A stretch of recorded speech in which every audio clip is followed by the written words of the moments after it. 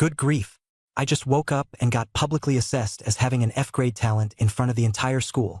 And my so-called special ability? Beast contracting. But the contracted beast's life force can't exceed 10. The audience erupted in laughter. All of them were certain that the top martial artist at school, me, was completely finished.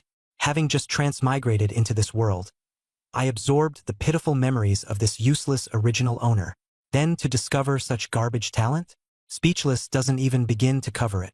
At this moment, the original owner's trashy girlfriend, the so-called school belle, Lena, strutted over, only to break up with me. She claimed that with her S-grade talent, she was destined for greatness, and didn't want to stick around with a loser like me.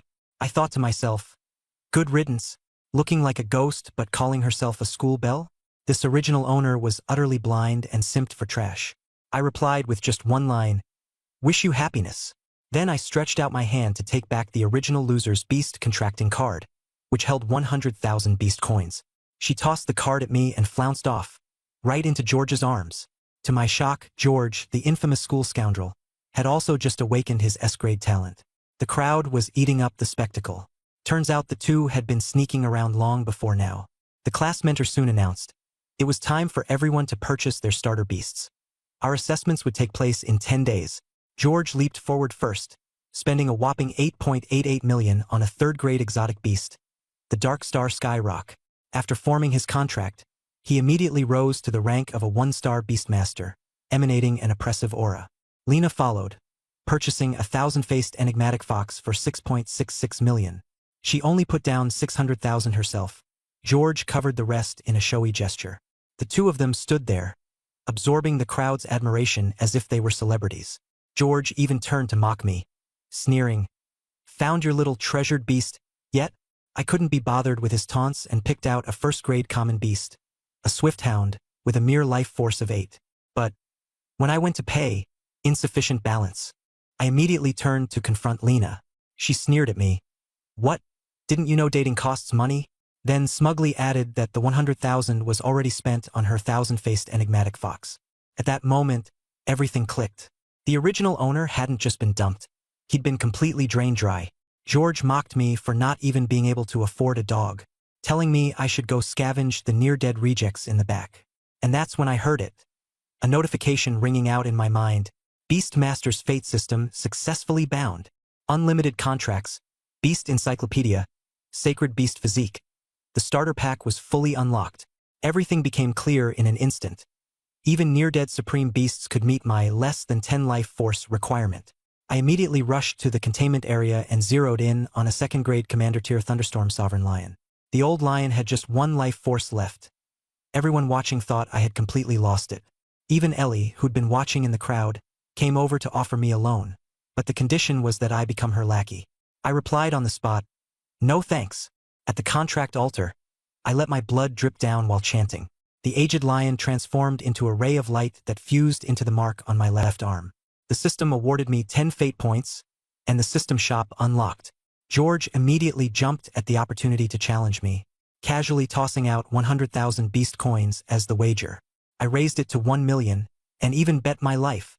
He accepted. The audience roared with excitement, confident he was a guaranteed winner. Ellie tried to warn me, but I bluntly told her to shut up. On the stage, George's Dark Star Skyrock exuded immense power, while my old lion couldn't even stand properly. Its voice resonated in my mind. "I'm too old. I can't even manage one move." I spent all 10 of my fate points to exchange for life force. In an instant, the old lion stood tall, letting out a thunderous roar. Lightning cracked through the air, fracturing the stage and flinging George, and everyone else, off their feet. I was the only one left standing. The crowd was utterly dumbfounded. A near-dead lion had released such terrifying power. An enraged George immediately ordered his rock to attack. None of us could have predicted how fast it was, speeding like a dark blur with serrated winds slicing forward. But my lion met it head-on with a single paw swipe, sending the rock flying. George, still unwilling to accept defeat, prompted it to unleash its ultimate move, Sky Rock Chases the Moon, hoping to end the fight in one blow. My heart nearly jumped out of my chest, convinced my old lion couldn't possibly keep up. The next moment, the Thunderstorm Sovereign Lion tipped its head back and roared, "Heaven's Wrath Thunder Howl." The blast shattered the stage like a sound bomb, disintegrating all the rock's energy and flinging it out of the ring. I had won. The entire arena fell silent. Even the teachers who'd rushed over were stunned. The most shocking part? A near-dead containment beast had somehow erupted with this kind of fighting strength. Afterward, the lion slumped back down, utterly drained, barely clinging to life again. I quickly recalled it into the mark on my arm. The system chimed, "Battle victory, awarded 1,000 fate points." It was then I realized fate points were determined by the opponent's life force, but could only be earned once per foe. George was still standing there, his face twisted in humiliation. He grudgingly tossed a 1 million beast coin card my way, but the guy just didn't know when to quit, trying to provoke another fight despite knowing I just burned through my resource. I shut him down on the spot. Anyone who loses to me isn't worthy of being my opponent. I turned on my heels and walked off without a second glance. George tried to stop me again, but Principal Xiao Zhantian suddenly appeared, barking in order to stand down. Apparently, the lion's roar earlier had startled the entire campus, even summoning the president himself. The principal scolded George briefly, before pulling me aside into another room for a private chat. Outside, the crowd was buzzing with speculation. Some wondered if these near-dead containment beasts had hidden potential after all. Others dismissed it as sheer dumb luck. George insisted I was just lucky and claimed the lion would be useless at the upcoming graduation exam in 10 days. Inside, Principal Xiao cut to the chase. "That thunderstorm sovereign lion clearly has less than a year left to live. How did you make it fight at full strength again?" Of course, I couldn't mention the system, so I gave a vague response. The principal, however, had already leaped to his own conclusion. "Did you perhaps awaken a secondary talent? One that allows old beasts to burn their life force for temporary power increases." I grabbed the chance to go along with it and nodded in agreement. The principal didn't press further and instead congratulated me on my extraordinary luck, contracting a commander-tier beast as a mere level 1 beastmaster. Then he went on to ask, "Can that lion still fight again?" I nodded. The principal wasted no time and assigned me a task: trial the Hall of Fame and claim the top spot. He explained that the Hall of Fame represented the highest honor in school. Getting on the list meant eternal recognition, plus some hefty rewards. It jogged my memory. Apparently, the original host of this body also planned to compete. 1 million Beastmaster coins for first place. For me and Grandpa, that amount was life-changing. Seeing my silence, the principal upped the stakes. "I know your old lion is done for after this last fight, and you won't be able to form a new contract within a month. Forget the graduation assessment at this point. But if you claim first in the Hall of Fame, I'll personally escort you to the Sunset Academy exam next month." I asked him why I had to do it. He didn't sugarcoat it. "The current Hall of Fame leader is Ryan. Back in the day, he overshadowed me. Ryan's now the enrollment officer for Apocalypse Academy and will be visiting Starsea High for recruitment. If you knock him off the top spot, imagine the look on his face seeing it firsthand when he returns. Priceless." I agreed, but on one condition. I need a rare life-extending elixir for my grandpa. The principal cursed at how sharp I was but relented anyway. We agreed that I'd take the Hall of Fame trial on the day before the graduation assessment. When I got home and opened the door, I saw Grandpa, still out collecting recyclables. I helped him inside, and the first thing he asked was what ability I awakened and what beast I'd contracted. I told him the truth. F-rank talent. I can only contract beasts with a life force under 10. I contracted a commander-level thunderstorm lion, but it's an old, dying beast from the school's containment unit. Free of charge. Grandpa froze. Thinking I was upset, he tried to comfort me, saying I could cry if I wanted to. Instead, I told him, "Who says F-rank talents can't produce top-tier beastmasters? Who says old beasts can't fight? I will become a powerhouse that'll shake all of Great Xia." Hearing that, Grandpa chuckled. He said his grandson would surely grow into the greatest beastmaster in the land. I handed him the 1 million Beastmaster coins and the elixir the principal had promised. Told him to stop scavenging and just enjoy retirement at home. He asked where the money came from. I simply said, "Rightfully earned," then slipped away before he could press further. Not long after, Grandpa called me over again. He pulled out a package wrapped in layers of tattered cloth. Inside was a Beastmaster technique book, Divine Beast Command Manual. He said he'd picked it up somewhere and suggested I see if I could cultivate it. The star level was unknown. I took it and planned to train that night. Meanwhile, on the other side of town, George returned to the family estate and began cultivating the family's handed-down manual, 9 Heavens Beastmaster Code. He couldn't stop gloating, sure that with the George family backing him, he was leagues above poor nobodies like me. He even bragged about his goal, taking the Hall of Fame by storm. That night, I opened the Divine Beast Command Manual. The very first line read, "To master this art, one must first proclaim themselves as a god." First, I thought it was ridiculous.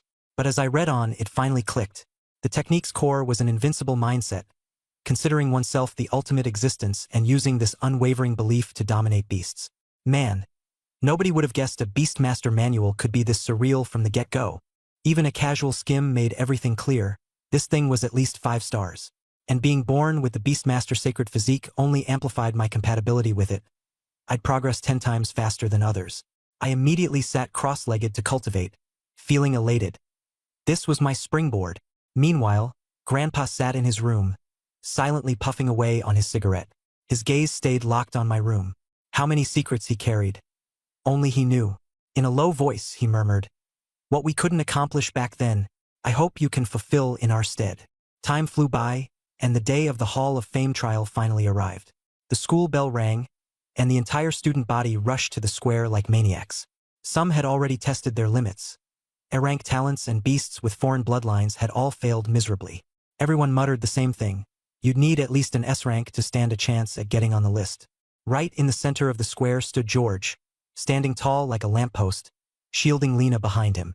Lena had weak combat skills, so she opted not to participate and just waited for his shining moment outside. George was just about to step forward when he noticed the principal also arriving. He thought, wow, the principal's here just to watch me? But the principal didn't even glance at him. His eyes locked firmly on the entrance to the square. I had arrived. George's face darkened on the spot. He demanded to know why I was there, sticking my nose in. I couldn't be bothered to argue and simply said, "Stop wasting time. Get in there and stop holding me up." The crowd was in an uproar. I had shown up for the trial too. George immediately sneered. "What, that old lion of yours hasn't keeled over yet?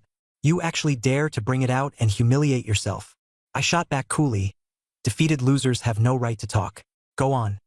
Get in there if you don't want to lose."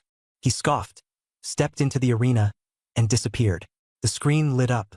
George's physical stats hit level 8 as he dashed forward like the wind. 200 meters, 500 meters, his speed barely faltered. The crowd was in awe. Even the might of sovereign-level presence couldn't hold him back. Suddenly, white beast aura burst forth from George's body. He'd mastered the technique. The crowd erupted. The George family's foundation runs deep. Yet, even with that, he was forced to stop at 700 meters, retreating in defeat to the second trial. In Trial 2, 3 golden-furred tigers charged at him. Riding his dark star Skyrock, George darted around the field. 10 minutes in, he'd accumulated 10 beast souls. In a desperate gamble, he tried contracting a supreme war wolf. Shockwaves rippled through the crowd. A second-tier beastmaster already. But people quickly noticed something wrong. His soul force couldn't sustain it. The backlash had begun. Eyes bloodshot, he soldiered through until minute 18, before collapsing in exhaustion and forfeiting. The crowd groaned. Another year and no one makes the list. Then I stepped forward. George nearly blew a gasket. "You! The audacity!" I ignored him and entered the trial. For the first time, the principal's eyes sparkled. He knew I could make the list, but what he really wanted to see was whether I could seize the top. This is part 3/23 of the content. I've processed it based on your request while maintaining the original paragraph structure, line breaks, and overall formatting. Below is the result. 100 meters, 200 meters, 300 meters. I barely stopped. At 500 meters, I finally slowed down just a bit. Thanks to the Beastmaster's sacred physique, I was completely immune to the pressure. The only thing that could actually stop me were physical attacks.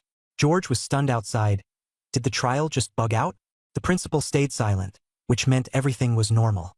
700 meters, 800 meters, 880 meters. Matched the principal. Even Xiao Zhantian couldn't sit still anymore. I could feel myself nearing my limit any further with 10th level physique, and I'd start to sustain injuries. To guarantee first place, I activated my cultivation technique. A burst of white aura lit up, and the crowd was shocked again.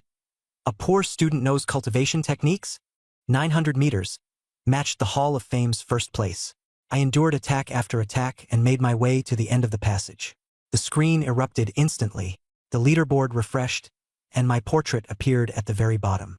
Just in the first trial, I had already made it onto the list. George spat blood on the spot. I haven't even cleared the second trial, and I've already lost to him.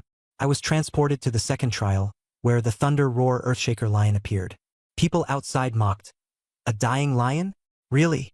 The next second, it let out a ferocious roar, and 3 golden-maned tigers burst into blood mist. The entire place fell silent, because with 500 destiny points, I had completely healed its old injuries. Now it was at full combat power. 10 minutes, 20 minutes, 30 minutes. No one dared to speak. By the 40th minute, I had directly taken the Hall of Fame's top spot. Xiao Zhantian laughed. I stepped over Ryan, and now I've pushed the principal to 3rd place too. The crowd was completely dumbstruck. George was so furious he rolled his eyes and fainted on the spot. Even Lena was flabbergasted, clearly wondering what kind of monster she had been dealing with. I thought to myself, 1st place is in the bag. So I didn't bother wasting any more time and exited the trial. Who would have thought that I had lasted an entire hour, 20 minutes longer than Ryan back in the day, breaking the Hall of Fame record in history. After leaving, I deliberately made the old lion look as if it were about to keel over, keeping up the facade of it being an old and dying beast. The system didn't award me any destiny points since I had only been fighting with the beast's soul, but the people around me were in a frenzy with comments like, "Commander-level beasts are just too overpowered," and, "If I'd known, I'd have bonded with an old beast too." Others felt sorry for me, saying I should have saved its strength for the graduation exam. In their eyes, my talent was way too poor. Even with this lion, my future prospects seemed hopeless. But they didn't know. Starting this moment, I had already overturned everything. I walked out of the crowd, listening to their chatter, finding it all laughable. So what if my talent is trash? Just wait until they see my beast evolve someday. Their reactions will be priceless. The next day was the graduation assessment. Major advanced academies were present. Perform well and you'd be accepted on the spot, with even a chance to join the 4 sacred academies. The plaza was jam-packed with people. The White Tiger Academy had an elder in a white robe with a white beard. Ryan also returned, representing Apocalypse Academy for recruitment. His expression was extremely sour. He had come back expecting a triumphant return, but instead, he found his Hall of Fame 1st place stolen by me. All he was hearing was, "Ryan isn't 1st anymore." Principal Xiao Zhantian had even gone over purposely to mock him. "Welcome back. 2nd place in the Hall of Fame." Ryan was livid, convinced that the principal had set him up deliberately. The two glared daggers at each other, while the principal was all smiles. He enjoyed seeing Ryan's face like that. The assessment officially began. Ellie went first. Level 6 physique, S-class talent. Contracted with a 2nd-grade giant strength white ape of the exotic blood class. She challenged Divine C's Academy and was defeated in a single move by Mo Lin. Still, her strength was sufficient. She was accepted on the spot by Divine C's Academy. She wasn't particularly fond of Mo Lin's obsequiousness, but she went with them anyway. Next was Lena. She was also level 6 in physique, S-class talent, contracted with a 2nd-grade 1000 Mirage Spirit Fox of the exotic blood class. She challenged White Tiger Academy. Her opponent, Li Jianxin, sent her flying with a single strike from their Blackthorn Mantis. The White Tiger Elder simply said she wasn't suited for it. Evergreen Academy immediately stepped in to recruit her, and she agreed without hesitation. The crowd murmured about her bright future, while others offhandedly remarked that it was only fitting I'd been dumped. Some even mocked me, claiming my beast must be dead and that I wouldn't participate at all today. I listened quietly from below, my expression unchanging. Where Lena went had nothing to do with me.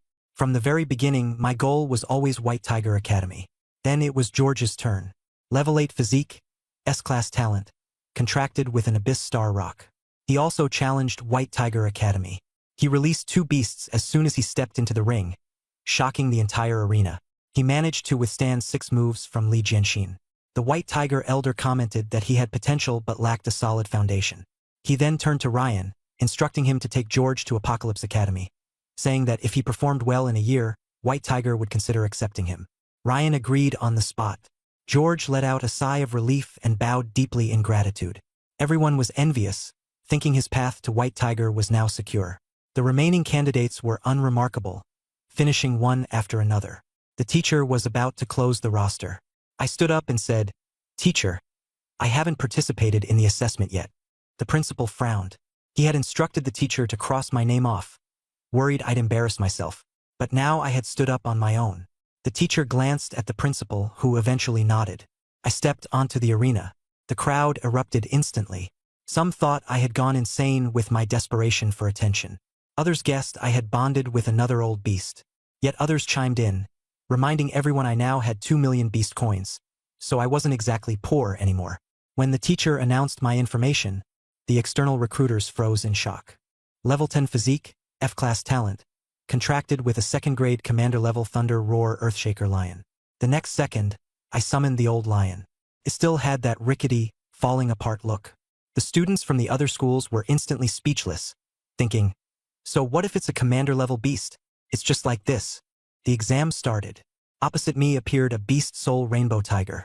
I gave the order immediately, Heaven-shaking lion. Finish it.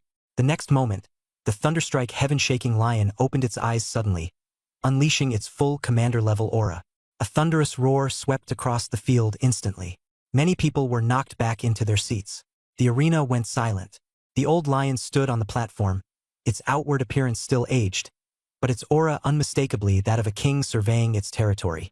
Holy hell! The principal shot up from his seat. He finally saw it clearly. This old lion wasn't just hanging on for dear life. It could still fight. If it could unleash its peak battle power, I genuinely had a shot at getting into White Tiger Academy. George was so enraged. He trembled all over, his mind unable to keep up. Why won't this damn beast die? Why does it get stronger as it fights? Lena was utterly stunned, and that little voice inside her head surfaced again. I picked the wrong person. The arena was dead silent. Students, Ellie, the instructors from all the other academies. Everyone was dumbfounded. How could a graduate with an F-level talent be commanding a commander-level old beast? Yet in my heart I felt calm. You're shocked now? Just wait until you see my beast evolve later. You'll lose your minds. The instructor stammered while announcing that I had passed the examination. Right then and there, I shouted, I challenge White Tiger Academy. The crowd erupted. While some thought my talent was trash, more and more people started to waver. That old lion was ridiculously strong. Soon after, Li Jianxin stepped back onto the platform. This time, the relaxed look from earlier was gone. He released his Blackthorn Mantis without hesitation. But against the heaven-shaking lion, a warrior-class beast simply didn't have the presence to match. When the fight began, the mantis slashed forward with its twin scythes. The old lion raised a paw to block. Sparks flew, but the one forced back turned out to be the Blackthorn Mantis. The crowd went wild. White Tiger Academy was losing ground. Li Jianxin's face darkened as he pumped beast energy into the Blackthorn Mantis. I smirked inwardly. Beast energy infusion? I can do that too. Channeling the divine beast command art, light surged within the old lion. It roared furiously. Heavenly catastrophe thunder roar. Both beast and master were sent reeling back by the devastating impact. The crowd went into an uproar. Someone cried out, he knows a beast commanding art too? Li Jianxin decided to get serious.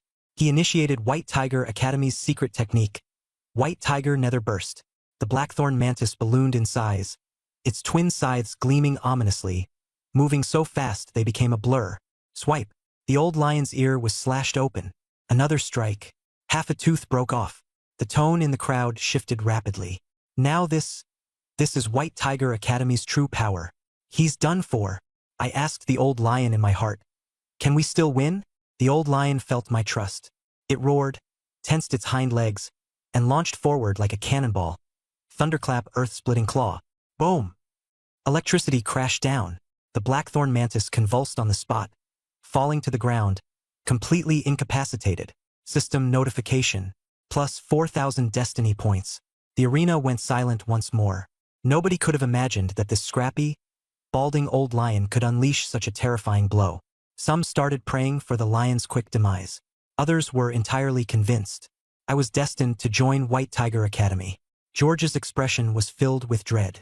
Lena clenched her fists tightly, visibly refusing to accept it. Ellie's gaze on me had fundamentally changed. Li Jianxin's face was grim. I asked him flatly, are we done here? He spoke stubbornly. I haven't lost. The elderly white-bearded instructor from White Tiger Academy finally intervened, stopping the fight. But instead of immediately announcing the result, he fixed his gaze on me and asked, have you awakened dual talents? The principal's ears perked up. I denied it outright. The instructor pressed further. How many more rounds can your old lion handle? I replied, as many as needed. Ryan immediately jumped out to accuse me of lying. The white-bearded instructor didn't believe me either. With half its teeth gone and that beat-up look, how can it keep going? I had no way to explain. The system was my trump card and couldn't be exposed. I also didn't have enough destiny points to evolve the old lion on the spot. So I opted for silence. Ryan kept piling on. With an F-level talent, once that old beast dies, he's worthless. Even the principal didn't speak up for me this time. Eventually, the white-bearded instructor declared, White Tiger Academy would not accept me. Many in the crowd sighed audibly in relief. Seriously, who could have seen this coming? I clenched my fists, grinding my teeth in anger. Even after beating them down, my F-level talent still held me back. If it weren't for Ryan, that cunning fox stirring the pot, I would have fought harder for my case. But at this point, there was no use pressing the issue. I turned to the other top 10 academies. Anyone else want me? The answer? Dead silence. They too weren't interested in an F-level talent. Of course, these shrewd operators wouldn't bite. Suddenly, a scruffy, middle-aged man spoke. Kid, interested in joining our Ancient God Academy? I racked my brain. Ancient God Academy? Never heard of it. The gossip flowed in from others nearby. Once a powerhouse, it used to overshadow the 4 sacred academies. But it had fallen from grace with fewer than 100 students now, incomplete techniques, and a reputation for eccentricity. Everyone told me not to be foolish, but I felt the opposite. Places like this, once at the pinnacle but now forgotten, often held the most incredible secrets. And besides, no one else was taking me. Here's the content processed as per your request, maintaining the original structure, paragraph breaks, and overall layout. I asked him directly, can the Ancient God Academy train me to become the continent's top beast tamer? The whole place burst into laughter. The old guy from White Tiger Academy shook his head, and Ryan looked at me like I was the punchline of a joke. But the middle-aged man's eyes lit up, and without a moment's hesitation, he replied, yes, if you're willing to endure the hardship. On the spot, I decided, then I'm in. With the system at my side, what do I have to fear? The headmaster stepped forward and suggested I could still try for the Sunset Academy assessment. I refused outright. Sunset Academy requires an assessment. I might not get in. The Ancient God Academy is admitting me now. I thanked the headmaster but firmly chose the Ancient God Academy. His face darkened, but he couldn't stop me. Li Jianxin suddenly called out, challenging me. The Academy rankings competition in half a year, don't skip it, he would beat me then. I shot back, sure. Next time bring a stronger beast companion. Don't lose again and make excuses. The air around us instantly bristled with tension. Everyone else thought I was spouting nonsense. In their eyes, after half a year in a third-rate academy, I'd surely be annihilated by the White Tiger faction. All I could do was laugh. White Tiger Academy. Just wait and see. You'll get crushed by me soon enough. The assessment concluded, and the middle-aged man walked over. Introducing himself as Lin Huayuan, he told me to call him Teacher Lin. I had a month to report to the academy. I didn't mind him. He seemed down-to-earth, no arrogance. Then Ryan walked over. At first, I thought he was coming for me, but he turned to Lin Huayuan and mockingly tried to coax him into going to Apocalypse Academy. Lin Huayuan shot back immediately. If I'd known you'd show up, I wouldn't have come here. The two exchanged barbs before Ryan turned to sneer at me. Being number 1 in the Hall of Fame? Doesn't matter. With your F-grade aptitude, you won't go far. Ancient God Academy suits you just fine. I couldn't hold back anymore and retorted. If I had your so-called 5-star aptitude but still ended up as just a mediocre 5-star beast tamer after all these years, I'd be bashing my head in with a brick. Ryan's face turned jet black. If it weren't for the crowd, he'd probably have swung at me. Lin Huiyuan immediately stepped between us and questioned Ryan. What? You planning to hit a student now? Ryan spat out a threat. Wait and see. When the rankings competition comes around at the Ancient God Academy, you'll know what a joke your so-called talent is. A 5-star beast tamer is a height you'll never surpass. With that, he stormed off. Lin Huiyuan turned back to me and remarked that my retort was solid, though I'd accidentally roped him, a 4-star beast tamer, into the insult as well. All I could do was laugh awkwardly to cover for it. He warned me that Ryan wouldn't do anything himself, but others eager to curry favor with him would surely target me. Until I officially enrolled, Lin wouldn't lend a hand. I caught on immediately the most likely suspect was George. Sure enough, when I scanned the room, I caught George glaring at me. Honestly, I wasn't scared. Trouble? The road to power is lined with obstacles. Someone's bound to regret messing with me. George, on the other hand, looked pretty smug. He figured he was already halfway into White Tiger Academy. As long as he cleaned up the aftermath of his failures at Apocalypse Academy, he had nothing but a bright future ahead. Right now, his priority was to take care of me for Ryan. Meanwhile, Lena finally let out a sigh of relief. From her perspective, I'd enrolled in a rundown, third-rate academy like Ancient God Academy. Eventually, I'd fade into obscurity. At Evergreen Academy, even their most average talents could easily trample me. She couldn't believe she'd ever worried she might have misjudged me. Now the very thought of it embarrassed her. After the assessments, I went home. There was a month before the new term started, essentially a short break. I planned to spend more time with Grandpa, continue honing the divine beast art, and hopefully find an opportunity to contract a second beast. When I opened the door, I found Grandpa lounging in his cane chair, soaking up the sun. As soon as he spotted me, he asked eagerly, "How'd it go? Which academy took you in?" I took a deep breath and answered, "Grandpa, I got into the Ancient God Academy." I was worried he wasn't familiar with the academy, so I gave him a quick explanation. Who'd have thought? Ancient God Academy used to be insanely prestigious, but now it's just a hollow shell of its former self. Still, its foundation remains. Surprisingly, Grandpa nodded and agreed that Ancient God Academy was fine. Then, out of nowhere, he asked to see my beast companion. I didn't hesitate. I summoned the Thunder Roar Sky Lion. The old lion appeared, looking as half-dead as always. Grandpa only gave it a quick glance before his expression shifted. He must have detected the immense power hidden within the lion. He asked if the beast companion could still fight. Of course, I said yes, and I told the lion to get up. The next moment, its eyes brightened, and its aura surged. All its frailty vanished without a trace. Grandpa observed in shock but quickly told me to put it away. I was just about to happily tell him I'd stay home for the month to keep him company. But Grandpa cut me off. He rejected the idea outright. He said that as a beast tamer, I couldn't afford to slack off. He told me I'd better head to school early the next day. I was dumbfounded. Why the rush? I asked him. Grandpa explained, Ancient God Academy is in Huangdu Mountain. The train ride alone takes 5 days. But before you even go there, you have to detour to the Magical Beast Ridge in Tianmen Mountain. That made me frown. Magical Beast Ridge in Tianmen Mountain is a Class 3 forbidden zone. Even 3-star beast tamers avoid venturing too deep. Sure, I could rely on the Thunder Roar Sky Lion, but if I got targeted myself, I'd be done for. Grandpa assured me that he wasn't sending me to my death. He was sending me there to contract a second beast. He said there's a particular beast in the ridge that's perfect for me. He told me its name, the Rainbow Void Butterfly. As a juvenile, it's just a tiny caterpillar with abysmally low vitality. It's a perfect match for my talent's limitations. But once it cocoons and transforms, its vitality skyrockets, and it'll grow alongside me in the future. The moment I heard that, I understood. It's the ideal beast tailor-made to exploit the loopholes in my talent. But that raised another question. How does Grandpa even know about this? As far as I know, he's just a regular old man who spent his whole life scavenging. What could he possibly know about beast taming? Here's the process translation based on American English expressions and storytelling style, keeping the original paragraph structure and layout. Now he's acting like an expert on forbidden zones, beast taming, and mountain routes, super detailed, which is obviously fishy. I couldn't help but ask him if he was some kind of hidden master. If he had ultimate skills or resources, he should just come clean and hand them over. He responded by smacking me on the head with his pipe. He said, "What kind of hidden master goes around picking up trash?" Then he explained that he spent money digging up all this info recently. I mumbled an okay, but honestly, I wasn't buying it. Still, he laid out everything about the route. Once I reached Tianmen Mountain, head to the marketplace at the bottom and look for a store called Heaven-Seeking Pavilion. Find a guy named Old Luo, hand over 500,000 beast coins, and he'll guide me into Demon Beast Ridge. Grandpa was insistent that I leave early the next morning. I didn't want to, but in the end I had no choice.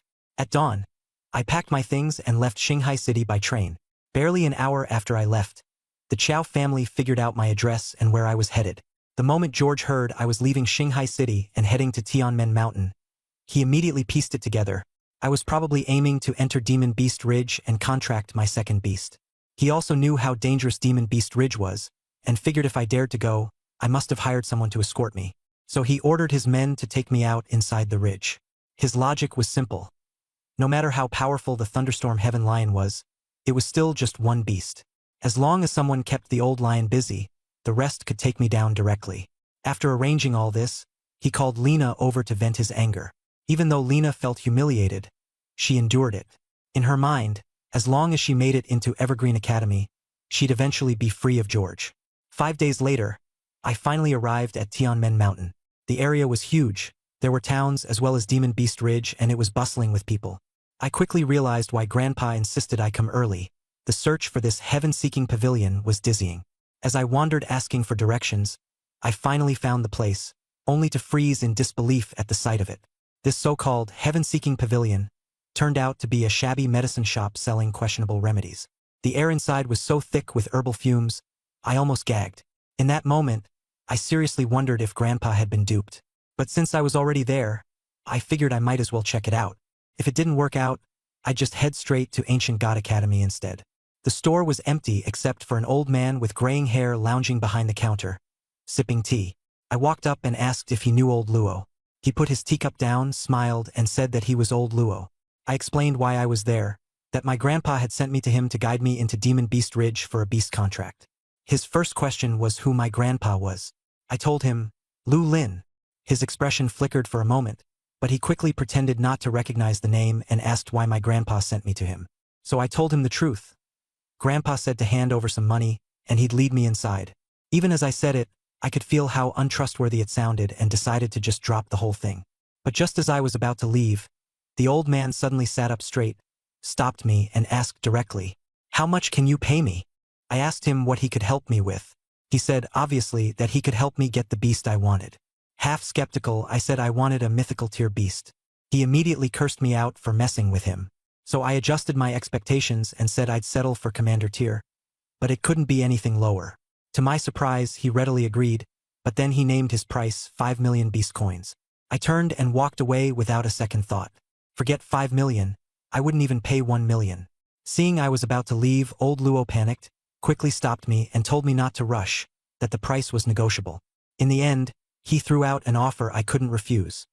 He'd take me to contract a commander tier beast. I immediately stopped and laid out my conditions. Since my talent was F rank and I could only contract beasts with a vitality level of 10 or below, I needed a commander tier rainbow riftwing butterfly larva, basically a rainbow caterpillar. When I finished explaining, old Luo looked completely stunned. Clearly, he hadn't expected someone like me to have such a weak talent. But he quickly composed himself. Well, screw it. I bit the bullet and agreed. I decided to haggle and started at 200,000 beast coins. Who would have thought the old guy wouldn't even blink and immediately agreed. That's when it hit me, crap, I aimed too high. But the words were already out, and there was no backing down now, so I just admitted defeat. Without a word, old Luo grabbed me and pulled me into a rickety car that looked like it was about to fall apart, heading straight for Demon Beast Ridge. Standing at the edge of the forbidden zone, the sheer primal aura coming from it made my legs go a bit weak.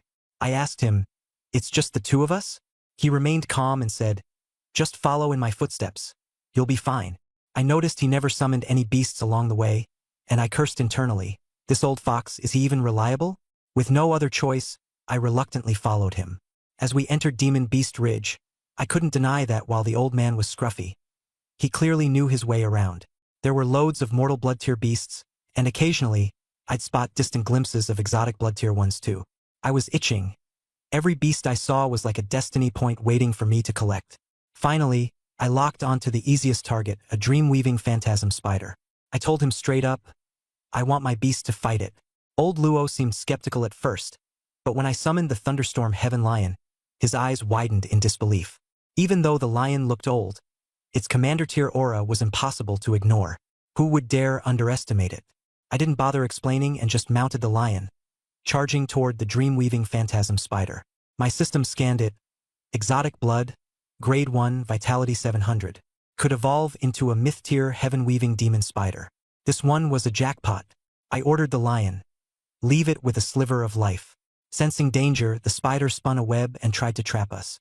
The thunderstorm heaven lion swiped it apart with its claws and let out an earth-shaking thunder howl, pinning the spider down to its last breath. The system notified me. Gained 700 destiny points. This is the content of paragraph 7/23. I'll process it according to my logic while maintaining the original paragraph structure, line breaks, and overall layout. Below is the result. Without hesitation, I slapped a contract rune on it and dragged it straight into my beast-taming space. Old Luo rushed over and was visibly shocked to see the old lion still able to fight. I didn't bother explaining and just urged him to keep moving. I withdrew the old lion. This was a Class 3 restricted zone. Couldn't let it go around flaunting itself. I had an even wilder idea. Since the old lion was too eye-catching, I decided to evolve the Dreamweaver illusion spider I had just contracted directly inside the beast-taming space. I spent 1,000 destiny points, and in an instant, it transformed into an Infernal King spider. Rank War General Level 1 with 5,000 vitality. I shrank it down and let it out to hunt independently. Old Luo noticed the aura of a contracted beast but didn't ask much.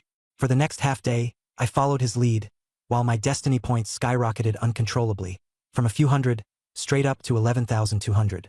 In a moment of impulsive excitement, I thought, if I could capture all the contractable beasts in this zone, wouldn't I become unstoppable?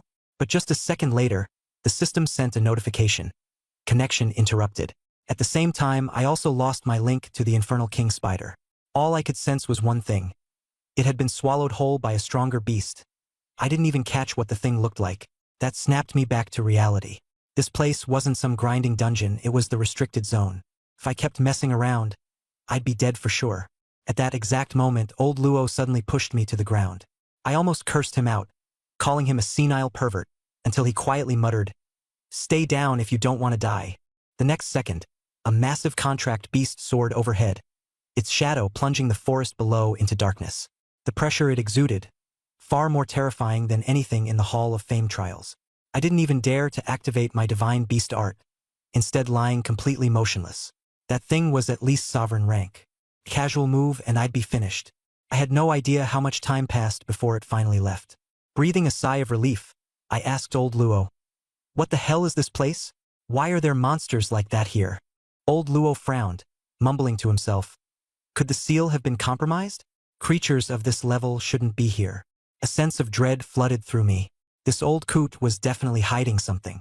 I pressed him further, but he refused to say anything, just told me to keep moving forward. I decided to call it quits. "I'm done. Take the money. Just get me out of here."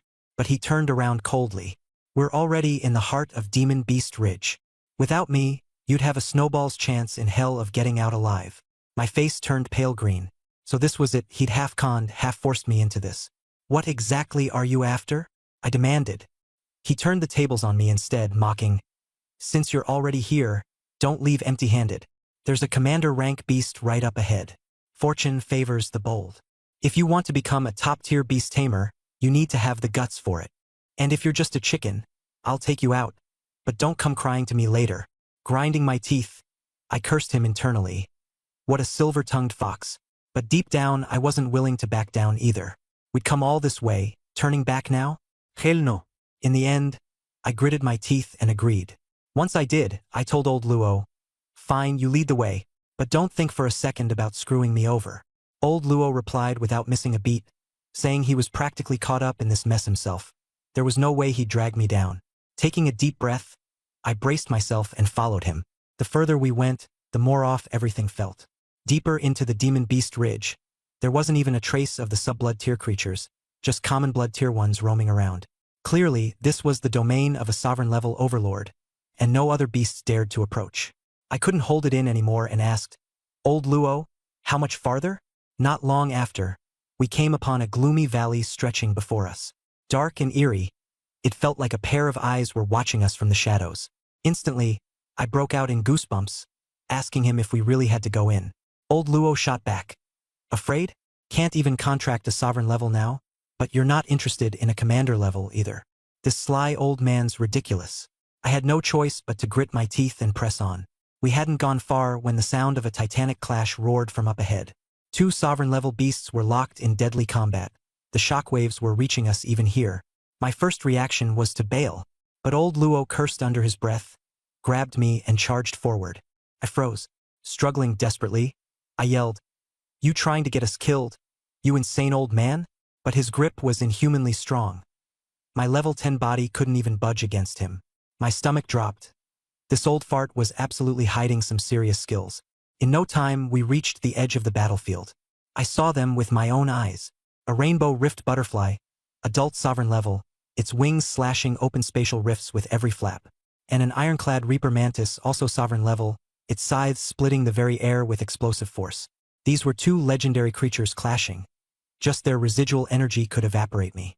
I tugged at old Luo to retreat, but he calmly stated, "This is the Rainbow Rift Butterfly's lair. Wouldn't make sense leaving empty-handed." I went numb. He dragged me forward through the cover of the trees, inching closer and closer. The nearer we got, the more precarious it felt. We were practically slinking along at the feet of the two sovereign-level beasts.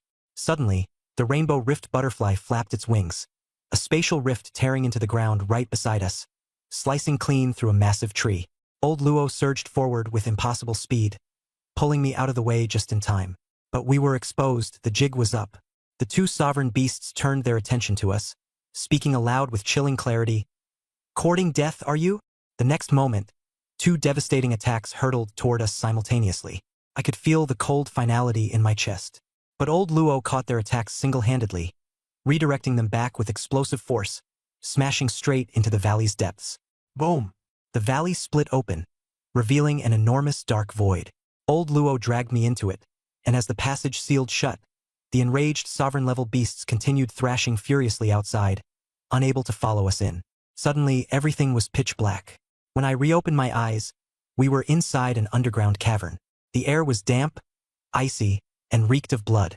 I turned to see old Luo still beside me and, finally relaxing a little, asked him, "What the hell are we here for?" Old Luo repeated, as if it were obvious, "There's a contract beast here that's perfect for you." The cave wasn't very deep, and we didn't need to walk far before he stopped. On a stone platform lay a black puppy, curled up like a fluffy chow-chow, its fur dark and dense, camouflaged almost invisibly in the shadows. I froze, staring at it. "This is the contract beast you're talking about?" "That's right." He said it was severely injured and sealed here. If I could form a contract with it, it might have a chance to survive. I immediately used the system to check. The next second, my heart almost stopped. Fallen Dark Qilin. Commander level, grade 9, life force 5. Its next evolution stage could become a Lord-level Abyssal Dark Qilin, and its final form, lo and behold, mythical level, Twilight of the Gods. I instantly tensed up.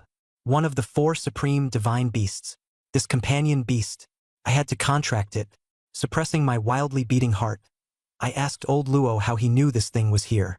He still wouldn't explain. He only said it was unconscious and that any strong stimulus might cause it to disintegrate entirely. He urged me to try quickly. I didn't waste any time. I stepped forward, pricked my finger, and let a drop of blood fall onto its forehead while casting the contract incantation. In the next moment, black mist surged out, engulfing me entirely. My vision swirled, and I felt as though I was pulled into another world. Before me was no longer a little black pup, but a towering, massive black dark Qilin. It stood in the heavens, coldly gazing down at me. It spoke. "You wish to form a contract with me?" I looked up into its eyes directly. Yes, I swear, my brain short-circuited standing there in that spiritual realm. This wasn't just any commander level, grade 9 fallen dark Qilin. The oppressive aura it gave off wouldn't let you believe otherwise. It didn't feel anything like a mere commander-level beast. It felt like it had already stepped into the realm of Twilight of the Gods. It stared at me and repeated, "And what qualifies you?" Without thinking, I shot back, "Because I will become the strongest beast master on this continent." Without a doubt, the strongest. Clearly froze for a moment, then asked why I was so confident. I gave it the single most critical answer, "Because I will help you reach Twilight of the Gods." Then I added, almost casually, that I possess the Beastmaster sacred body. The moment it heard the phrase, Beastmaster sacred body, the fallen dark Qilin suddenly laughed, as if something was confirmed. Said, "Indeed, there is reincarnation in this world. If that's the case, it would fight one more time." After that, it instantly accepted me as its master. The black mist dissipated, and the little guy in the real world opened its eyes, transformed into a streak of black light, and dove into my arm, leaving behind a small black pup-shaped mark. The contract was a success. Old Luo was even more excited than I was, laughing with joy and exclaiming that he was finally free. He also said I was the chosen one. I immediately pressed him for the full story. At this point, he finally stopped holding back and began explaining the origins of this fallen dark Qilin. He said it was connected to the heavenly barrier. Of course, I knew about the heavenly barrier. It's the wall separating the human world from the world of beastkind. It's also the line of shame for humanity.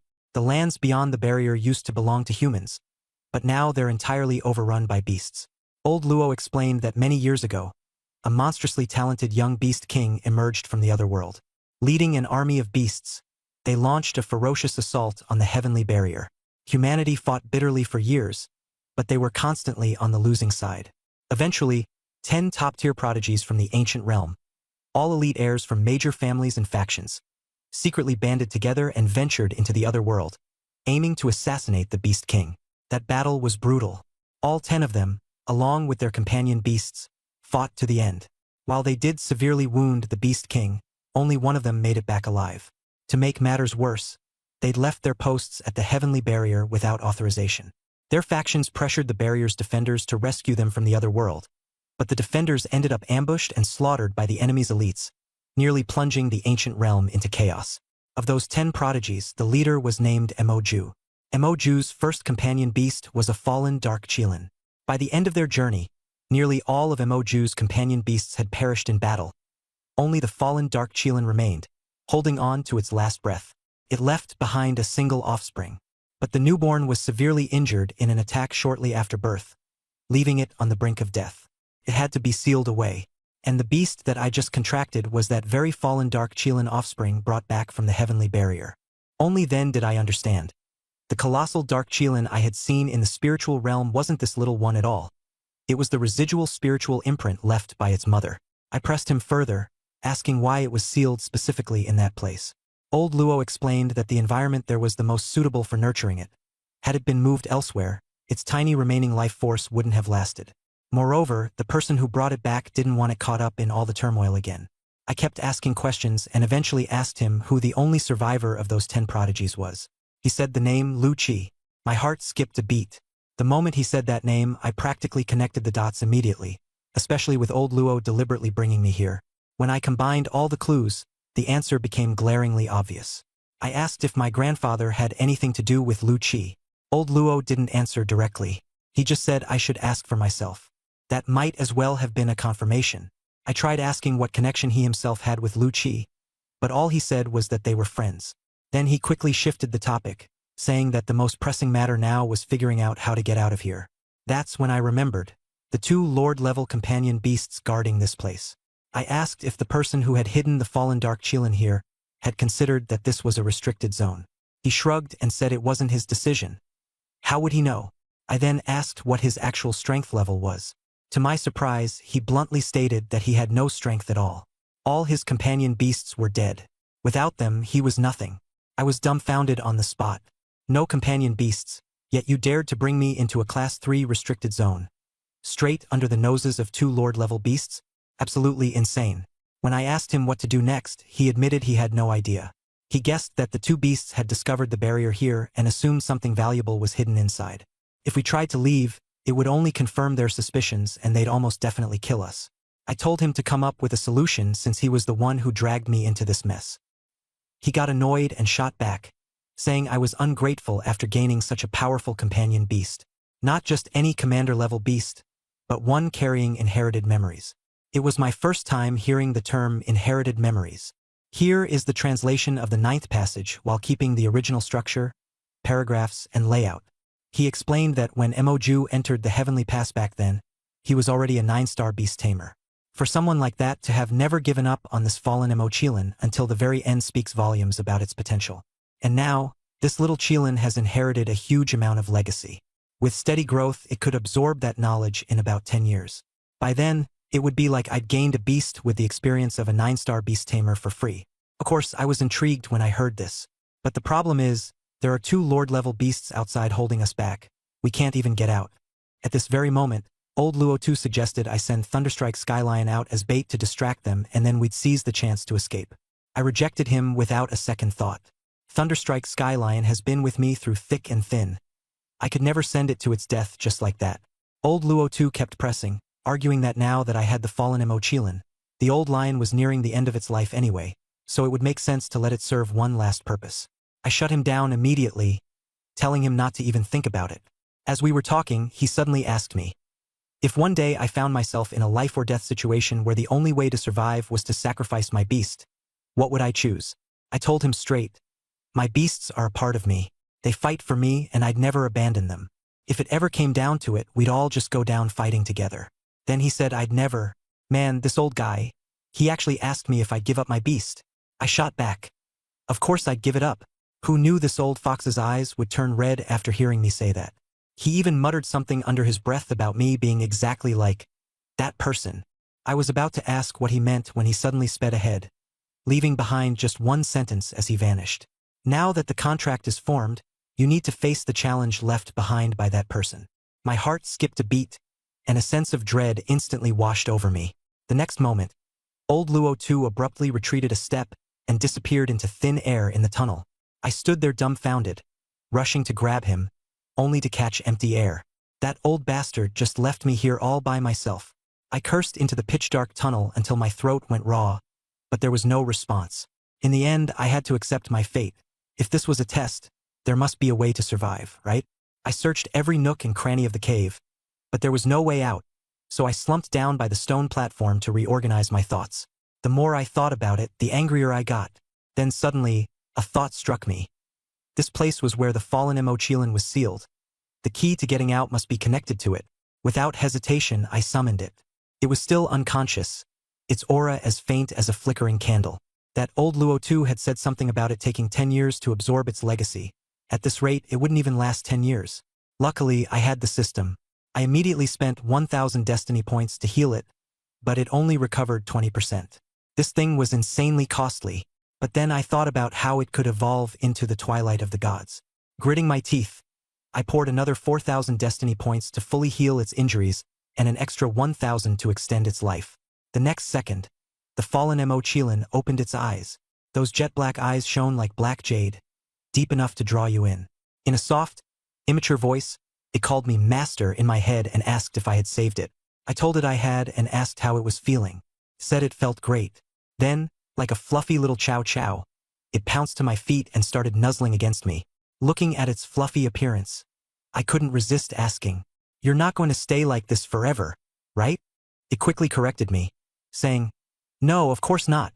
The moment its words fell, its body swelled dramatically. Soft black fur transformed into sleek black scales. Its horns stretched toward the sky.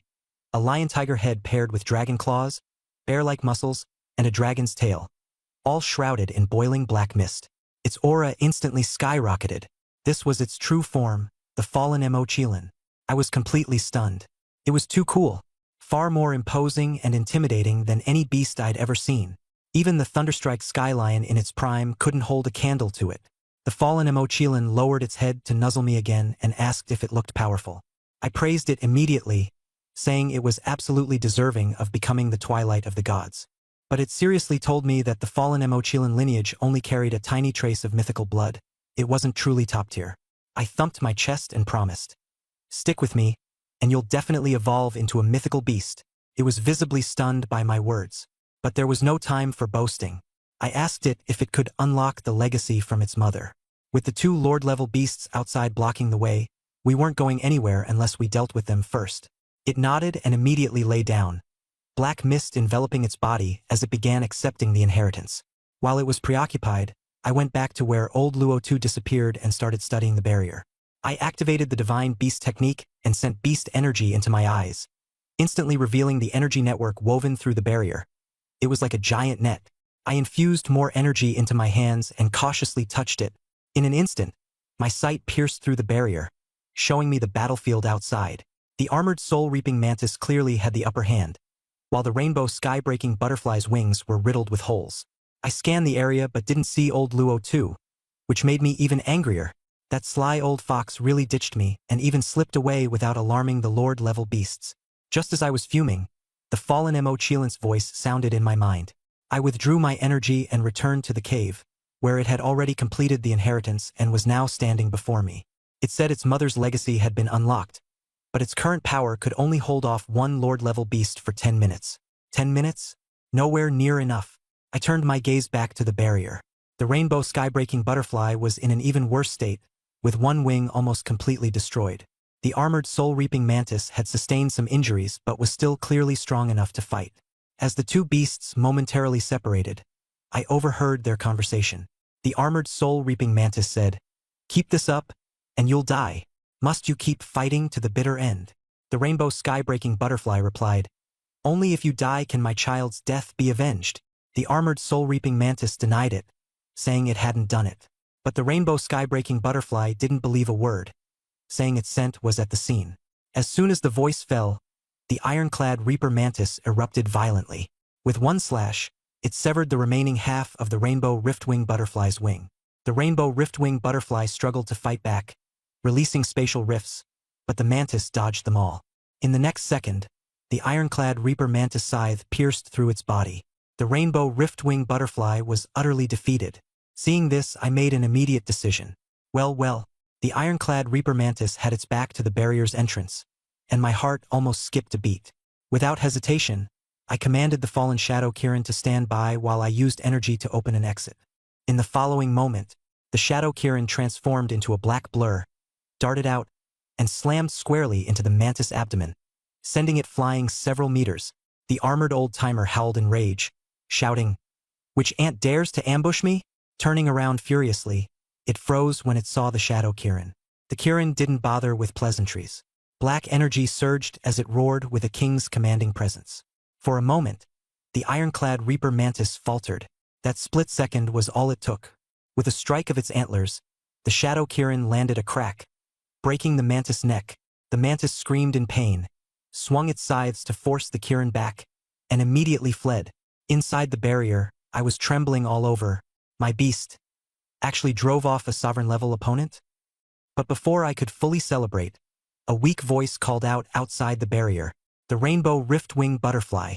It wasn't dead yet. A system scan revealed its life value had dropped to just 0.5. It pleaded with me. In exchange for avenging it by slaying the mantis one day, it would gift me its bones to open a domain filled with rare treasures. I didn't dare lie to it, so I truthfully admitted I wasn't strong enough now. It replied, "I could wait until I became stronger, but its time was running out." As it finished its plea, blood poured from its mouth, and its life value dropped to 0.2. At this critical moment, the Shadow Kirin mentally nudged me. It had a secret technique that could suppress the riftwing butterfly's bloodline to commander level. My eyes lit up in an instant. Dark flames roared to life, engulfing the riftwing butterfly in fire that seemed to consume its very essence. When the flames died down, its life value was hanging by a thread at 0.1, and its bloodline suppressed to commander level tier 10. I quickly performed a blood pact and pressed my hand onto it. Success. The system refreshed. Rainbow riftwing butterfly sovereign level tier 3. In secret technique mode, commander level tier 10. Final evolution, myth tier, the void celestial butterfly, another myth tier beast under my belt. I immediately burned destiny points to save its life. 3,000 points restored just 5% of its injuries, and another 1,000 barely kept it stable. Right then and there, I realized how utterly broke I was. Fully healing this butterfly would need at least 60,000 destiny points. I stored the riftwing butterfly into the beast space to slowly nurture it with vitality. But as soon as I was done, I felt a chilling gaze lock onto me from behind. I whipped around, nothing was there. Even the Shadow Kirin detected no other threats in the area. Suppressing my unease, I convinced myself it was just paranoia. The Shadow Kirin reminded me. The riftwing butterfly's size was too massive. If I healed it completely right now, it would overwhelm me. Of course, I understood. But I didn't even have enough destiny points. Otherwise, I'd already be riding that thing out of the monster ridge. I also stored the Shadow Kirin. Traveling alone in dangerous zones reduces the chance of being targeted, and I could release my beasts if needed. This monster ridge trip was insane. A fallen Shadow Kirin and a sovereign-level riftwing butterfly. Either one of them would make the outside world lose their minds. Now, my only goal was simple: leave safely. Meanwhile, over at Tianmen Mountain's Seek Sky Pavilion, old Luo was sipping tea when his phone rang. It was my grandpa Lu Lin calling to check in. Old Luo, smug as ever, boasted, "I'll have that Shadow Kirin submitting to me in 5 minutes." Grandpa paused, then asked where I was. Old Luo confidently replied, "With the barrier in place, I'll master the 3rd layer of Divine Beast commanding technique soon and walk out myself." Grandpa blew a fuse right then and there. The technique was only handed to me 10 days ago, and I hadn't even been taught barrier crafting. Old Luo froze on the spot. He had assumed Grandpa had passed all the teachings to me ages ago, never suspecting I was practically starting from scratch. Grandpa ordered him to immediately retrieve me from the zone. Old Luo reluctantly agreed, though he still leisurely finished his tea before making his way out. He just wanted me to suffer a little longer. But when he reached the valley, the barrier was gone, the breach wide open. both sovereign-level beasts were missing. He was utterly dumbfounded. Honestly, I even thought I was either dead or dragged off by some beast myself. Who'd have guessed I'd already bolted deep into the monster ridge? As I retraced my way back, I ran into a crescent moon demon wolf, a tier 1 exotic blood monster with an incredible sense of smell. The moment it caught my scent, it gave chase. I could have easily released the thunderous sky lion to obliterate it, but the constant feeling of being watched by something far more terrifying kept me from doing so. I couldn't shake the thought that something more menacing lurked within the monster ridge, observing me. So, I decided to turn the tables and use the wolf instead. If the area ahead was a stronger beast's territory, the wolf wouldn't dare continue its pursuit. If the wolf kept chasing, it meant the path ahead was safe. Thus began my trial of evasion, baits, and sprints, turning the art of escape into training. When the wolf stopped, I stopped too. If it hesitated, I'd double back to provoke it into chasing again. When it resumed its hunt, I'd keep running. Using this slightly ridiculous yet surprisingly effective method, it escorted me all the way to the outer edges of the forest. Exiting the forest, the wolf let out a frustrated howl before begrudgingly retreating into the trees. The oppressive gaze vanished. I confirmed it then and there. The restricted zone truly housed some unfathomable terror watching me. Had I not been cautious and avoided letting my commander-level beasts fight, I doubt I'd have made it out alive. It's a shame I didn't grind a few more thousand destiny points, but staying alive takes priority. Once outside, I figured I wouldn't bother chasing down old Luo for payback. There's no telling if that old fox was secretly acting weak like Grandpa. If I confronted him, he might just turn the tables on me. Instead, I headed straight for Tianmen City. As I was walking along, a voice suddenly came from the underbrush. "This guy, he's got to be Luke, right?" For heads popped out, full of excitement. And then, for middle-aged men with menacing looks leaped out, clearly up to no good. Without hesitation, they demanded I end myself or else they'd do it for me. Instantly, I understood. There's no way anyone besides George could have orchestrated such an ambush. I directly asked if George sent them. They didn't confirm, only stating that I'd figure it out when I'm dead. All four released their beasts. 12 bloodline grade 3 creatures in total. This meant all 4 of them were 3-star beastmasters. There was only one thought in my mind. Perfect. I've been needing more destiny points. Looks like they're here to make a donation. To be fair, they came prepared, knowing I had my old lion.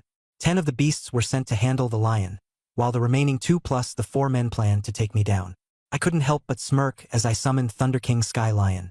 The 10 beasts charged at it immediately, but just as the 4 men prepared to rush at me, an even darker silhouette emerged to block their way. Fallen Dark Qilin revealed itself. When those 4 saw the Qilin's icy cold eyes, their faces turned pale on the spot. I, feigning apologies, let them know I didn't just have one commander-tier beast. They stood there stunned, asking how it could be possible. Did I already advance to 2-star? I responded calmly, "Nope, I'm still 1-star. Their disbelief turned to complete panic. They couldn't fathom how a 1-star like me could contract 2 commander-tier beasts. I couldn't be bothered to explain. "You'll know after you're dead," I said and gave the order to attack. I stepped aside. Facing 4 3-star beastmasters was not something I could handle head-on. A single hit from their spiritual attacks would have killed me. But 2 commander-tier beasts were more than enough for this battlefield. To my surprise, the 4 didn't even try to resist. Their first instinct, upon seeing 2 commander-tier beasts, was to split up and run for their lives. Too bad for them, there was no escape. My old lion used its Heaven Shock Thunder Roar, sending a blast that left all enemy beasts disoriented and dazed. The fallen Dark Qilin followed up with its mental collapse, sending every single enemy, humans and beasts alike, into a spiral of despair. They dropped to the ground in defeat, completely vulnerable to the black miasma. The next moment, my beasts, those killing machines, erased them all. I watched the 4 men die right before my eyes, and oddly enough, I didn't feel a thing. Instead, I was thinking, this is just the beginning. If George dares to send people after me, I'll make sure to uproot his entire family someday. Hopefully, by the time that happens, he'll still act all high and mighty like when he contracted the Dark Star Rock right in front of me. The system congratulated me with a massive reward. Destiny points surged to 13,200.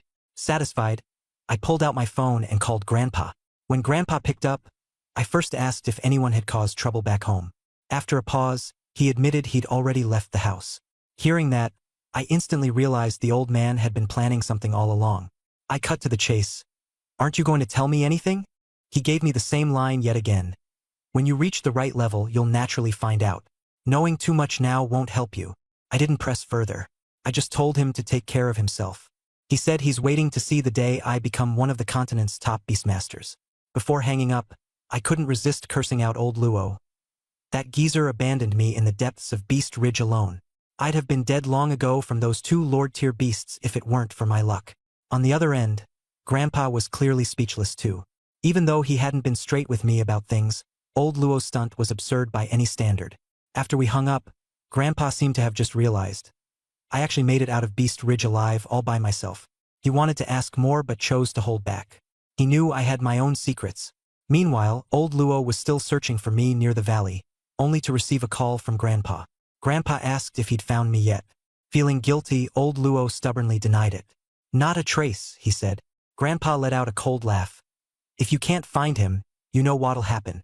As the call ended, old Luo couldn't keep the act any longer. A wave of killing intent radiated from him, so oppressive it sent all nearby beasts cowering to the ground as if the apocalypse had arrived. Alone, he charged straight into the deepest part of Beast Ridge. Sensing that burst of energy even from afar, Grandpa laughed heartily. That's the hell-faced Azura I know. As for me, I was already aboard the train heading to Huangdu Mountain. The Great Xia Empire is vast. It would take 5 days by train from Tianmen Mountain to Huangdu. By the 3rd day, I was sitting quietly, meditating on the divine beast code. The seat beside me had just opened up as the previous passenger got off. The door slid open, and a stunning young woman entered, motioning for me to make room. When I glanced up, I nearly lost focus. The tear-shaped birthmark near the corner of her eye stood out prominently. I quickly moved aside to let her sit. No sooner had she settled than a guy, probably my age, burst over, ordering me to move. He said he wanted the seat beside her. He called her Ewer, fawning over her shamelessly. She didn't even lift her gaze. I remained seated, telling him plainly, "This is my seat. If you want one, find it elsewhere." The second I finished, a group of his schoolmates closed in around him. He still wanted to show off in front of the girl and threw out 1,000 beast coins, offering to buy the seat. I refused. He bumped it up to 10,000. That's when I couldn't hold back a grin. I replied coldly, "I'll give you 100,000 to go crouch on the floor over there. Deal?" The entire train car fell silent. The guy, whose name I later learned was Wei Ziliang, turned purple with rage. He revealed himself as a 2-star beastmaster from Jinhai High School and a classmate of the girl. Internally, I sneered. A 2-star? And you think you can boast in front of me? Still, I wasn't about to start fighting on a train. There were beastmaster guards stationed on every car, and they wouldn't allow it. So I stared him down and said, "Had you been polite to start with, maybe I'd have considered it. But with that tone? No chance." With no other choice, he slinked off, muttering threats under his breath, to sit in the aisle across from us. This is part 12/23 of the content. Following your instructions, I've preserved the original paragraph structure, line breaks, and overall layout while processing the text. I couldn't care less and kept my eyes closed. Not long after, he came up with a devious plan. He brought over an old lady. She hunched over as she walked up, saying she couldn't get a seat and begged me to give her mine. I saw right through Wei Ziliang's smug face. I flatly told the old lady, "There are empty seats up ahead. Ask the attendant to switch you. Don't bother me." The old lady froze for a moment. Then her expression shifted. She started complaining that she was too old to stand any longer. I kept my eyes shut. When she saw I wasn't buying it, she plopped herself on the floor and began wailing. Wei Ziliang's gang immediately started jeering, accusing me of being rude and selfish, even going so far as to call me a spy. Passengers who didn't know the situation joined in, criticizing my parents for raising me poorly. I suppressed my anger and calmly retorted, "I've got no parents. No one taught me anything. If any of you are so virtuous, go ahead and take her somewhere else. Don't push your morals on me." Their insults intensified, calling me a bastard and vicious names. The old lady, realizing her act wasn't working, laid down on the floor and cried even louder. That girl couldn't stand it anymore. She quietly offered to switch seats with me, but the old lady outright refused and insisted on my spot alone. That's when I realized she didn't actually care about the seat. She was targeting me specifically. Wei Ziliang tried to play the hero, but I shot back at him. "If you care so much, take her to your seat." Then, I asked the old lady to show me her ticket. She stammered and finally claimed she lost it. I called her bluff. "No ticket means you're sneaking a ride. I'll call the patrol officer right now." Her complexion turned pale. Wei Ziliang panicked, suggesting she could just pay for a replacement ticket. But his real concern? Why I refused to move. I stood my ground. At Wei Ziliang's signal, the old lady lunged at me, grabbing my collar and shaking me violently. I went completely calm and said flatly, "I'm not in great health. If you cause an incident, the compensation won't be cheap. And by the way, the train cameras are recording everything." She instantly released me, and even Wei Ziliang started to look nervous. Just then, the patrol officer arrived. I pointed at the old lady and said, "Someone's sneaking a ride." The officer checked her ticket and immediately exposed her. She wasn't even in the right section. The old lady quickly slunk away, moving faster than most young people. The crowd around me had a dramatic turn of attitude. They started shouting she was shameless and had caused trouble on purpose. Those self-righteous passengers from earlier, they pivoted instantly to berating her. Wei Ziliang's face turned purple with anger, though he didn't dare say another word. The train car finally quieted down. Just as I was about to close my eyes and rest, the girl next to me glanced at me unexpectedly. Who'd have thought? She assumed I refused to give up my seat because I wanted to get her attention. But I couldn't have cared less about her, leaving her momentarily stunned. Then, out of nowhere, the train jolted violently. An emergency brake sent everyone flying forward. The PA announcement blared, "Chaos in the Nan County restricted zone. Beastmasters have completely surrounded the city." The train car erupted into chaos. The old lady's pitiful wails came from up ahead, probably took quite a nasty fall. Meanwhile, the students from Jinhai High seemed overly excited. Wei Ziliang immediately moved over to the girl's side, offering to protect her. She didn't bat an eye, simply staring out the window in a daze. But my brain clicked into gear. Outside the chaos, it was raining fate points, and the beasts outside wouldn't even resist. I didn't hesitate. I opened the window and jumped out. Wei Ziliang shouted after me, "Are you insane?" I fired back with 2 words, "Idiot." Boom. Chaos erupted in the car once more. Some said I was seeking my death. Others guessed I might be a beastmaster. Wei Ziliang sneered. "At most, he's only a 1-star. I, on the other hand, am a 2-star. The crowd of sycophants immediately chimed in, boosting his ego. He got cocky and took my seat, then started confessing his feelings to the girl. "When I become a 10-star beastmaster someday." She wasn't even listening. She stood up, jumped out the window after me, and left behind a single sentence, "Don't follow me." Wei Ziliang's face turned green, but in the end he didn't dare jump out. That girl's name was Wang Yingyu, Jin High School beauty, SSS grade talent, and a 2-star beastmaster. She summoned 2 battle-class beasts and cleared her way through the monsters. But no matter how hard she tried, she couldn't catch up to me, because I wasn't out there for fun. I was there to farm fate points. The moment I landed, I released my Thunderclap Skylion and Fallen Shadow Kirin. My giant black hound stayed undercover, while the other 2 plowed through without resistance. Low-level beasts added up dozens, even hundreds of points at a time.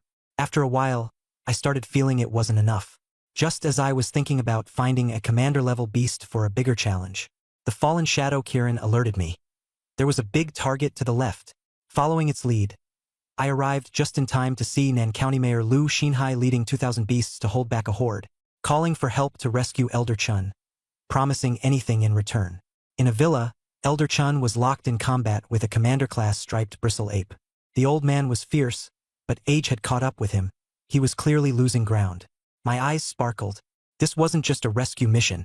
It was an ocean of fate points waiting for me. With a roar, Thunderclap Skylion unleashed its Skybreaker Thunder Roar, clearing the area instantly. My fate points skyrocketed past 100,000. Lu Xinhai clung to me like a drowning man to a lifeline, shouting that he'd grant any request if I saved Elder Chun. Mounted on the Fallen Shadow Kirin, the old lion led the charge while my black hound covered the flanks, and I bulldozed my way inside. Deep within the villa, Elder Chun was thrown through the air. The Thunderclap Skylion caught him mid-flight, while the Fallen Shadow Kirin needed less than a minute to force the striped bristle ape to retreat. I gained another 10,000 fate points on the spot, feeling incredible satisfaction. But who'd have guessed? The moment I had Elder Chun safely on the lion's back, the old man was almost thrown off by the beast. I thought to myself, this geezer's fragile. But aloud I just said, let's move. If stronger beasts show up, things will get tricky. The old lion sprinted at full speed, while the Fallen Shadow Kirin paved the way ahead, casually farming fate points. Meanwhile, I couldn't help but grumble in my head. Just how many beasts does this cursed place hide? Master Chun suddenly thrust a token into my hand. The material was scorching to the touch, etched with a single character, Imperial.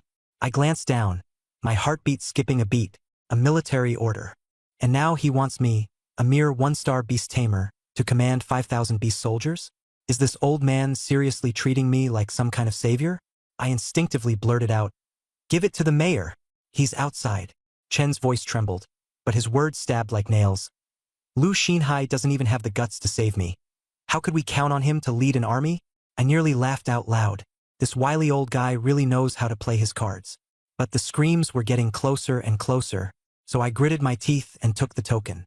After hiding Master Chun in an underground bunker within the villa's forest, I didn't linger. Mounting my old lion companion, I charged straight out of the city. Sure enough, the 5,000 beast soldiers were stationed at the southern border of the district. Their formation was massive yet chaotic. Some were shouting to storm the city and rescue civilians, while others insisted on holding their ground per orders. Their argument alone could have torn the place apart.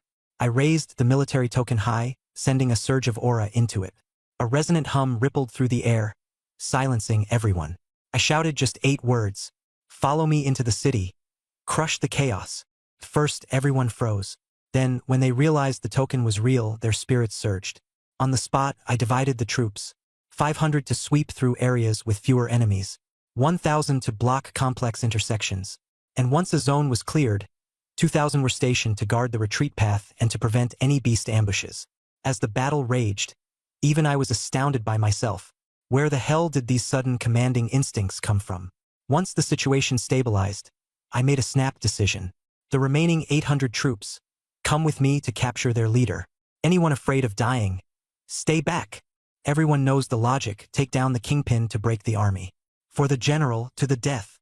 I didn't catch who yelled first, but the next thing I knew, the roar of 800 voices followed, echoing like a tidal wave. I gave them just one response. Charge. My lion let out a thunderous roar, leaping 10 whole meters forward. Behind me, the fallen Shadow Qilin charged right after, while the beast army followed as if injected with madness, shouting, "General, don't rush in too far ahead. If anyone dies, it'll be us first." I almost choked from their fighting spirit, thinking to myself, wow, being a general for the first time ever is actually freaking awesome. On the other side of the battlefield, Wang Yingyu had just saved a little girl. When she looked up to see my lion soaring overhead, there I was sitting atop its back. She froze on the spot in shock. He is riding a sovereign-tier beast and leading an army? Her shock lasted no more than a second, before she carried on rescuing civilians, taking out stray enemies along the way. Meanwhile, on my end, I contracted a near-dead frost moon wolf during the pursuit. From the wolf, I learned one crucial piece of intel. The ones who initiated the beast tide were none other than the Tiger King couple from the 100 Beast Valley. 2 sovereign-tier beasts. Holy crap, I just blown 30,000 destiny points to heal my Spectrum Riftwing Butterfly back to 50%. And now it's telling me that if I want to fully restore it, I'd have to sacrifice one of my arms, and the contract would collapse too. And to top it off, that smug butterfly even asked me, "Is losing an arm for random strangers worth it?" I was furious. Worth it? Every second that chaos rages, more people die. I might not be some savior, but with this military token in my hands, my life isn't even my own anymore. Ignoring the problem? Dream on. Turns out the Riftwing Butterfly did offer a useful tip. Sovereign-tier beasts usually avoid risk without reason. It suspected the Tiger King couple's rampage had something to do with their cub. Try negotiating first. Fighting should be a last resort, it suggested. All right then. I led the 800 beast soldiers deep into the city. From afar, 2 shadow prowler tigers were tearing buildings apart. I raised my hand. "Wait here. I'm going in alone." Protests erupted behind me, but I threw down the token. This is an order. Only then did they grit their teeth and agree to focus on rescuing people. Riding the Storm Thunder Lion, I charged straight in. The tigress swiped a massive paw at me, but before it could land, the butterfly mark on my hand sent out a flare of sovereign-tier pressure. The tigress froze mid-swing. I spoke calmly, "Don't fight. Pull back the beast tide." The tigress sneered, "We're waiting for someone powerful. Even if it costs us our lives today, we'll make you humans pay in blood." I asked for their reason. The Tiger King almost took a swing but was stopped by his mate. "Our cub, It was gravely injured. It's on the brink of death. I pounded my chest, declaring, "If it's alive, I can save it." The Tiger King roared that I was just a clueless brat. But his mate hesitated, then gambled on me, letting him spit the cub out. I checked my panel, warrior tier level 10, vitality 12, poisoned, and unconscious. I braced myself and admitted, to save it, I'll need to form a contract. But I can only contract beasts with vitality under 10, and I'd have to weaken it further first. The tigress exploded with rage on the spot. Staring her down, I raised my chin. "I'll stand here and let you kill me if I lie to you." The Tiger King fell silent for 2 seconds before pressing a paw gently on his cub. Its vitality dropped to 5 in an instant. I winced. Wow, parenting level expert over here. Through a blood contract and 3,000 destiny points, the cub's wounds instantly healed to full. It wobbled over to nuzzle me first, before returning to its parents. The 2 shadow prowler tigers were utterly stunned. Seizing the moment, I pushed further. Let it follow me, and there's more where that came from. Without waiting, I dumped 10,000 destiny points on the cub. Oh boy, the little tiger evolved on the spot. In an instant, it leapt from warrior tier level 10 to commander tier Wind King Tiger. The tiger couple stood there, completely floored, mouths agape. Who could have guessed? This kind of direct bloodline leap was unheard of in our world. And yet, I made it happen. They submitted immediately, promising absolute secrecy about what had transpired, even saying their cub was in good hands. I pounded my chest again. One day, it'll be a legend in the ancient realm. Changing the subject, I brought up the rampaging beast tide. Without hesitation, the 2 Tiger Kings withdrew it immediately. Here's the process translation based on the original structure, formatting, and flow. The next second, they revealed their true forms, standing atop the skyscrapers. 2 deafening tiger roars shook the entire city. Far away, the 800 Beastmaster soldiers shivered, convinced I was dead. But just then, reinforcements arrived. A jade black bat glided through the air as a 5-star Beastmaster stormed in, shouting at me. Crossing boundaries and harming others? Prepare to die. The 2 Tiger Kings stood tall, unyielding. When you slaughter beasts, do you ever think about the blood on your hands? The tension was palpable. I charged forward on my thunderstorm Sky Lion, shouting at the top of my lungs. Stop! No more fighting! The entire scene froze. The tigress spoke directly. Tell him to get out of the way, and we'll leave. I followed them alone. Behind me, the 800 Beastmaster soldiers muttered, "That kid's heading to his death." But they knew full well, fighting head-on with sovereign-level beasts would do nothing but drag them down. When I caught up, I saw it clearly. Shadowstalker Mountain Lords. The tigress raised her paw, prepared to strike. The butterfly insignia on my arm erupted with sovereign pressure, and she paused mid-action. I quickly shouted, "Don't fight. Lead the beast tide away. If the human elites arrive, you won't escape." The tigress sneered coldly. "That's exactly what we're waiting for. Even if it costs our lives, we'll have vengeance." I asked why. The tiger growled through gritted teeth. "Our child was gravely wounded by humans, almost dead." The tiger raised his paw, ready to strike again. I yelled in desperation, "The cub isn't dead yet. I can save it." Both Tiger Kings froze on the spot. The tiger scorned, "You haven't even grown fur, and you're already boasting?" But the tigress urged him to try. The tiger spat out the cub, covered in wounds, poisoned, and barely clinging to life with a vitality of only 12. I glanced at its status panel. Damn it, 12 points. I couldn't form a contract. Bracing myself, I confessed. To save it, I'll need to form a contract. But I can only contract beasts below 10 vitality. You'll have to agree to let me make its condition worse first. As soon as I said it, even I felt I was asking for the impossible. The tigress immediately flipped out. I staked my life on the line. If I'm lying, you can do whatever you want with me. It's dying anyway. Why not take a gamble? The 2 Tiger Kings exchanged glances and gambled. The tiger pressed down on its cub with a paw, instantly dropping its vitality to 5. My jaw twitched. This dad was ruthless. Blood bond contract. I threw down 3,000 destiny points, instantly healing it to full strength. As soon as the little cub revived, its first instinct wasn't to run to its parents, but to nuzzle up to me. The 2 Tiger Kings were utterly dumbfounded. I seized the moment, let it stay with me, and there's an even bigger surprise. I slammed down 10,000 more destiny points. The Shadowstalker Mountain Lord evolved on the spot. a commander-level Wind King Tiger emerged, soaring into the skies. Unbelievable. Finally, commander level. To everyone else, this kind of evolution was simply impossible according to the rules, but right there, in front of everyone, I forced it to happen. At that moment, not just the two Shadowstalker mountain lords. All surrounding beasts were in awe. I urged them to keep it a secret. Without hesitation, they agreed and even pushed their cub to stick with me, saying, "This is your golden destiny." I beamed internally, but feigned calm as I said, "Don't worry. I'll make the Wind King Tiger's name resound throughout the ancient realm." With business done, I quickly brought up the beast tide. The two Shadowstalker mountain lords willingly agreed to call it off on the spot. Next second, they unleashed their full aura, revealing their most massive forms. Two gigantic tigers towered among the tall buildings of South County. Two thunderous tiger roars erupted, shaking the entire city. Far away, the 800 Beastmaster soldiers heard those roars and immediately froze. It's over. The general's definitely dead. Who on earth could have predicted? At that very moment, reinforcements finally arrived.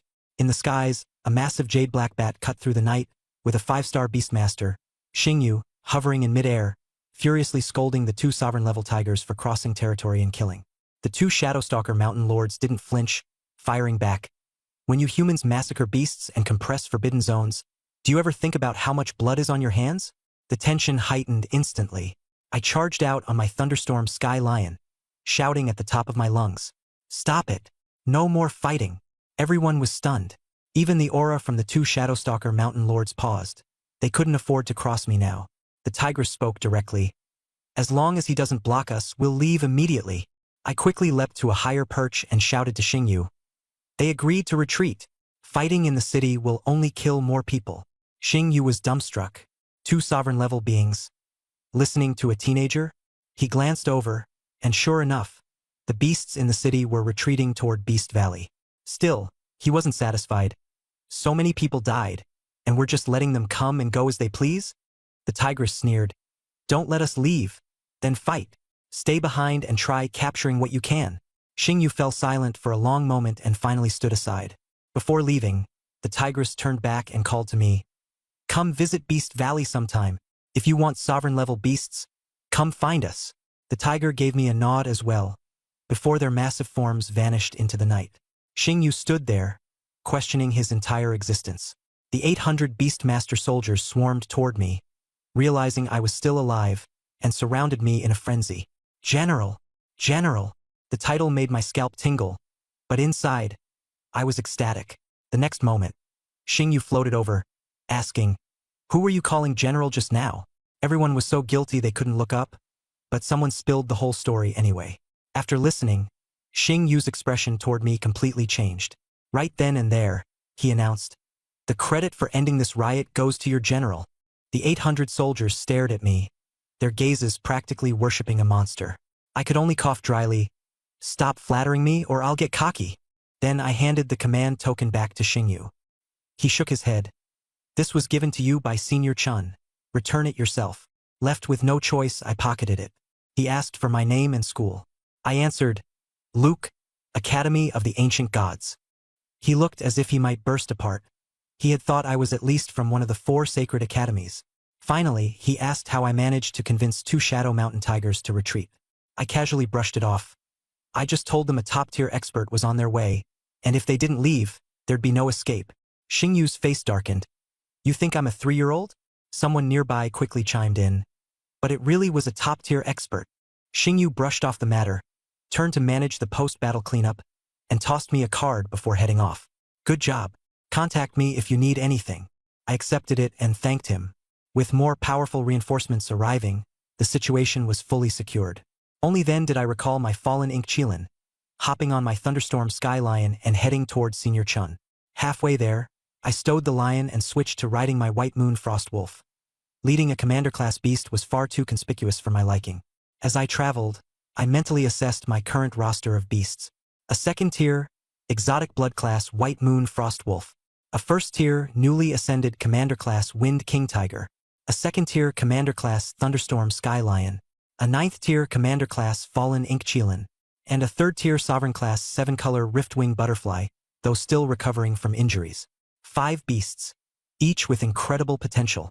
After this beast wave in Nan County City, my destiny points had skyrocketed to, holy crap, 660,000.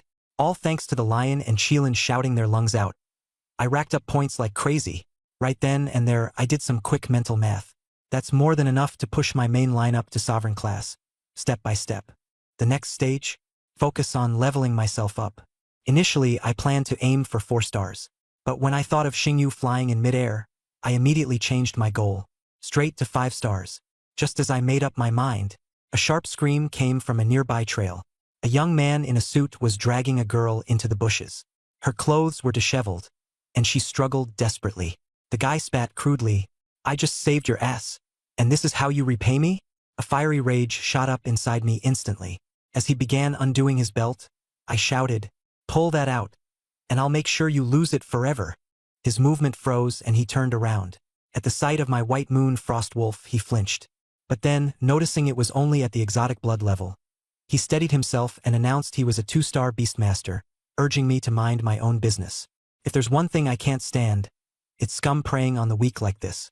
I shot back, "Let her go immediately, or this city will gain an extra casualty today."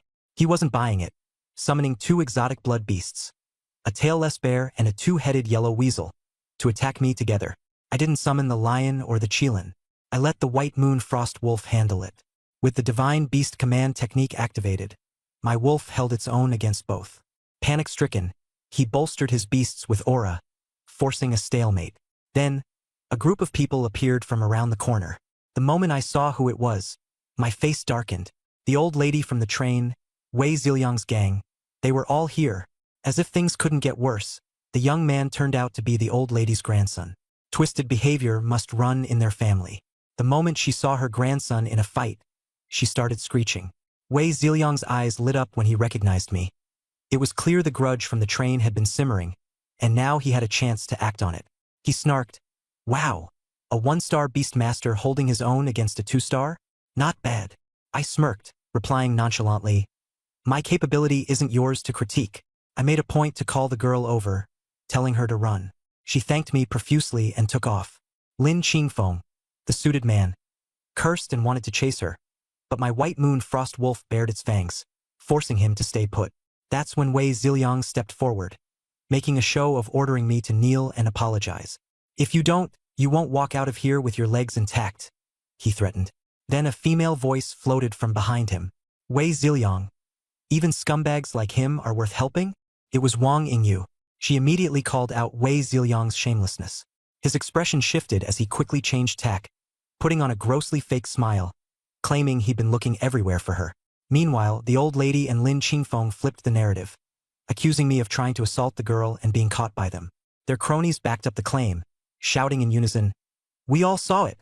I stood there with my hands in my pockets, silently watching their little performance. Wang Yingyu was livid, asking Wei Ziliang if he genuinely believed what they had claimed. His eyes flickered briefly, but he stuck to his guns, saying he had seen it with his own eyes. Without a word, Wang Yingyu stepped to my side. Taking a defensive stance, she declared, "If you intend to fight, include me in your plans." I froze for a second. My first thought, am I really this attractive? Wei Ziliang was utterly thrown off balance.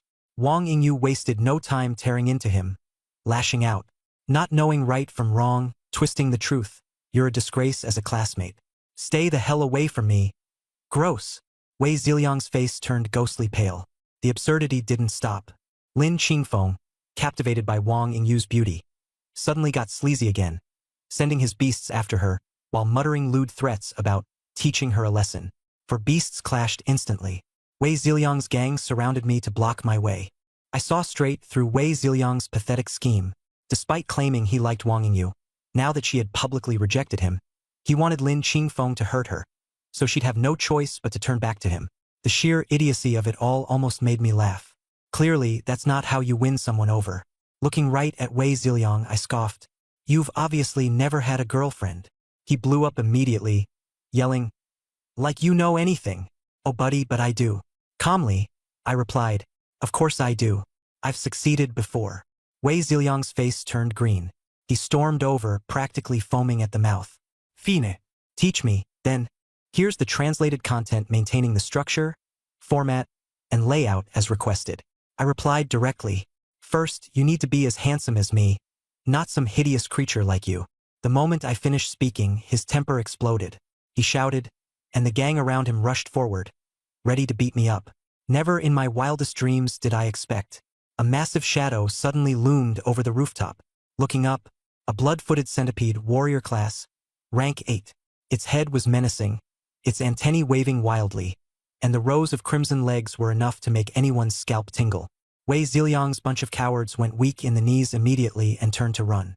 The blood-footed centipede didn't even give them a chance. It spat out a black toxic ring that encircled everyone, crashing to the ground and flipping them over in an instant. After Wei Ziliang scrambled to his feet, he ordered one of his men to test the poison. The guy's legs were trembling like crazy, and he didn't dare move. I stood nearby and sneered, "Don't bother testing, it's definitely poisonous." Everyone panicked. The blood-footed centipede lazily coiled itself mid-air, its grating voice piercing into our minds. "I love eating the dead. End yourselves now, or I'll poison you, and the taste will turn rancid." An old hag screamed for help on the spot, while Wang Yingyu instinctively moved closer to me, probably because I hadn't shown a hint of fear from start to finish. Lin Qingfeng was the first to bolt, riding his beast to use another as a meat shield, smashing through the toxic ring to escape. The blood-footed centipede sneered, "You can't escape." Its enormous body descended, and its first target was Wang Yingyu. Wang Yingyu shut her eyes in terror, but in the next moment, a lion's roar rang out. A heavenly thunder lion crushed the centipede's head with a single claw. Everyone was dumbfounded. The lion landed by my side, a commander-class battle beast. Wang Yingyu's eyes went wide. It finally clicked. The one charging into battle on a lion earlier really was me. From a distance, Lin Qingfeng's agonized screams filled the air. Another smaller centipede had lashed him away, beating him to death. The old hag instantly sprang to life, throwing herself at my feet, trying to cling to my leg, but the frost moon wolf beside me blocked her with a swat. She switched to kneeling and begged me to save her grandson. Hands in my pockets, I didn't move an inch. When pleading failed, the old hag screamed that she'd hurl herself at me to end her life, but was again sent flying by the frost moon wolf. I said coldly, "Your grandson brought this on himself. You gave me a hard time on the train before. Now, I just won't save him." As my words dropped, Lin Qingfeng was brutally killed by his assailants. The old hag slumped to the ground, then turned to curse and slander both me and Wang Yingyu, twisting the truth and saying vile things like how being assaulted by me would have been a blessing. Wang Yingyu was trembling with rage. Couldn't be bothered. I turned to leave. Suddenly, over a dozen monstrous blood-ranked centipedes surrounded us. Wei Ziliang had the audacity to crawl over, trying to cling to my thigh for help. The next second, a 30-man Beastmaster Corps arrived, clearing the area in an instant. The old hag rushed to them screaming accusations, firmly claiming I was responsible for her grandson's death and even dragged Wei Ziliang along as a witness. Wei Ziliang chimed in, urging Wang Yingyu to stay away from me. Wang Yingyu scoffed, standing right behind me. Wei Ziliang was waiting to see me arrested, but the Beastmaster Corps approached me instead, saluting in unison and calling me officer. Wei Ziliang froze on the spot. The old hag was dumbstruck. Turns out, I was carrying a military order to suppress the riot and had become a hero of South County City. The Beastmaster Corps asked me if they should detain anyone. I told them to do as they pleased and suggested they stop calling me officer to avoid unnecessary fuss. They switched to calling me Brother Liu, while the old hag, who was about to throw another tantrum, instantly clammed up in fear. I bothered no longer, bade farewell to the Beastmaster Corps, and rode the Frost Moon Wolf to find Elder Chun. He was already waiting for me outside the forest. I returned the military order to him, but he handed it back, a now retired but still effective emergency command. To my surprise, Elder Chun asked what reward I wanted. Using reverse psychology, I responded, "Nothing at all. I just hope for your safety." Elder Chun was thoroughly pleased. After confirming I was a new student at the Ancient God Academy and heard I was rumored to have barely gotten in due to weak talents, he froze for a moment. Right then, he made a decision. He'd help me get into the 4 grand academies. I politely declined.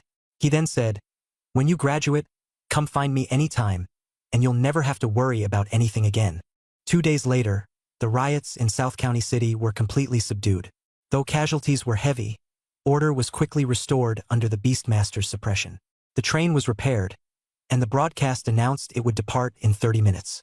Wang Yingyu had already returned to her seat, resting her chin on her hand as she gazed out the window. Clearly, she was mulling over the same question. Would that person come back? Elsewhere, at the Chow family estate in Shanghai City, George exited seclusion. Thanks to the Chow family's resources, he'd forcibly suppressed the risks of his rapid advancement and become a solid 2-star beastmaster. The moment he stepped out of the chamber, a young girl in a Lolita dress bounded over. Cousin, your talent is amazing. The girl's name was Chow Shirshir, a distant cousin. With triple S level talent, she had contracted 2 warrior-class beasts and had already been admitted to Phoenix Academy. She asked, wasn't Shanghai High School's top student this year you? George's mind immediately flashed my face. Seizing the moment, he casually lifted me up. The strongest isn't me, it's Luke. His first beast is commander class, and he even floored a White Tiger Academy examiner. Chow Shirshir was stunned on the spot. Which academy did he join? It better not be Phoenix. George grinned slyly. He didn't get into the 4 grand academies, not even the top 10. He went to Ancient God Academy instead. It was a deliberate move. He was setting Chow Shirshir up to give me trouble at the academy competitions. He then summoned the butler to report.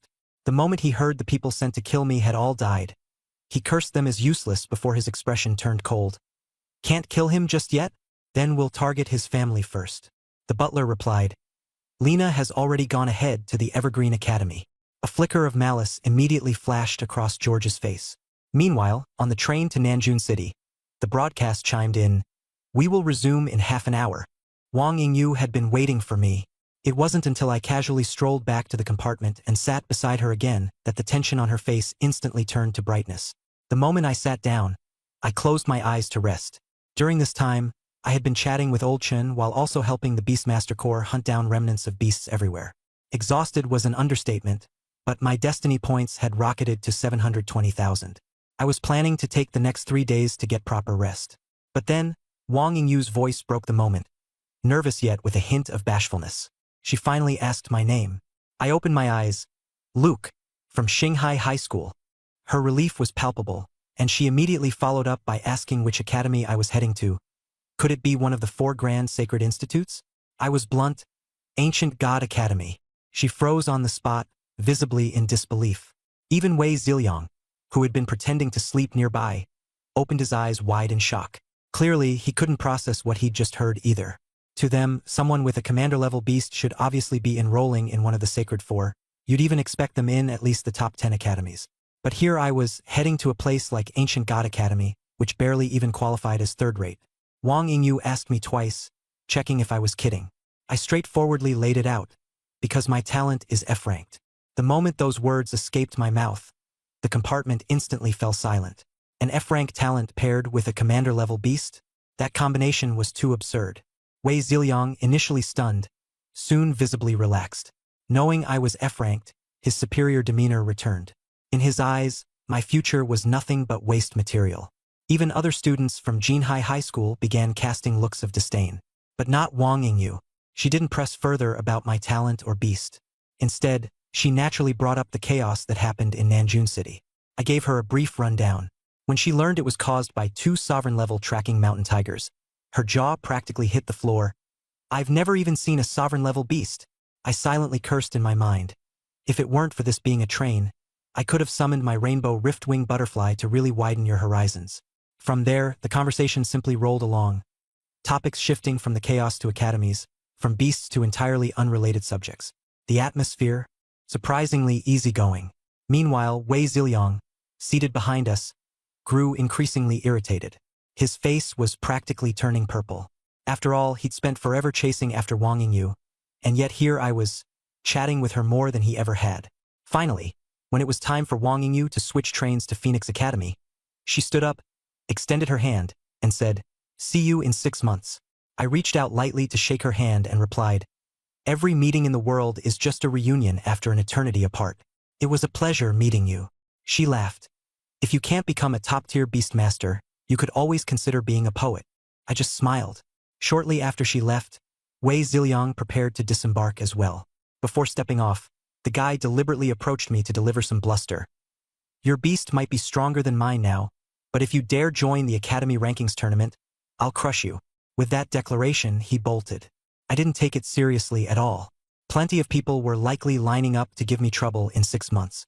George, Li Jianxin, another Wei Ziliang in the mix didn't exactly make a difference. I simply calculated internally. By then, I'd probably be 4 stars, maybe higher. With a sovereign-level beast out in the open, what would they even use to stop me? As the train journey continued, we eventually arrived at Huangdu Mountain. Following my navigation, I tracked down the ancient god academy. When I finally got a good look at it, I was momentarily speechless. I always knew it was shabby, but I didn't realize just how run down it could get. The grounds were expansive, covering 2 entire mountains. At night, nestled within the forested hills, it seemed almost mystical. But up close, all I could see were worn-down buildings, cracks, moss, and the pungent stench of impending collapse. For crying out loud, it made even the decrepit Shanghai High School look luxurious, so shabby I nearly turned around to leave on the spot. But since I was already here, I gritted my teeth, grabbed my luggage, and forced myself forward. The campus was eerily silent, not a single soul in sight to greet the newcomers. It wasn't until I reached the small plaza that a bald, middle-aged man finally appeared. When he saw my luggage, his eyes lit up, and he rushed over to grab my hand, grinning like a sly old fox. I asked, "Who are you?" He beamed and introduced himself, Ancient God Academy's principal, Gu Tianlong. At that moment, a warning bell sounded in my mind. The principal personally coming to greet me? This felt way too suspicious. I bluntly asked, "Where is everyone else in the school?" He responded nonchalantly, "Still sleeping in the dorms.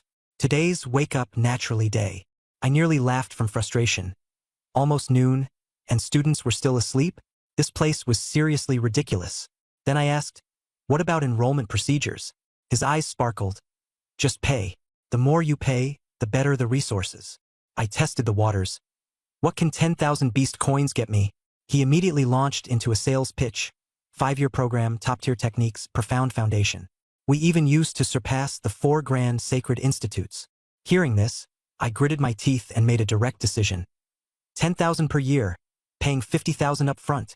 I want the best techniques, the best dorm, and the best resources.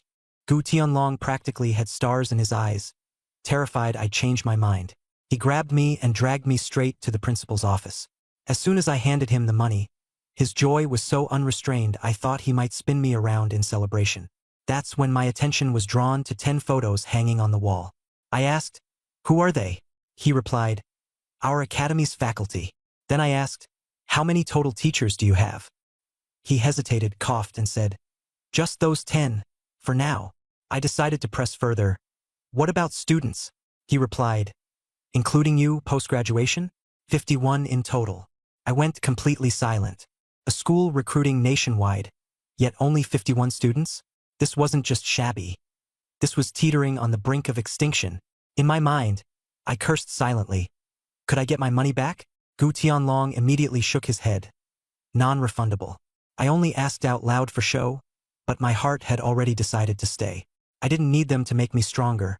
I just needed to know the true limits of a beast tamer. Gu Tianlong pointed to a house halfway up the mountain. "That's your dormitory."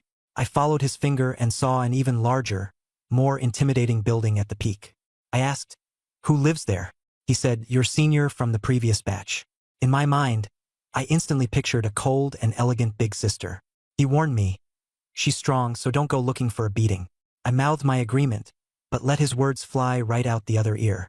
Living on the same mountain and not greeting the neighbor? How does that even make sense? I also asked, "Where's Lin Huayuan?" Gu Tianlong replied, "The teachers are out recruiting new students, and the seniors are out helping them." I had only one thought in my head. No wonder I managed to sneak in. It turns out they didn't have time to check other schools. My last question. Is what Lin Huayuan said about resources true? Gu Tianlong asked about my talent grade. F level, I replied. His expression froze for a moment, but he still forced out, "No problem. Ancient God Academy has a way to make you the continent's #1. I had to stifle a laugh. At least he didn't outright mock me. That's some basic courtesy, I suppose. Then I asked him about the skill pavilion.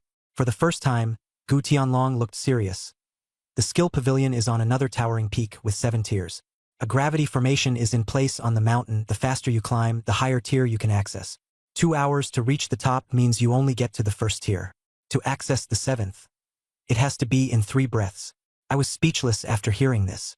Is this school a place to cultivate or just a torture chamber? And then, good grief, the moment I got to the summit, I was completely dumbfounded. Who would have thought? My senior. Her face looked like the girl next door's, pure and innocent. But from the neck down, a muscle-bound Hulk straight out of legend. I froze completely, only able to bemoan. Oh my God! Who are you? She slapped my shoulder and sweetly asked, which senior are you?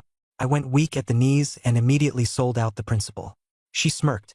Just because you're durable doesn't mean you're qualified to be here. The next second, bam! One punch to the gut, and I was launched into a pile of dirt. Agony shot through me. My entire body felt shattered. I tried to summon my beast, but all connection was severed. This senior was a menace to beast tamers. She followed with 3 more punches.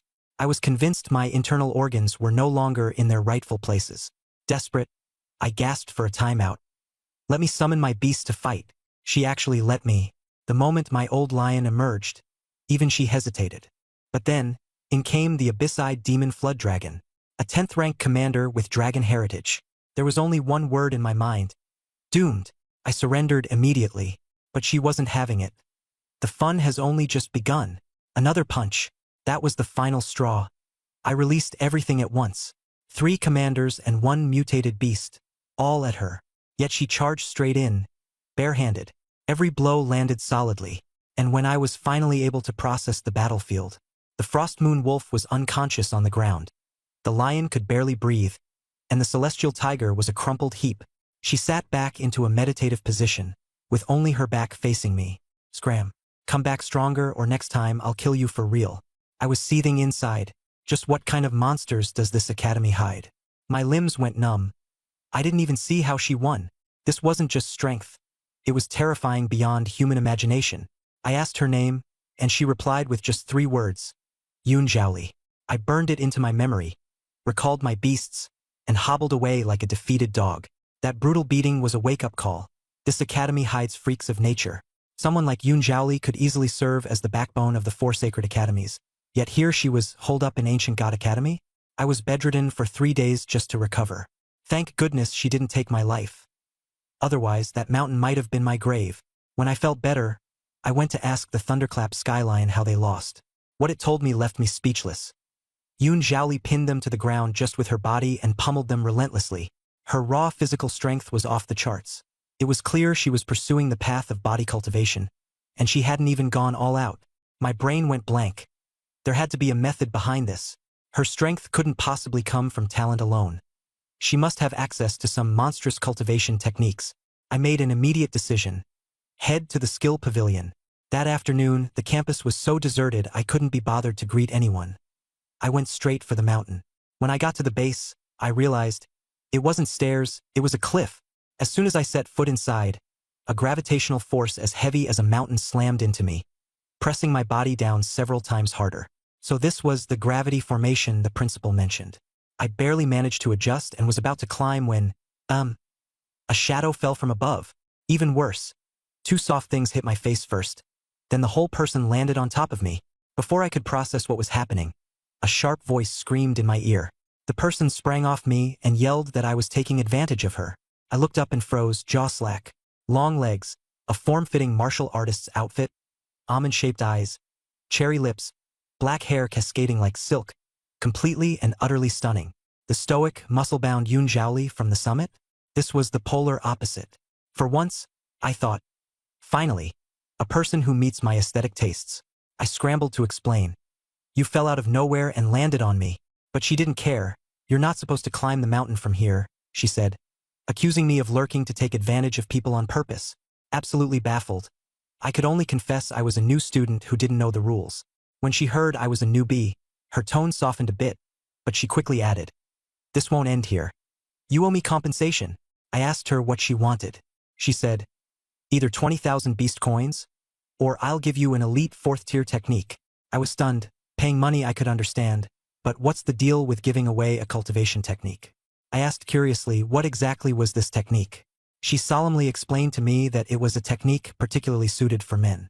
The first 8 characters on the manual were, to master this skill, one must first castrate oneself. My jaw practically dropped. Are you kidding me? They've even busted out something like the Sunflower Manual? At that moment, I completely gave up on trying to get things for free and obediently handed over my money. However, I took the opportunity to set a condition. Since she was charging me 20,000 yuan, she had to tell me about the academy. She readily agreed and introduced herself, Han Kaiwei, having studied here for 3 years. We sat down on a stone bench, and her first words hit hard. I shouldn't have come to the ancient god academy. At this rate, the academy might shut down in another 2 years. The number of students halved after the last graduating class, and it's uncertain whether I'll even make it to graduation before they close the place down. Honestly, I wasn't too fazed. After all, I wasn't here for the elite school reputation to begin with. I went on to ask about Yun Zhaoli. The moment she heard her name, Han Kaiwei immediately asked, "Did she beat you up?" I nodded, then asked why I couldn't summon my beast in Yun Zhaoli's presence. She explained it was because of Yun Zhaoli's family bloodline. Her clan, the Yun family, is ranked first among the 9 great families of the Grand Xia Empire. And she's none other than the direct descendant of their patriarch. All she needs to do is come into physical contact, and she can sever the bond between me and my beast. I was floored. That ability isn't just powerful. It's outright unfair. I couldn't help but ask. With her level of skill, why isn't she at one of the 4 sacred academies? Han Kaiwei explained that she could have gone to any of them, but her muscular, athletic build drew too much attention, and she didn't want to deal with being constantly stared at. So, she opted for the lesser-attended Ancient God Academy. I could understand that. Then I turned the question back to her. She's clearly beautiful with decent talent, so why was she here? She smiled as she answered. Firstly, because her uncle is a teacher here, so she doesn't have to pay tuition. And secondly, because this academy houses a unique technique called the Heavenly Water Genesis Art, which is located on the 7th floor of the library. Hearing that made me all the more interested. It seemed like I had to give the 7th floor of the technique library a serious go. I started to ask if she was worried about wasting time here, but she cut me off assertively. As long as I get my hands on that technique, it's all worth it. I didn't press further. That was her private matter. She went on to spill everything about the state of the Ancient God Academy. Turns out the rumors were true. This place's greatest problem is the sheer extremity of its techniques. They're either absurdly powerful or downright bizarre. For example, there's the Dragon Severance Sutra. Yes, it's powerful, but who in their right mind would practice something so outrageous? The Heavenly Water Genesis Art Han Kaiwei wanted followed the same pattern. Undeniably strong, but the price to practice it was nothing short of absurd. Good grief, who could have seen this coming? Not only do you need a water attribute constitution, but you also have to pair it with top-tier talent. Otherwise, you can't even access it. With conditions layered one atop another, it's no wonder the student population kept dwindling. Fewer students meant fewer resources from academy competitions, which only made the academy poorer and weaker. A vicious cycle. But the Ancient God Academy wasn't completely down for the count. Its ace in the hole? Yun Zhaoli, unshakable as the number 1 on the 10 great experts list. Meanwhile, Han Kaiwei couldn't even crack the top 10.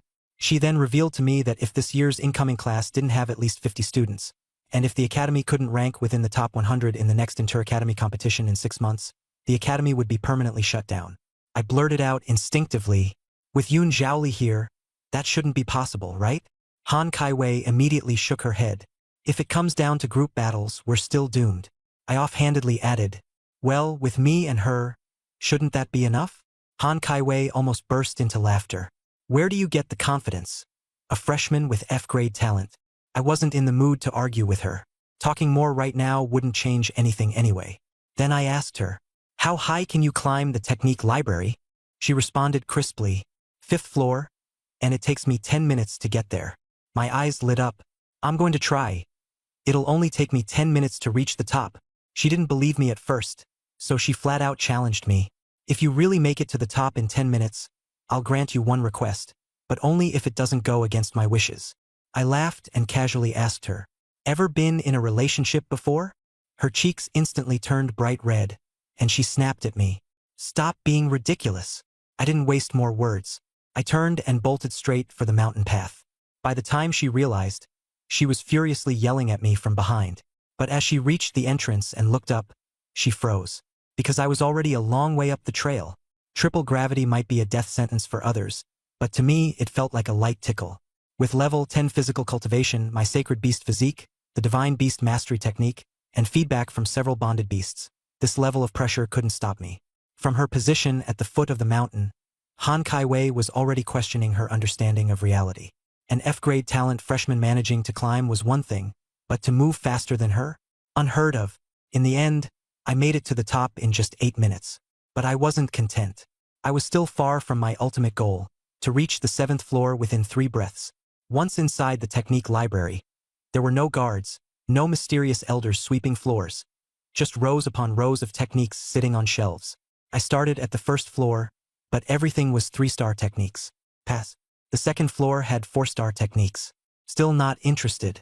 It wasn't until I reached the 4th floor that I found 5-star techniques. The more I read, the more dumbfounded I became. Low-level techniques were normal enough, but the higher the grade, the more outlandish the conditions. Things like thousands of rare herbs, locations with extreme yin-yang energy, injecting beast blood into your body, or even grafting beast limbs onto yourself. The more I read, the clearer it became. This academy's current dire state was no accident. By the 5th floor, I found 6-star techniques, though there were very few of them. 3 caught my eye. The Myriad Beasts Convergence Technique requires forming spiritual connections with 10,000 beasts. The Heavenly Fiend Blood Refinement Pact demands refining the bloodline of 10 sovereign-ranked beasts. The 100 Beasts Soul Integration Manual involves splitting your soul into 100 fragments and embedding them into beasts. After reading through them, I was left with only one conclusion. These techniques weren't made for humans. It suddenly became clear to me. People like Yun Zhaoli, who were absurdly strong, wouldn't rely on these freakish methods at all. The technique I currently had, Divine Beast Mastery Technique, seemed refreshingly normal by comparison, almost otherworldly. Here is the revised text while maintaining the original structure and layout. I was preparing to head downstairs, but when I reached the 4th floor, for some inexplicable reason, I turned back and stood in front of the broken jade manual. Just because of that one line. To master this skill, one must first castrate oneself. I wanted to see what made it so powerful. The moment I opened it, my pupils shrank instantly.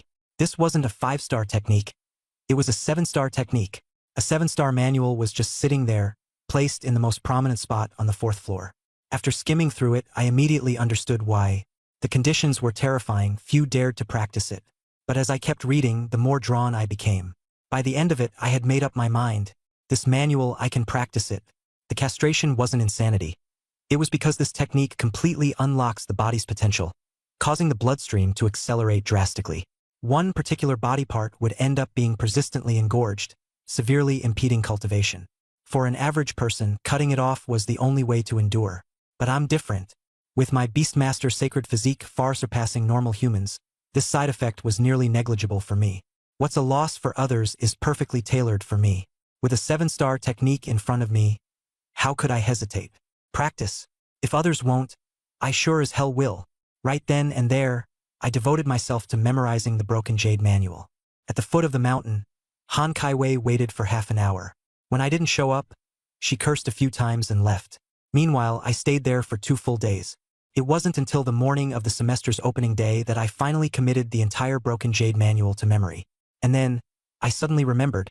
Class starts today. I hurried down the mountain and went straight to the training grounds. When I arrived, sure enough, everyone else was already there. Because the total number of people was so small, the so-called huge crowd was really just a tiny patch of people. My eyes first scanned to the back where Yun Zhaoli stood, but I quickly looked away before making direct eye contact. That's when I spotted Lin Huayuan. This new cohort, including me, only consisted of about 10 people. In other words, their recruitment efforts this year were modest at best.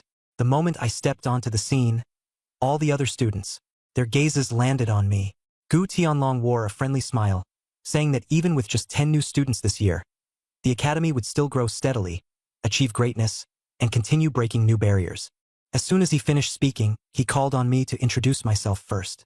Left with no choice, I reluctantly stepped forward and spoke truthfully. My name is Luke, from Shanghai City, fresh out of the Techniques Pavilion. Lin Huayuan, standing at my side, added fuel to the fire by suggesting I also include my talent and contracted beast. Again, I had no choice but to honestly admit, F-grade talent, only able to contract beasts with life force below 10.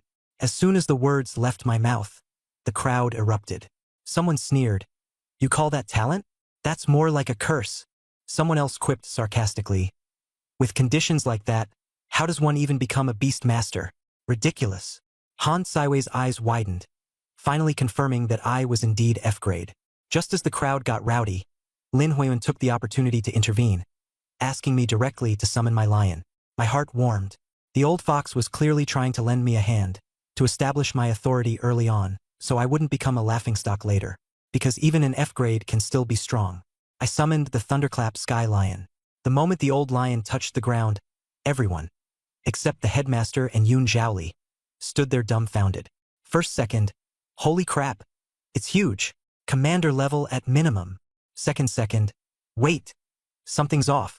Why does it look like it's about to keel over and die? Someone from the group muttered sarcastically, finding a half-dead commander-level beast for a lucky break? Even I could pull that off. Han Saiwei's gaze softened with sympathetic pity, probably regretting the 2,000 beast coins she spent tricking me. Lin Huiyuan stepped forward and turned this moment into a teaching moment. He said, "Never underestimate anyone. Consider this your lesson for today." Then, he pointed directly at the 10th-ranked Zhang Bufan and called him up to spar against me. The crowd immediately roared with excitement. Zhang Bufan was a 3-star beastmaster ranked 10th on the expert board of Ancient God Academy. Definitely a force to be reckoned with. Zhang Bufan smiled wryly and said, "It's not that I'm looking down on your lion. I'm just afraid I'll accidentally kill it and can't afford the compensation." Lin Huiyuan retorted coldly, "Don't worry.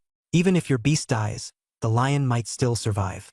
After hearing that, Zhang Bufan finally released his black-striped golden-eyed tiger, a tier 10 exotic blood beast. At first, the tiger seemed a bit wary of the lion. But after seeing its half-dead demeanor, it quickly regained its confidence. The tiger let out an ear-splitting roar. The old lion finally opened its eyes, moving sluggishly as it got up. And then, with a thunderous roar, the lion's cry shattered the ground beneath it, leaving cracks like a spiderweb. Several students nearby stumbled and fell flat on their backs. As they scrambled to their feet, they looked up once more at the thunderclap sky lion, their eyes filled with shock and newfound respect. Moments ago, it had looked like it was on its last legs. Now, it stood there like a true commander-level king. Zhang Bufan's face turned pale. Someone in the peanut gallery tried to pep him up. "Don't panic. You've trained in a 5-star technique. Your mastery of qi isn't bad. You can pull off a rank-up battle." Zhang Bufan tried to console himself with the same thought. He infused his qi into the black-striped golden-eyed tiger, entering a state of synergy between beast and master. The resulting aura was intimidating, to say the least.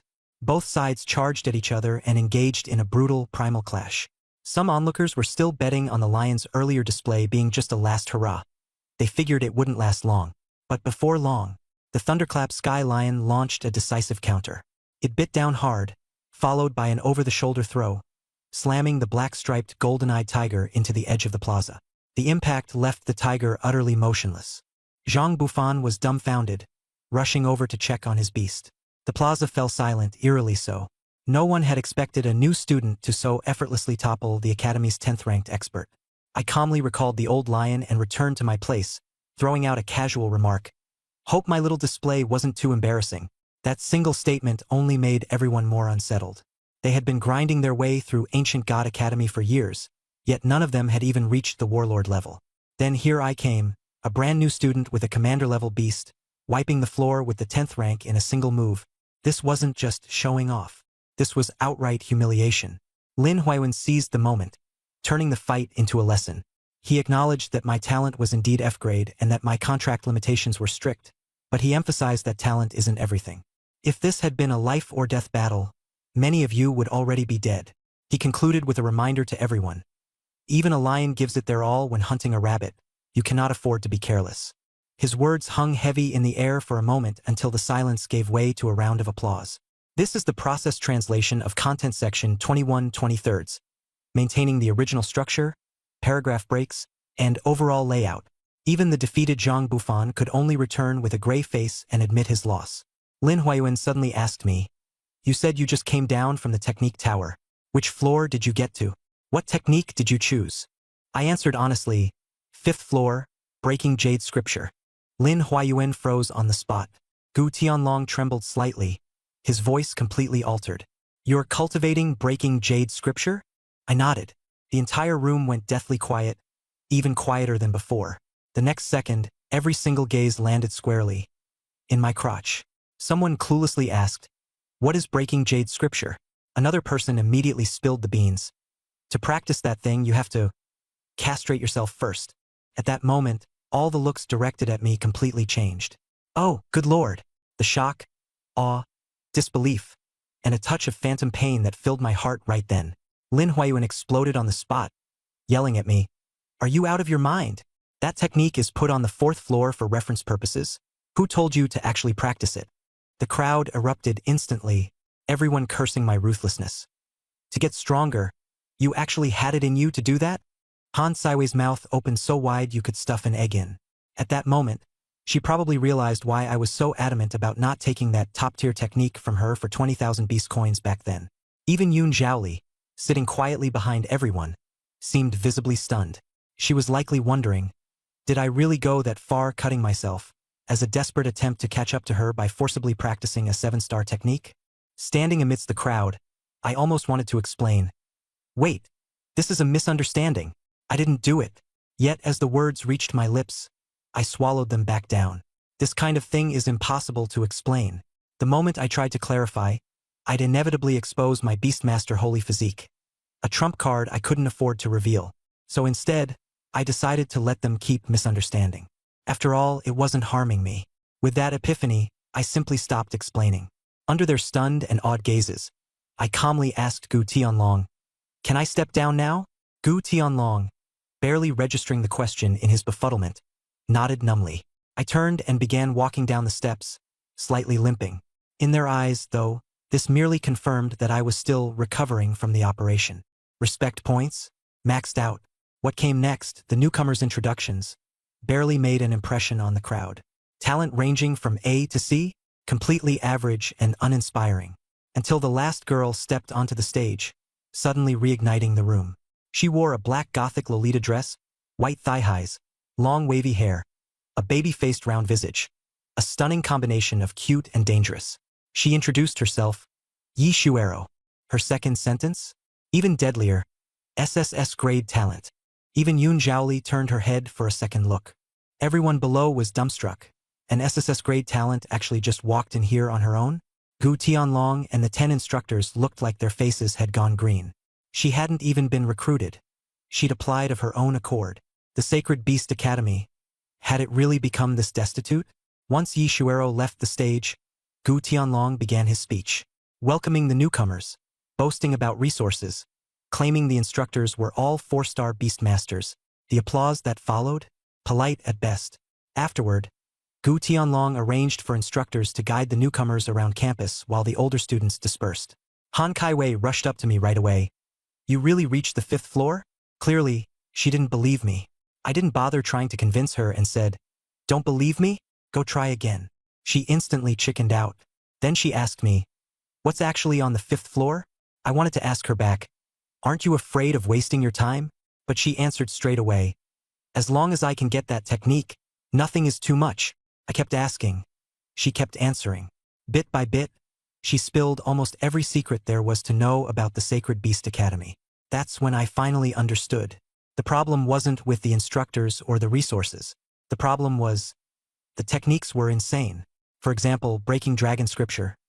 Unbelievably powerful, sure, but you had to castrate yourself to practice it. Now, who could make that kind of call? The technique Han Kaiwei wanted to practice, Heaven's Water Genesis technique, required an extremely rare water attribute master talent. Between all the prerequisites piling up, it was no surprise student numbers were dwindling. But the Sacred Beast Academy wasn't entirely hopeless. Among the rankings of powerful students, Yun Zhaoli sat comfortably in first place. Han Kaiwei didn't even crack the top 10. She also let me in on another piece of news. Fewer than 50 students had enrolled this term, and if the academy didn't place in the top 100 during the semi-annual competition, it would have to shut down. I tossed out casually, "With Yun Zhaoli around, that shouldn't happen, right?" She shook her head. "Team battles require numbers too."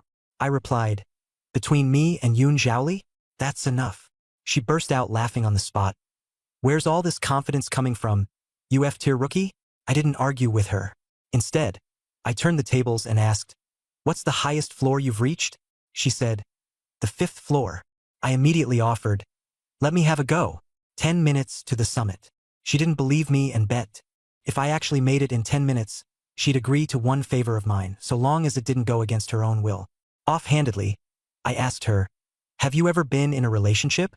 Her face turned beet red instantaneously. Then I ran straight up the mountain. The result? 8 minutes flat. Han Kai-wei, watching aghast from the base, was dumbfounded. She began doubting whether I was even really F-tier. As I entered the technique tower, though, the deeper I probed, the more I realized how completely justified this academy's decline was. The upper-tier techniques were undeniably powerful, but their conditions were downright ridiculous, requiring a connection to 10,000 beast spirits, the refinement of 10 sovereign bloodlines, or splitting your soul into 100 fragments. Eventually, I returned to the 4th floor and opened Breaking Jade Scripture. And as I flipped through it, I discovered this wasn't a 5-star technique at all. It was 7 stars. And the more I read, the more excited I became. Oh boy, who would have thought that for everyone else, this technique would be the path of castration and despair. But for me, Luke, it was practically tailor-made. Energy surges? Blood circulation issues? With my Beastmaster holy physique, those supposed drawbacks weren't even worth a mention. I holed up in the technique tower for 2 full days, hammering Breaking Jade Scripture into my brain. By the time I realized that it was orientation day, I was already 2 days late. Here's the reworked English version with the structure, paragraph alignment, and format maintained. I rushed to the field in a hurry and arrived just in time for the opening assembly. Gu Tianlong saw me and straightforwardly made me the first to go up and introduce myself. As soon as I gave my name, Luke, Shanghai City, Lin Huiyuan, that old fox, immediately added, also talk about your talent and contracted beast. I had no choice but to tell the truth. F-rank talent, only capable of contracting creatures with less than 10 vitality. The crowd immediately erupted. Some even shouted, that's a limit, not a talent. Lin Huiyuan, seeing it was heated enough, then told me to summon my old lion. It actually warmed my heart a bit. This old guy was helping me build some respect. The moment Thunderstorm Sky Lion made its appearance, everyone except the headmaster and Yun Zhaoli was stunned. But as soon as it laid down looking half dead, the shock immediately turned into suspicion. Lin Huiyuan made a big gesture and directly pointed to the top 10 on the rank board, singling out Zhang Bufan. Go! Fight him! Zhang Bufan got nervous right away. I don't want to kill his lion and have to compensate for it. Lin Huiyuan sneered. Your tiger could die, and my lion still wouldn't. With no choice, Zhang Bufan released his black-striped gold-eyed tiger, an exotic bloodline beast ranked grade 10. The tiger seemed hesitant at first, but once it saw the old lion looking decrepit, it got cocky in an instant. It let out a probing roar. The old lion stood up slowly, responded with a casual lion's roar. And instantly, people were knocked off their feet. In less than a few exchanges, the Thunderstorm Sky Lion clamped onto the tiger's neck, suplexed it, and sent it flying. The black-striped gold-eyed tiger immediately went limp. Zhang Bufan was utterly defeated. The whole crowd was floored. Lin Huiyuan seized the moment. Even F-rank can become strong. Talent has never been everything. Then he turned to me and asked, which level of the cultivation library did you go to? What book did you pick? I answered honestly, 5th floor, Fragmented Jade Sutra. Dead silence. Even Gu Tianlong sounded shocked. You're cultivating the Fragmented Jade Sutra? I nodded. Everyone's gazes immediately shifted downward, to my lower half. Some didn't get it, but others explained right away. That sutra requires self-castration. The next second, their expressions completely changed. Shock, admiration, fear. It was all there. Han Kai-wei was utterly stunned, mouth agape. Yun Zhaoli, sitting in the back, had the most complex expression. She was clearly wondering if I'd gone that far just to pursue her. I cursed inwardly. I didn't cut it, but explaining would expose my Beastmaster physique, so whatever, let them misunderstand. The introductions continued, but no one remembered anyone else. That is, until the final student came up. A little devil in a black Lolita dress, white stockings, and curls in her baby-fat cheeks. Her name was Yi Shuero, SSS rank talent. Even I couldn't help but take another look. Talent of this level? What was she doing at Ancient God Academy? Gu Tianlong and the rest of the teachers looked equally confused. It was clear they hadn't recruited her. She'd come on her own. After the assembly ended, Han Kai-wei rushed over first. You really made it to the 5th floor? I recited a few techniques from the 5th floor and their exact placements to her. She finally believed me but still couldn't understand. Why not go for a 6-star technique? Why Fragmented Jade Sutra of all things? Lin Huiyuan strolled over and casually added, the 7-star method on the 7th floor is strictly for women.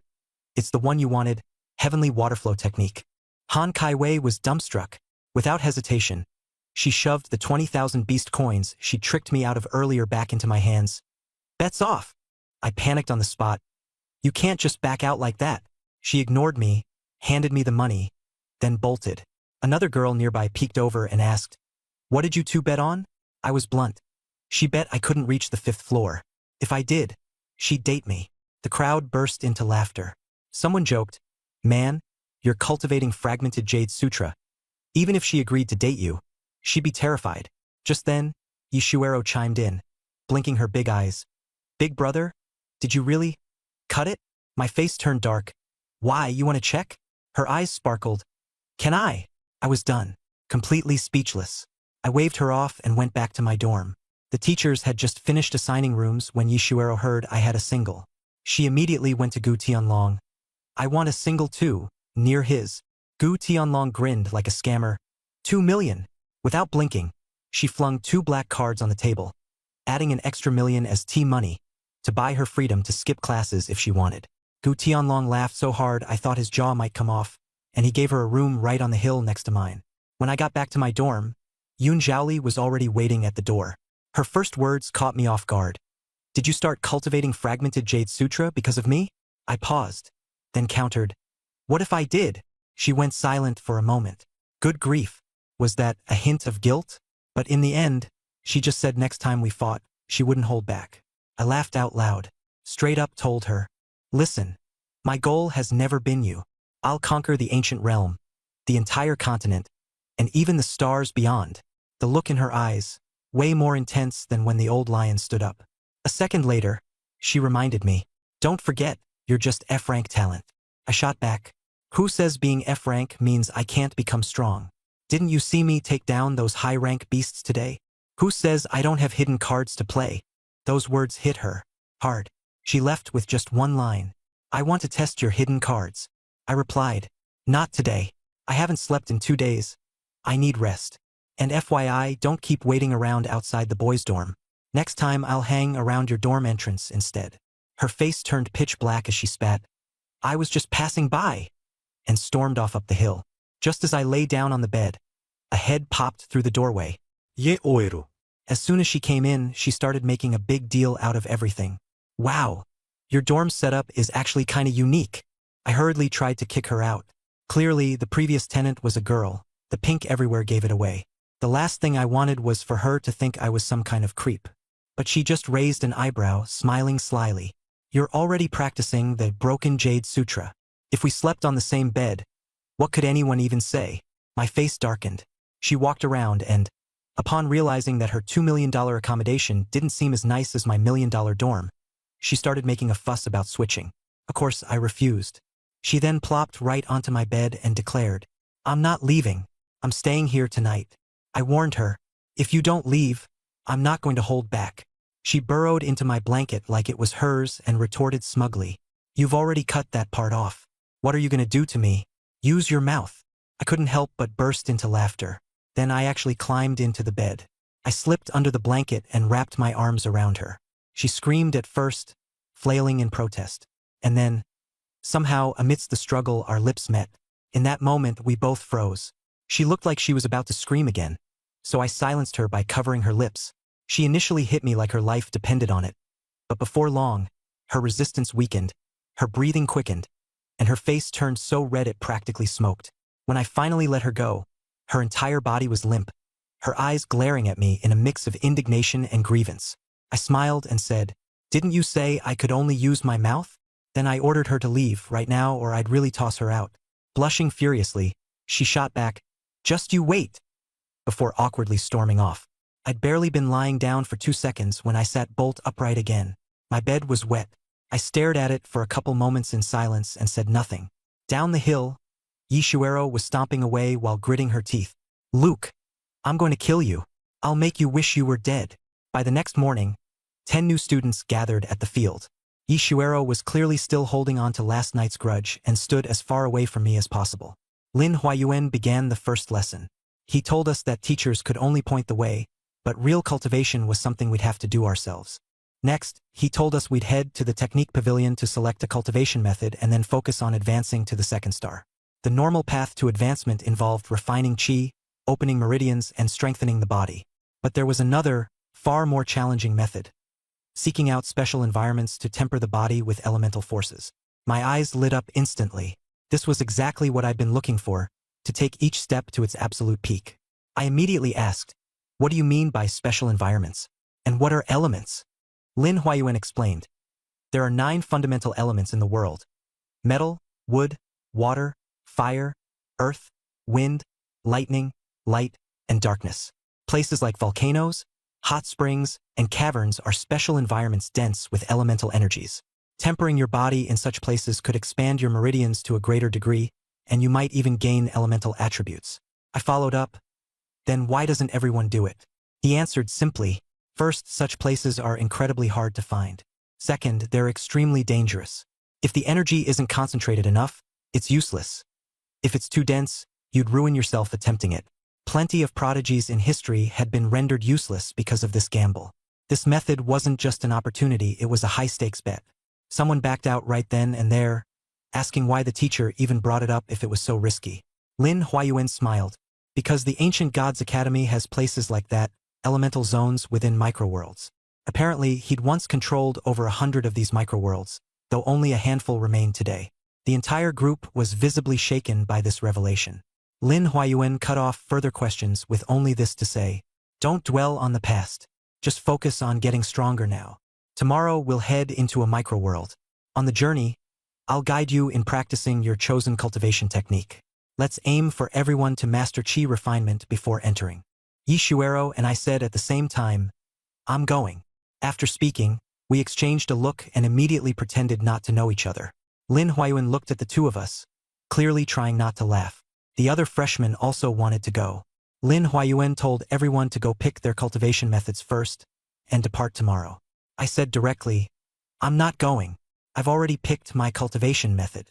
The whole room's expressions instantly grew complicated. Everyone knew what I was talking about. Yishuero followed up, saying, "I'm not feeling well today, so I won't climb the mountain. I've already finished cultivating my cultivation method too." Lin Huayuan glanced at the two of us and clearly thought we were both weird. Damn it, I was just about to sneak off in the chaos. Who would have thought that bitch Yishuero would actually be following behind me, her eyes looking like she wanted to kill me? The moment I turned around, I asked her what she was following me for. She threw out just 4 words, "To the martial arts training ground." I flat out said I wasn't going. She immediately threatened me. "If you don't go, I'll tear down your dorm." I blurted back, "You mean the time you peed on my bed?" Her face instantly turned red all the way to her neck, and she desperately denied it. I deliberately added another jab. "If it wasn't pee, then your body is way too sensitive." She completely lost it, lunging at me and biting my arm hard, sinking her teeth in deep enough to draw blood. The pain made me suck in a sharp breath, and I had no choice but to agree to go with her. Looking down, I saw 2 neat rows of bloody teeth marks on my arm, but she still urged me to hurry up, saying this little injury wouldn't kill me. I cursed her as a little bitch and casually warned her, "When you lose to me later, don't cry." She snorted coldly. "If I lose, I'll never bother you again." I immediately upped the stakes. "If I lose, you still have to let me take a bite." She didn't believe I could win at all. We soon arrived at the training grounds, where more than a dozen senior students were sparring. The moment they saw me, they all stopped moving. They still vividly remembered how I let the commander-level old lion go yesterday. Then, in the next second, everyone's eyes nearly popped out of their sockets. Yishuero and I walked onto the arena together. F rank versus SSS rank? Someone was just about to speak up for her. What kind of skill is it to bully a young girl? But the cry of a phoenix rang out across the entire venue, and everyone fell silent at once. A crimson phoenix, over 10 meters tall, appeared out of thin air, flames wrapped around its body, its aura overwhelming. Commander level tier 10, heaven-slaying crimson feather phoenix. Everyone at the scene was stunned, including me. I cursed inwardly. Yishuero's backing is way too strong, isn't it? Even Yun Zhaoli may not be able to compare. Seeing my shock, she immediately asked smugly, "Scared now? I'm going to beat you up today no matter what." I came back to my senses and only said one thing. "Admit defeat? Impossible." In the next second, I released the thunderbolt-suppressing Heaven Lion. The crowd below the stage erupted instantly. On one side was an old lion with almost all its fur gone, and on the other was a peak flame phoenix. This was way too brutal. Someone directly declared, Yi Shuero is already guaranteed second place in the academy. First place is still Yun Zhaoli. She lifted her chin proudly. Admit defeat. Agree to help me with 10 things and I'll let you off. I couldn't be bothered to respond. Let's fight. The two techniques inside my body circulated at the same time. Shun Yu Ju and Duan Yu Jing. Ordinary people can only run one, but I can stack them. Duan Yu Jing had only just reached the beginner level, yet it was forcibly pushed all the way to the third layer completion. I thought to myself, I can't lose this fight. A dense surge of beast-taming energy burst from the old lion's body. Someone at the edge of the arena recognized the Duan Yu Jing style and sucked in a cold breath in shock. But Yi Shuero sneered. You think I only have one beast? The next second, she ordered, Jitian Chiu Foam. Attack! The old lion lunged out at the same time. Lightning and flames crashed together with a boom, and even the arena shook. The first clash was actually evenly matched. The second exchange of skills, thunder-splitting earth-shaking claw against blazing fire-tempering immortal strike, directly turned into a close-range grapple. The people below watched with growing shock. The old lion hadn't been crushed at all. Yi Shuero panicked. Just how long can your old thing hold out? While pouring beast-taming energy into it, I answered her. You should be worrying about where I'm going to bite you after you lose. She was so enraged that she exploded on the spot. Nirvana True Fire. The Chiyu Phoenix's flames turned red-black, and even the air distorted. I immediately ordered, Old Lion, show them your real skill. With the boost of Shun Yu Ju, the thunder-suppressing Sky Lion's aura surged to its peak. As if it had truly become a king, it shot up into the sky and swung down a claw. Duan Yu, who could have imagined it? With this claw strike, what I shattered wasn't brute force. It was the very source of energy. The protective flames around Qifeng were severed in an instant. The next second, a colossal force slammed down, and the Scarlet Feather Phoenix was blasted straight to the ground, smashing out a sea of fire. The whole place fell dead silent. Yi Shuero was stunned. Her cherished treasure had lost. I let out a long breath and said, You've lost. But then her eyes turned red, and she jumped up yelling, I didn't lose. You forced me into this. The next second, another monstrous creature floated out behind her. The Heavenly Sound Jellyfish. Commander Tier, rank 10. The whole arena exploded. Who would have thought that Yi Shuero at just 1 star could already form a dual contract, and both beasts were Commander Tier? That talent was practically cheating. She glared at me angrily. Didn't see that coming, did you? I still have a second one. Can your old dying lion handle too? I wasn't panicked at all. Instead, I burst out laughing. Nice. Aside from Yun Zhaoli in the Ancient God Academy, there was actually another opponent here who could get my blood pumping. After laughing enough, I replied directly, Coincidentally, I don't just have one either. As soon as I finished speaking, the fallen black Qilin appeared. It was disguised as a Chow Chow, but its pressure was impossible to hide. The entire crowd fell silent again. Then they collectively lost it. An F rank can dual contract? And both are Commander Tier? This isn't just outrageous. It's basically cheating. Yi Shuero was almost in tears, staring at me fixedly. Why do you get 2-2? I couldn't be bothered with more talk, and only asked her one thing. Are we still fighting or not? Of course she wouldn't accept it. Clenching her teeth, she sent the Heavenly Sound Jellyfish in again, and the Scarlet Phoenix struggled back to its feet. With the two commanders attacking from both sides, the arena instantly turned into a slaughterhouse. The Thunderbolt-suppressing Heaven Lion held back the Scarlet Phoenix, while the fallen Black Qilin went head-on with the Jellyfish. With the dual boosts of the Broken Jade Scripture and the Divine Control Art, I grew steadier as the fight went on. The Black Qilin swatted once and directly blasted the Jellyfish off the arena. The outcome was decided. Yi Shuero sat on the ground like a frostbitten eggplant. I walked over, and she asked with both grievance and refusal in her voice, Why? Of course, I couldn't say that I was still hiding Lord Sovereign. I only reminded her mildly. Lin Huiyuan said just yesterday not to underestimate anyone, even an F rank. She still refused to give in. I almost wanted to summon all 5 of my tamed beasts and utterly crush her fighting spirit. But in the end, I held back. I only reminded her of one thing. According to the bet, don't come looking for trouble with me again.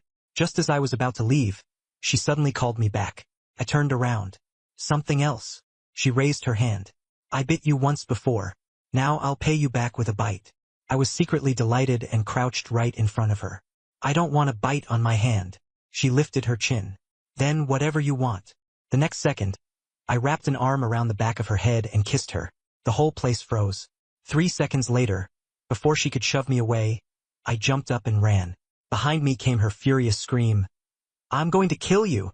The martial training field descended into complete chaos. Some cursed me for being a eunuch and still daring to force a kiss. Some imagined a lovers-to-enemies scenario. And some even said the two of us actually looked pretty compatible. Yishuero didn't care about any of that.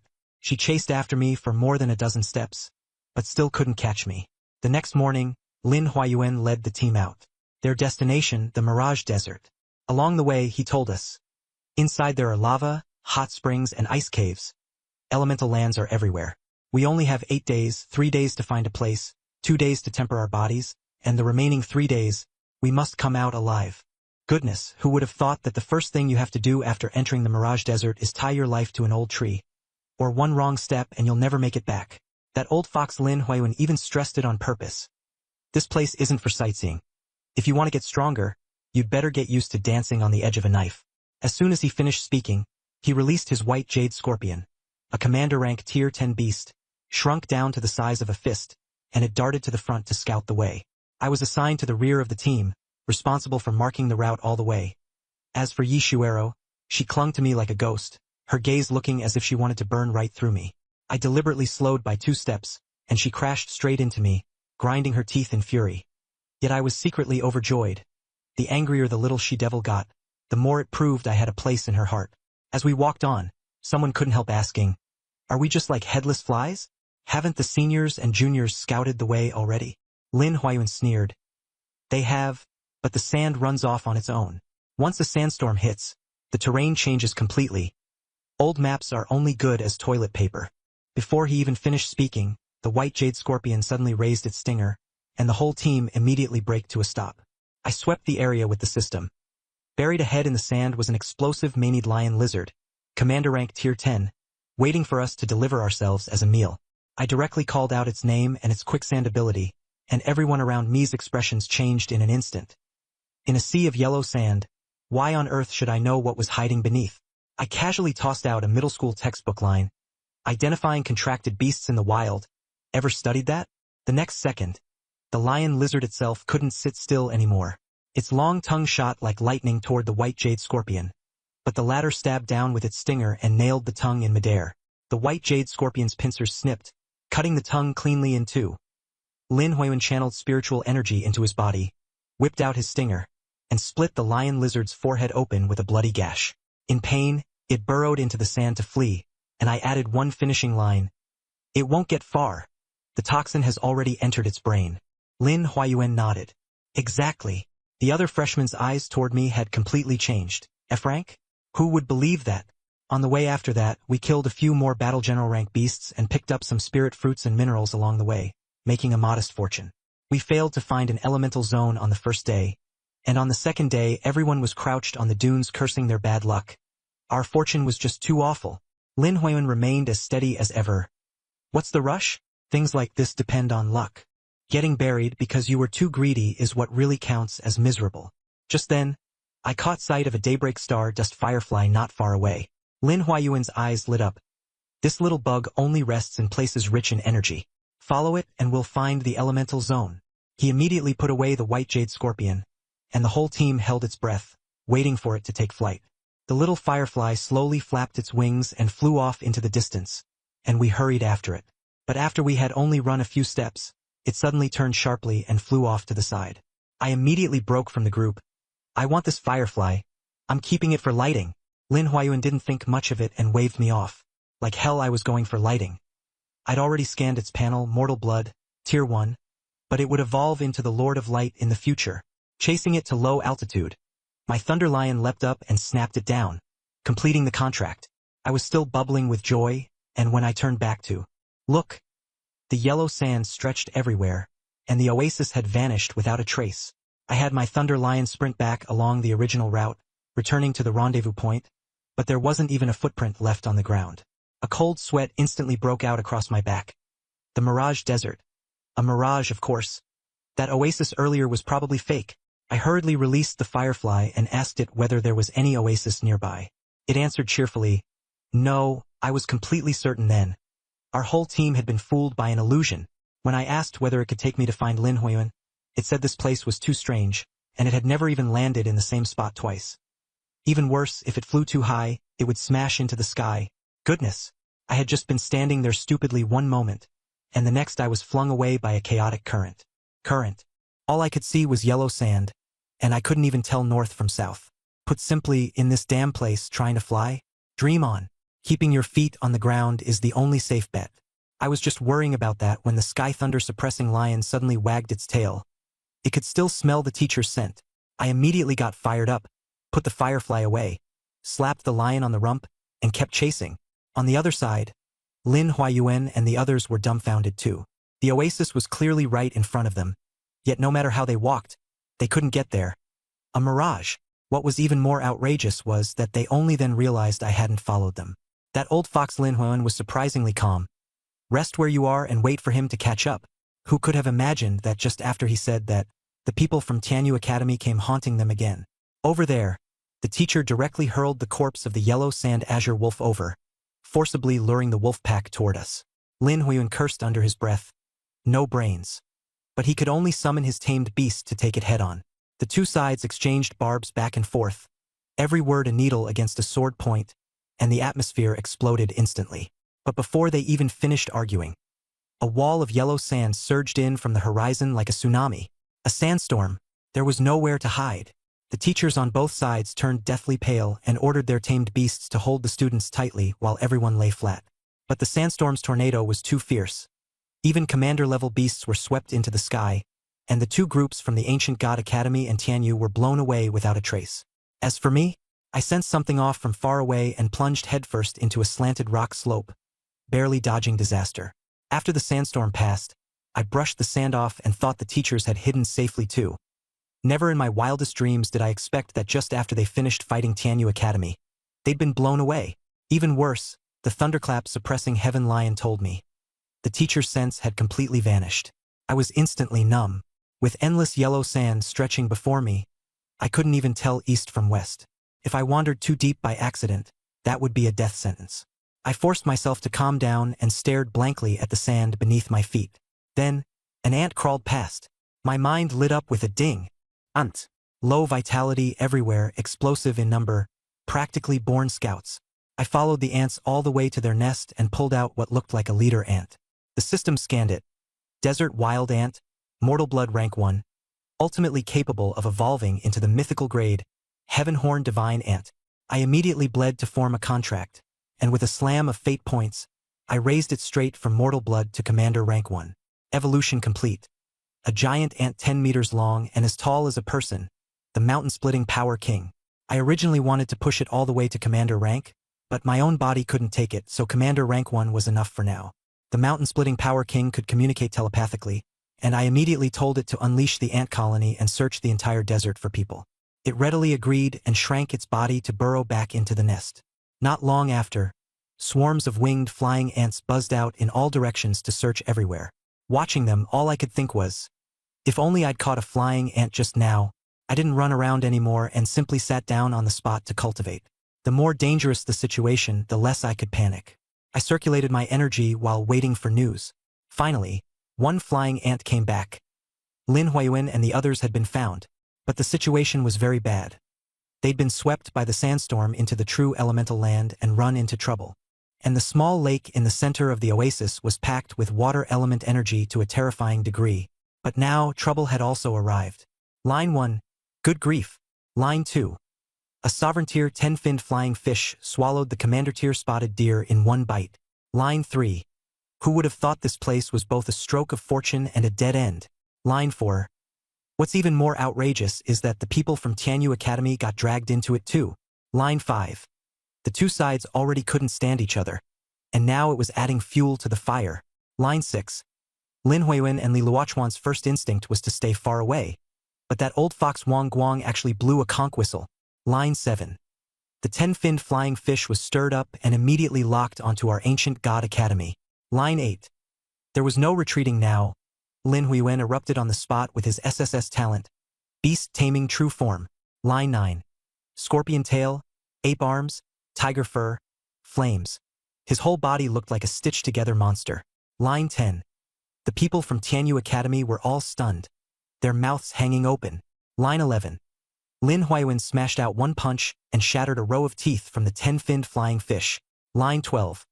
Then he beat hard into the soft flesh around its mouth. Even a sovereign-tier beast was taking damage. Line 13. Who would have thought the Tianyu Academy crowd would immediately rush in to steal the kill? Line 14. The moment the 10-finned flying fish died, they changed faces faster than flipping a page. Line 15. Wang Guang hypocritically said, "The winners of the match get to enter the lake." And then the very next second he unleashed his dogs. Line 16. 5 exotic blood beasts and 5 battle generals. 10 students pressed in together. Line 17. Lin Huayuan and Li Luochuan were pinned down tightly and couldn't break free. Line 18. Yi Shuero had no choice but to summon the heaven-extinguishing Crimson Feather Phoenix to hold them off head-on. Line 19. The moment the Commander Tier rank 10 beast appeared, the entire Tianyu Academy changed expression. Line 20. Wang Guang looked like he'd spotted prey, trembling with excitement. Line 21. He personally brought 2 Commander Tier beasts to charge over, intent on crippling Yi Shuero. Line 22. The Crimson Feather Phoenix was blasted away, and Wang Guang was still shouting that he wanted to destroy her. Line 23. I just happened to arrive, riding the mountain-splitting Force King and rushing over nearby. Line 24. I took one look with the flying ant, and my heart practically exploded. Line 25. Without even thinking, I roared at the mountain-splitting Force King. Evolve. Line 26. 10,000 destiny points were smashed in. Line 27. White light surged, its body size exploded, and translucent thin wings sprouted from its back. Line 28. It jumped straight from Battle General level to Commander level, heaven-opening ant. Line 29. With one roar, the desert trembled. Line 30. Sitting atop the ant's head, my blood and chi churned like a raging sea. Line 31. System. Pump it up to Commander rank 10 for me too. Line 32. Anyone who dares touch my teachers and my woman, crash them all to death. Line 33. Buzz. Its wings beat, and it shot into the sky. Line 34. 7 beast tamers, 5 at Commander level, and the energy was almost drained dry. Line 35. Pain? Fine, let it hurt. My killing intent was stronger than the pain. Line 36. Eyes bloodshot.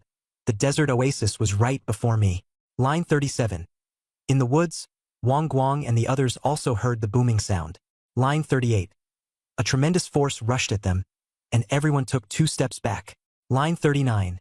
No one had ever seen an exotic blood ant, let alone one at Commander level. Line 40. Wang Guang shouted in panic, "Conceal your aura!" Line 41. Zhou Yu and Li Luochuan were still locked in combat, and in the next second, on the grass, all the beast tamers suddenly stopped fighting at the same time. Yi Shuero was about to summon the heavenly sound jellyfish, but she forcibly swallowed back her spiritual energy. The next second, a black blur slammed to the ground like a meteor. Crunch, crunch! Trees snapped in two. Wang Guang was so shocked his soul nearly left his body. He didn't even get a clear look at what it was before he rolled away. The 4-star beast tamer reacted quickly and barely dodged, but a huge crater was still blasted into the ground, sending dust soaring into the sky. As the dust dispersed, a giant ant 10 meters long stood there, its armor gleaming blindingly, 2 horns on its head, a ferocious mouthpart, and a pair of wings on its back like transparent blades. Who could have imagined there would be such a huge ant beast in this world? Even more absurdly, a young man was seated on the ant's head, black hair flying, killing intent surging, none other than Luke, who had been missing for a long time. Luke fixed his gaze on Wang Guang and let out a cold laugh. "It's you who wanted to touch my woman? D." Everyone from the Ancient God Academy was dumbfounded. Luke? Wasn't he cut off? How did he suddenly pop back up, riding an ant down from the sky? Yishuero's heart skipped a beat. A third beast? How does he have another Commander Class 1? How is this F-rank trash cultivating? Her face flushed red all the way to her neck. What nonsense is this eunuch spouting? Since when am I his woman? Wang Guang reacted quickly too, instantly summoning the devouring gold insect to charge forward. Luke snorted. "A mutated cockroach? Smash it to death for me."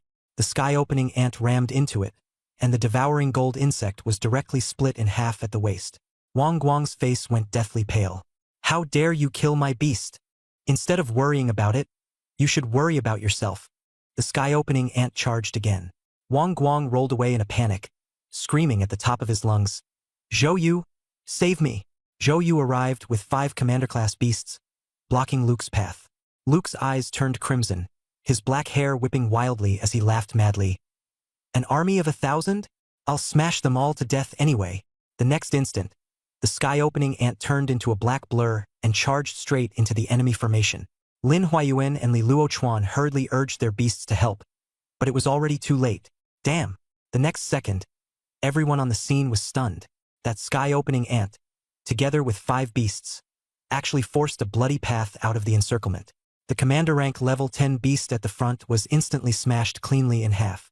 Zhou Yu was completely dumbfounded. Impossible! What the hell is this thing? Even more outrageous was, the sky-opening ant didn't give them any time to react at all. With another charge, a second beast exploded into fragments. Wang Guang and Zhou Yu were finally panicking. Retreat! Fall back now. This power is even more outrageous than a sovereign. But how could Luke let them run? Want to leave? Too late. Buzz. Its wings roared. Another beast was directly smashed in half at the waist. Luke sneered inwardly. Power is everything. I'm here to one-shot them all. Wang Guang was completely terrified. Forget the students, run. But Li Luochuan and Lin Huayuan's beasts had already blocked every path of retreat. Heaven's cycle of karma. Instant retribution. Wang Guang cried out. We surrender. Make it stop. Before the words even faded, the sky-opening ant slashed with its wings and directly severed him in 2 at the waist. Zhou Yu also followed him to the underworld. Luke's eyes were already red, and his killing intent could no longer be suppressed.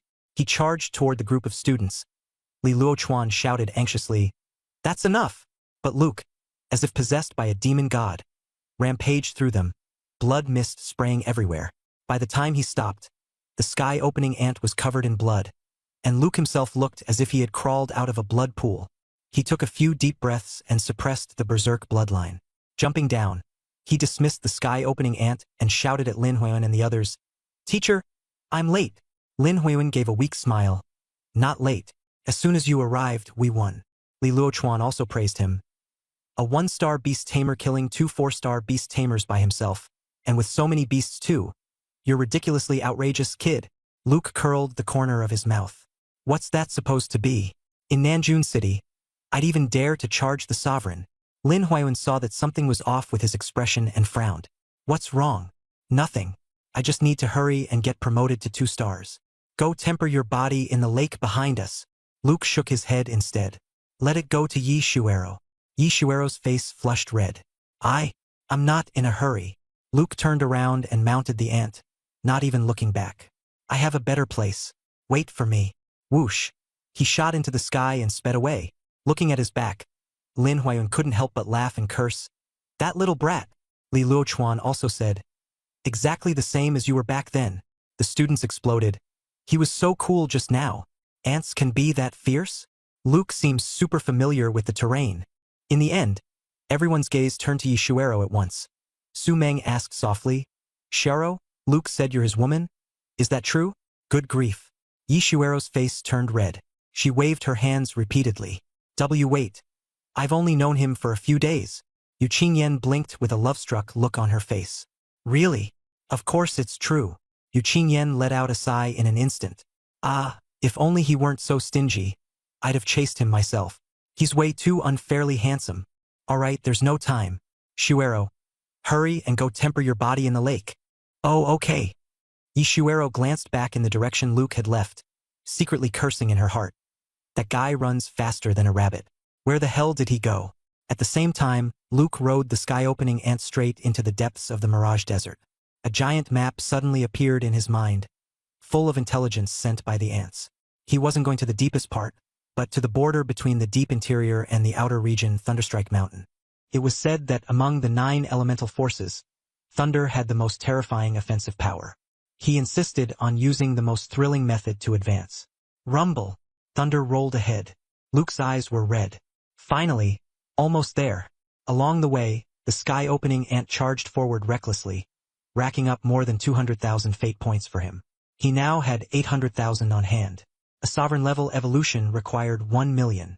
He was just short, so he'd keep saving for now. In the blink of an eye, 1,000-jong thunder mountain appeared before him.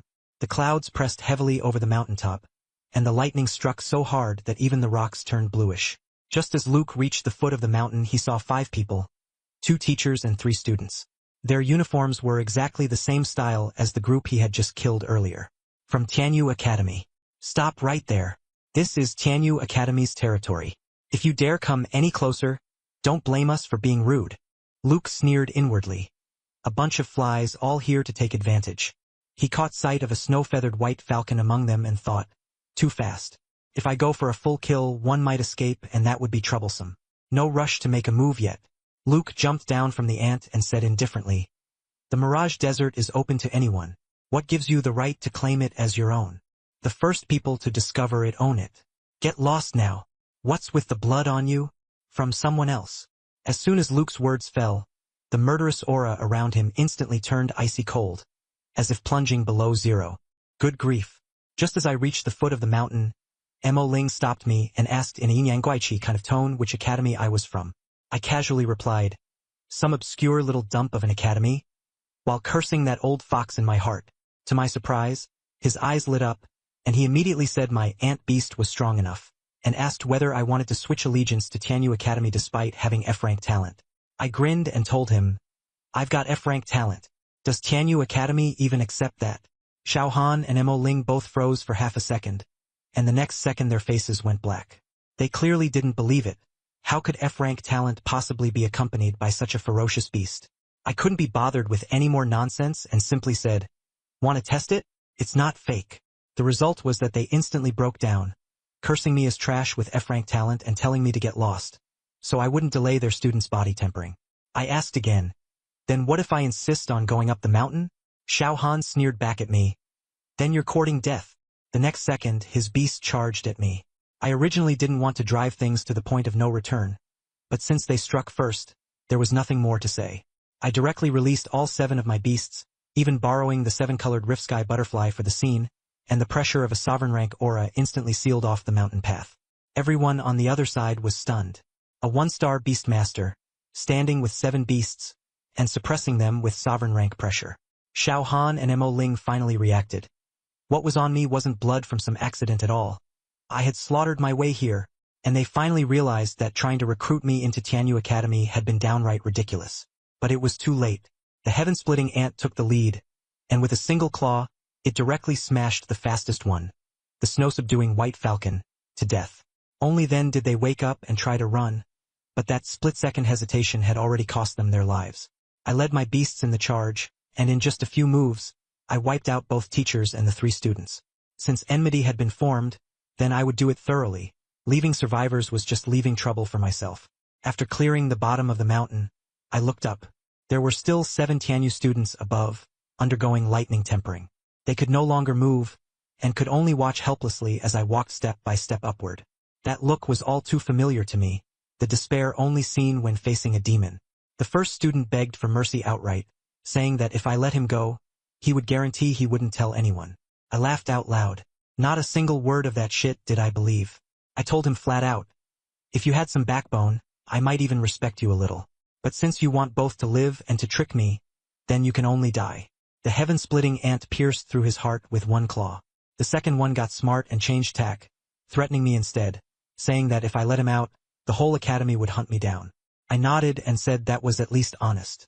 Precisely because he was honest, I couldn't keep him alive. Another claw. The third was the funniest of all.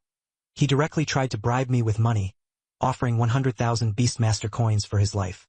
I sent him on his way just as casually and even added 1 line. This little bit of money is insulting me. I killed my way up to the mountainside, leaving only the last person. The lightning element was already absurdly dense. Bolts were striking down from afar, and even the heaven-splitting ant couldn't endure it, voluntarily shrinking back into the spatial dimension.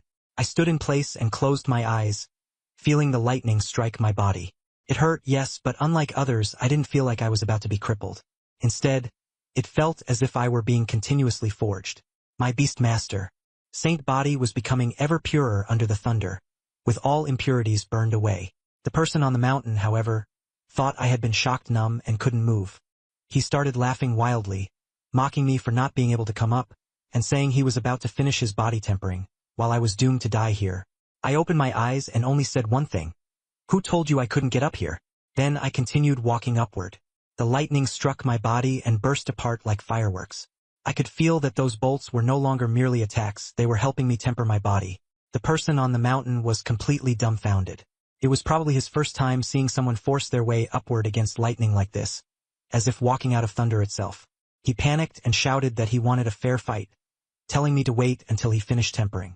I didn't even think about it and replied directly, "Your goading won't work on me." With one palm strike, I sent him to his death. After killing the last person, I continued charging toward the mountain peak. Thunder kept crashing down, and every step I took drew another bolt of lightning.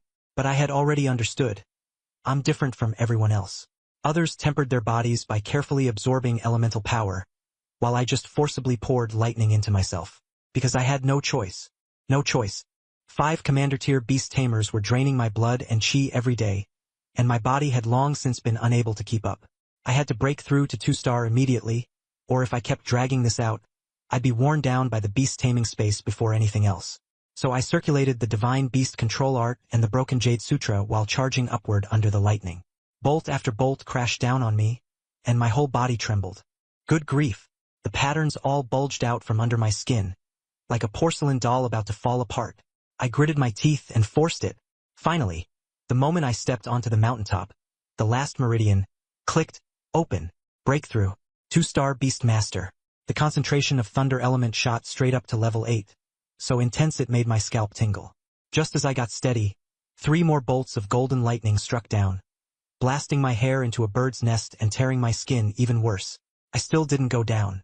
Over in the oasis, Yishuero had already finished tempering her body and advanced to 2-star ahead of me. 3 others also borrowed the water element to refine beast energy and leveled up too. The rest of them, while waiting for me, kept chatting and somehow the topic circled back to me again. Lin Huayuan poured out everything about my mess at Xinghai Middle School in one breath, saying I'd only been picked up by him after the whole school had rejected me. Who would have thought? F-level talent, an orphan, raised by a grandpa who picked up scraps, trampled all the way, and ended up becoming the most absurd one here. Some people muttered whether my soul power was naturally strong. Others said I was so desperate to get stronger that I even dared to cultivate the broken jade art, which was just insane. Yishuero didn't say anything, but it was obvious her gaze had become unsettled. Lin Huayuan seized the chance to lecture again. All you see is how strong he is. You don't see how much he's carried behind the scenes. With a whole round of, if you don't fight, you get nothing, he got a group of freshmen fired up with enthusiasm. But before I even returned, the last team from Tianyu Academy arrived first. 2 teachers, Zhang Fan and Deng Hongfei, and 10 students, all S-rank. Their beasts were all at least war general level. The moment they entered the oasis, they came in with killing intent. Lin Huayuan still wanted to play dumb, but Deng Hongfei immediately revealed the truth. Wang Guang had used a mother-child echo worm before dying to send the message back. At this point, there was no more pretending. Zhang Fan couldn't be bothered with nonsense and directly ordered the attack. Their plan was simple. Wipe out the entire ancient god academy first, then clean up the rest slowly. Dozens of beasts pounced together. Li Luochuan was held up by Zhang Fan. Lin Huayuan, dragging his heavily wounded body, forced himself to hold the front line. The students were compelled to take the blows head-on. The situation collapsed instantly. Deng Hongfei even sneered, "Lin Huayuan, weren't you a genius before? And now look at you." Seeing that he was about to fail, Lin Huayuan forcibly activated his Beastmaster true body. Old injuries, new injuries, and poison wounds all exploded at once.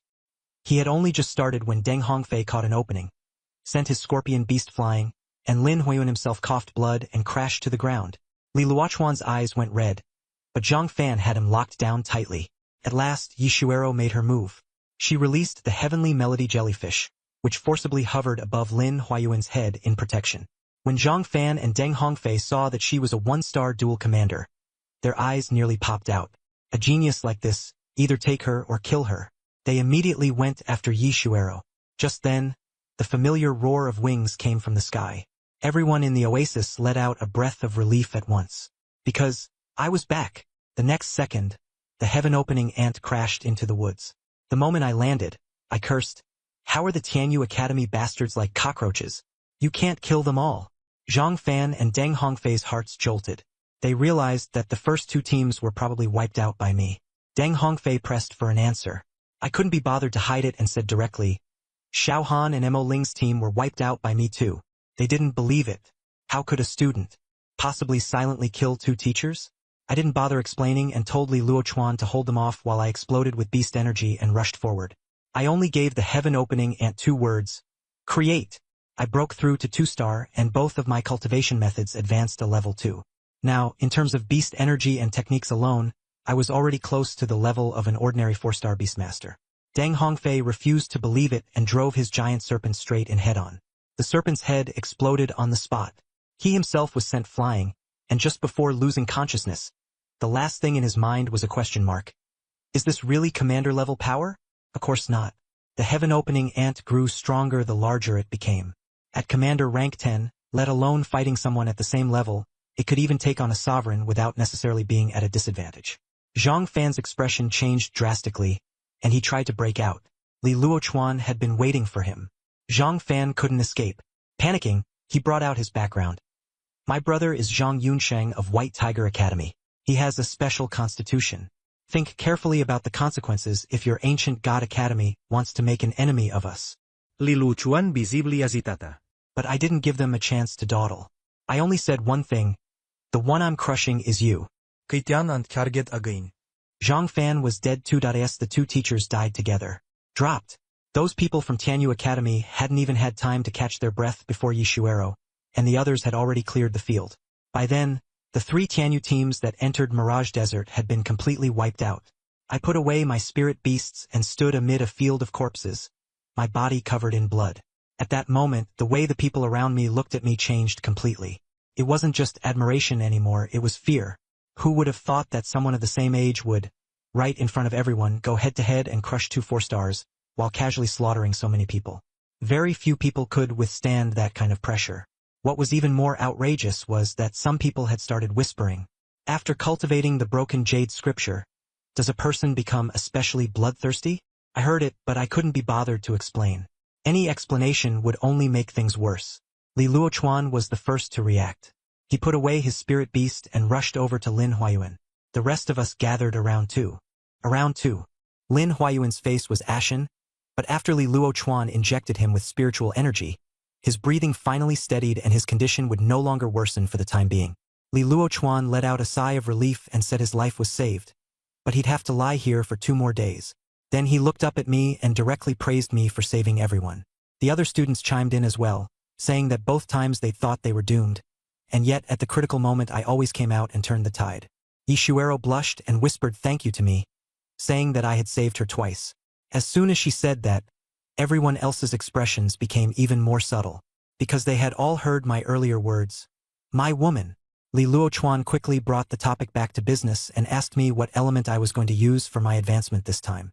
I said, "Thunder." He was shocked on the spot, saying that among the 9 elements, thunder was one of the most domineering, and that I truly wasn't afraid of death. I casually added, "There are also people from Tianyu Academy tempering their bodies on Thunder Mountain. They've got guts too." The moment I said that, everyone immediately realized. I had wiped out Tianyu Academy's final team as well. More than 30 people, all eliminated by me alone. For these new students who had just entered the academy, this was no longer merely ruthless, it was terrifyingly brutal. At this point, Li Luochuan took the initiative to stand up and speak for me. He said that in the ancient realm, the strong were revered, and that real growth in the academy could never be gentle. In the future, secret realms, fighting for resources, and struggles for survival would all be the norm. If you wanted to live, you had to be as cold and decisive as I was. When he said that, it was obvious he was helping suppress the fear in everyone's hearts. I remained completely calm. I had long known that this world was not child's play. Then I asked Li Luochuan what feud there was between the Ancient God Academy and Tianyu Academy. Lin Huayuan also forced himself to wake up a bit, and Li Luochuan poured out everything about what had happened back then. It turned out that the two of them had both once been students of the Ancient God Academy. Back then, when Lin Huayuan first took part in the academy ranking competition, he blasted a student from Tianyu Academy with a single move, fought his way into the top 10 individually, and directly pulled Ancient God Academy from a third-rate academy into the top 50. Later, at the National Beast Tamer competition, he entered the top 3 as a 3-star beast tamer, defeating many 5-stars as well, and became famous in a single battle. His SSS-ranked talent, Beast Tamer True Form, was even hailed by the Beast Tamer Alliance as the strongest talent rarely seen in a century. At that time, he truly was seen by the Alliance as a future titan. Unfortunately, later on in the Land of Ruin, when he was using fire element tempering to break through to 4 stars, something went wrong. The tempering failed, leaving behind an incurable hidden flaw, and from then on he could no longer sustain his Beast Tamer True Form for long. A genius, ruined just like that. In the end, he barely managed to become a 4-star Beast Tamer, but people his age had already broken through to 5 stars and 6 stars, while he was permanently stuck. From that point on, Ancient God Academy never produced anyone like him again. When Li Luochuan spoke of this, his face was clearly full of regret and apology. He said that teachers like them actually couldn't really be considered good teachers. But in the end, he still turned his gaze to me, Yun Zhaoli, and Yi Shuero, saying that perhaps the 3 of us could lead Ancient God Academy back to first-rate status once again. After hearing all this, I merely replied lightly, "First-rate. If we're going to compete, then let's compete for first place. I want Ancient God Academy to surpass the 4 sacred institutes and become the #1 academy." As soon as those words came out, everyone was stunned. Li Luochuan took a deep breath and said my words sounded very fiery, but he still had to remind me that the difficulty was beyond imagination. He said that the National Academy competition was only the ticket in, the truly terrifying ones were the people above the heavenly passes. They were the real powerhouses among beast tamers. I nodded and said I knew. Then I asked another question. What does special constitution mean? Li Luochuan said special constitutions fall into 2 categories. One is an elemental body. The other is a holy body. Elemental bodies tend to have affinity with and control over elements, and their meridians and contract capacity are often stronger than those of ordinary people. A holy body is more like a natural human warfighter, with rapid cultivation and an absurdly strong physique, able to match a beast tamer even in raw physical strength. As everyone talked, their eyes kept drifting toward me again. After all, everything I had shown along the way was far too unlike a normal person. Someone asked if I was an elemental body. I shook my head. Of course, I wasn't an elemental body. But I also didn't say that I was a beast-taming holy body. At this point, Lin Huayuan finally spoke up to shield me from the wave of curiosity, saying that everyone had secrets, and that being able to contract more beast tamers wasn't entirely impossible. Once they met more monsters in the future, they would understand. Just then, Lin Huayuan coughed again, braced himself and sat upright, saying that we had to leave here as soon as possible, because everyone who had entered from Tianyu Academy was dead, and that was no small matter. Even if they couldn't trace it back to us for the time being, they would eventually send people to investigate thoroughly. Li Luochuan still felt that the other side might not necessarily suspect Ancient God Academy. After all, in the eyes of normal people, we didn't have that kind of strength. But Lin Huayuan knew very well that everything had to be considered from the worst-case scenario. Then I suddenly asked him whether he knew the entrance to Tianyu Academy. As soon as he heard that, he stared at me, clearly thinking that this kid was about to pull some stunt again. I didn't bother beating around the bush and said directly, "Describe what the entrance to Tianyu Academy looks like. I'm gonna send them a big gift." He hesitated for 2 seconds, but in the end he still spilled the location. The entrance is inside a cave with a ring of circular stone mountains outside. I nodded on the spot. "Leave the rest to me." Ishuero still wanted to come along, but I pressed her right back where she was. "Stay put. I'll send you home." The moment those words came out, her face turned red all the way to the roots of her ears. Her mouth insisted on denying it, but her eyes were already drifting everywhere. I rode the Kaitian ant and made a clean getaway. But I didn't rush straight to block off Tianyu Academy. I first flew deeper into Thunder Mountain for a while, because the ant colony had given me another explosive piece of intel. A little deeper in, there was a nest of crystal-armored profound lizards. 1 male, 1 female, both at the Supreme Lord level, and they even had a nest of eggs. Damn, who would have thought I'd actually dare to steal them? That was exactly what I planned to do. First, I had the colorful split-sky butterfly lure the male and female lizards away separately, while the ant colony rushed in and stole the only egg.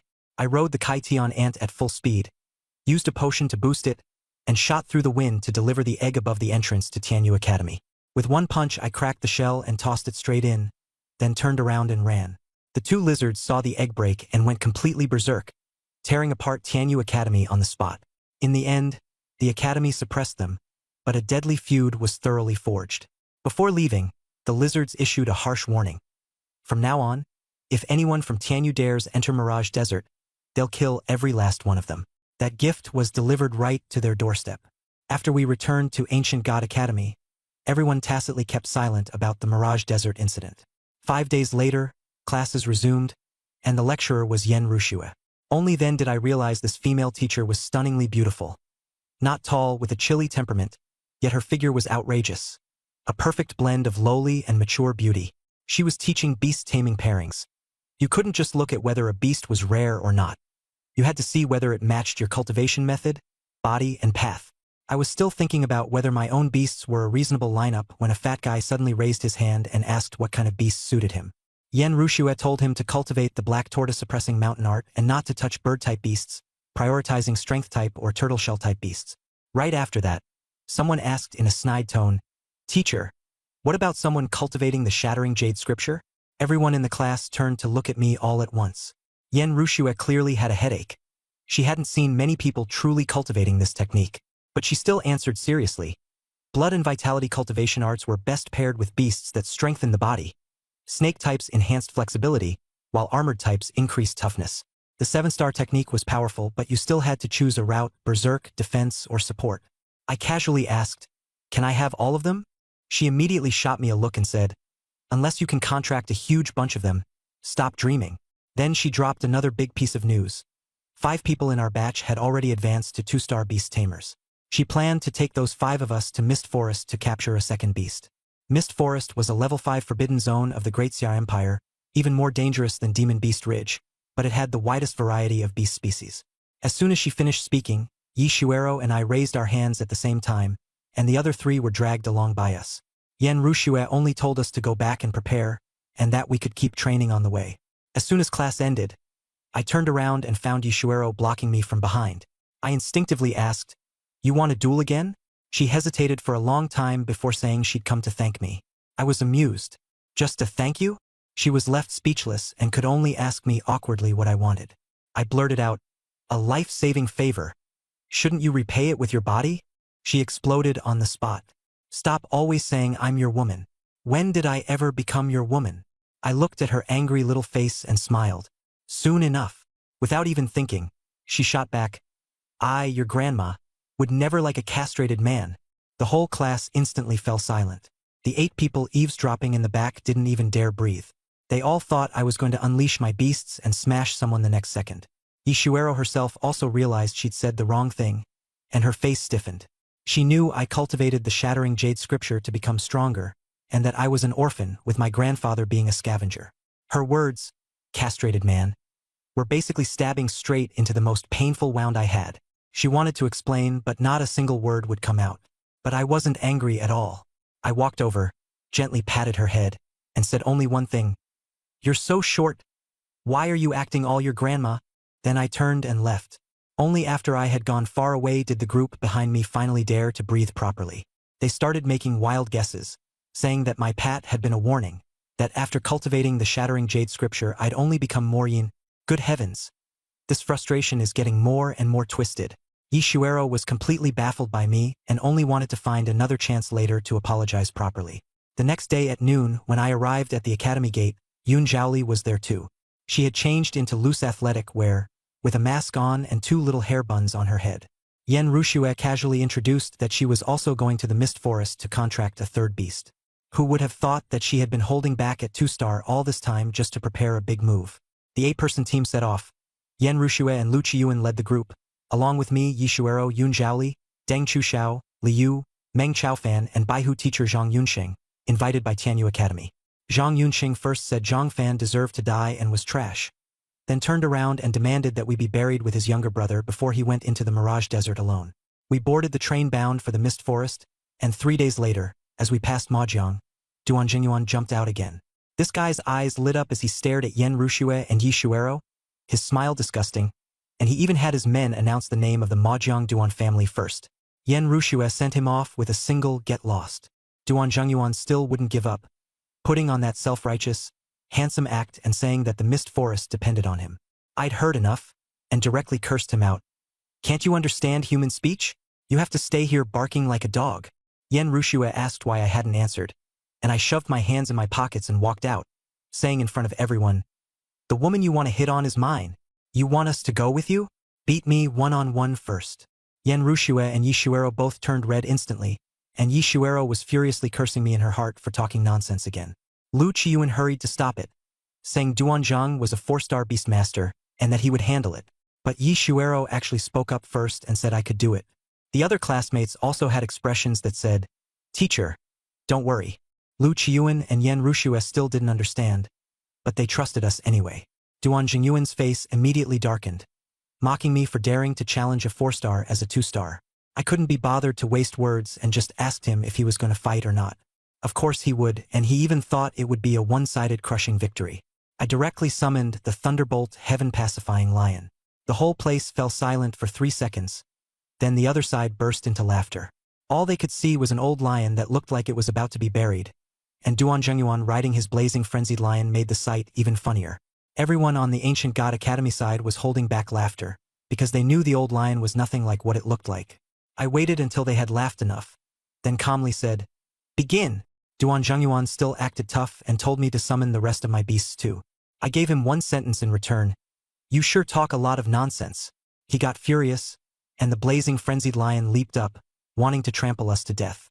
The instant it reached above our heads, the Thunderbolt Heaven-Pacifying Lion suddenly opened its eyes and let out an explosive roar.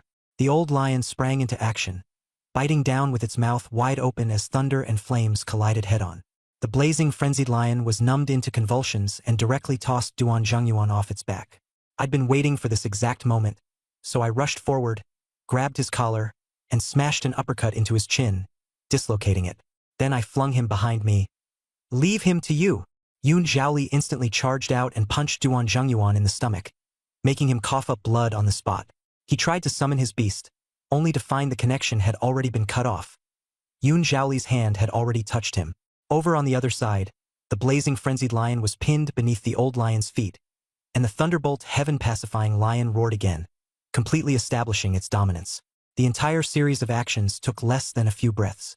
Only then did Duan Jingyuan's 4 guards react, their expressions changing drastically as they released 16 commander-level beasts to surround us. I stepped on Duan Jingyuan's head and said coldly, "If you don't want me to bring this foot down, put away the beasts." They clearly hadn't expected that a dignified 4-star beastmaster from the Duan family would be taken down by us in one encounter. The few of them were so angry their faces went dark, and they asked who we were exactly, and which academy we belonged to. Life. I didn't answer at all and only repeated once more, "Put away the beasts. Otherwise." I crouched on the treetop, fixing my gaze on a shadow-beaked dark raven with exactly 10 HP left. I channeled my chi and flicked it out, striking its wing dead on. It flapped once and crashed to the ground. Without another word, I immediately contracted it, then casually raised it to commander rank tier 10, evolving it into the Desolate Doom Wind Raven. The shadow-beaked dark ravens were the most numerous in the mist forest. I sent the Desolate Doom Wind Raven out to scout the path while I kept madly contracting more beasts. Autumn frost cloud cicadas, devouring mist demonic mice, yin-yang black and white snakes, thunder drum toads, dream-weaving nether king spiders. I boosted all of their bloodlines to commander rank tier 10, then tossed them out in one go, letting them scout while also slaughtering one another to help me farm destiny points. I'd done the same thing in the demonic beast ridge before until the heavenly king flame hell spider was killed, and only then did I stop. But this time was different. After experiencing the madness in Nanjun City and the upheaval in Mirage Desert, I had even seen king blood rank beasts. My courage had long since swelled. All I wanted now was to farm more destiny points. The more, the better. After advancing to a 2-star beastmaster, my body had grown sturdier once more. I could still contract 5 more commander rank beasts, and for anything below warrior general rank I could take dozens at will. I threw out all the warrior general rank beasts, and the system notifications never stopped. In just half a day my destiny points broke 1 million. But 1 million was still nothing to me. I kept madly contracting beasts and releasing them in the forest, until my brain felt like it was being blasted apart by the notification sounds. In the end, I only managed to stop after I became dizzy, my vision blurred, and my face turned pale. Fortunately, my efforts paid off. Through the intelligence the beasts relayed back, I finally pieced together a map of a 100 li radius centered on myself. I couldn't probe the territories of those overlord rank beasts, they were far too dangerous, but it was enough for me to avoid the minefields. I immediately headed toward the Ancient God Academy's direction. I'd originally thought everyone had entered the forest almost at the same time and that I'd catch up to them quickly, but in the end they had run far ahead of me. It would take me a whole day to catch up. After traveling for an hour, while moving through the treetops, I suddenly heard a familiar voice coming from a mountain ravine. Lu Yunxiao, take one more step forward and don't blame us for making a move. Heh, I'm so scared, two little sisters. Did you forget? I'm already a 3-star beastmaster. Xu Yan's older sister is a prodigy from Phoenix Academy. Aren't you afraid she'll come after you for this? Luo Jinghong? I can't beat her, but this is the mist forest and all signals are blocked. If something happens to you, no one will know it was me. Li, stop wasting breath on him. Fight him. If we start fighting, the teacher will follow the noise and find us. The last voice was light and clear, but carried obvious pain. I approached along the treetops like a monkey and took in the situation at a glance. Ai Li was dressed in red, with an injured girl sitting beside her. 10 meters away stood a boy, with a wolf-type beast standing next to him. Irekonice Dai Li. Back in Star Sea High School, she had even wanted me to be her male pet. I hadn't expected her to enter Shanghai Academy, only to end up in such a state now. I continued forward and quickly pieced together what had happened. Ai Li and Luo Shuyan had gone off to find a second beast and gotten separated from their group, then run into people from Qingyun Academy and temporarily traveled together. But trouble had also broken out on the outskirts of the Mist Forest, and they were scattered from the Qingyun Academy team, leaving only them and Lu Yunxiao to flee here. Once they reached what they thought was a safe area, Lu Yunxiao finally tore off his mask. He stared at the two of them, cackling wildly as he closed in, then summoned a second battle general grade beast. Ali and Luo Shuyan's faces turned deathly pale. Each of them only had one beast. Ali's was only of anomalous blood grade, and Luo Shuyan's beast and its master were both severely injured. They were simply no match. Luo Shuyan suddenly told Ali to kill her, preferring death to humiliation. Ali couldn't bring herself to do it, but in the end she still gritted her teeth and raised her hand. Just then, Lu Yunxiao shot an arrow over, directly piercing Ali's arm and sending her sprawling to the ground, then rushed up to seize them. I made my move. A tree branch shot through the air, forcing Lu Yunxiao to dodge back.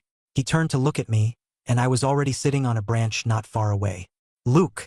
Ali recognized me at a glance, and hope instantly rose within her despair. Wary, Lu Yunxiao asked which academy I was from.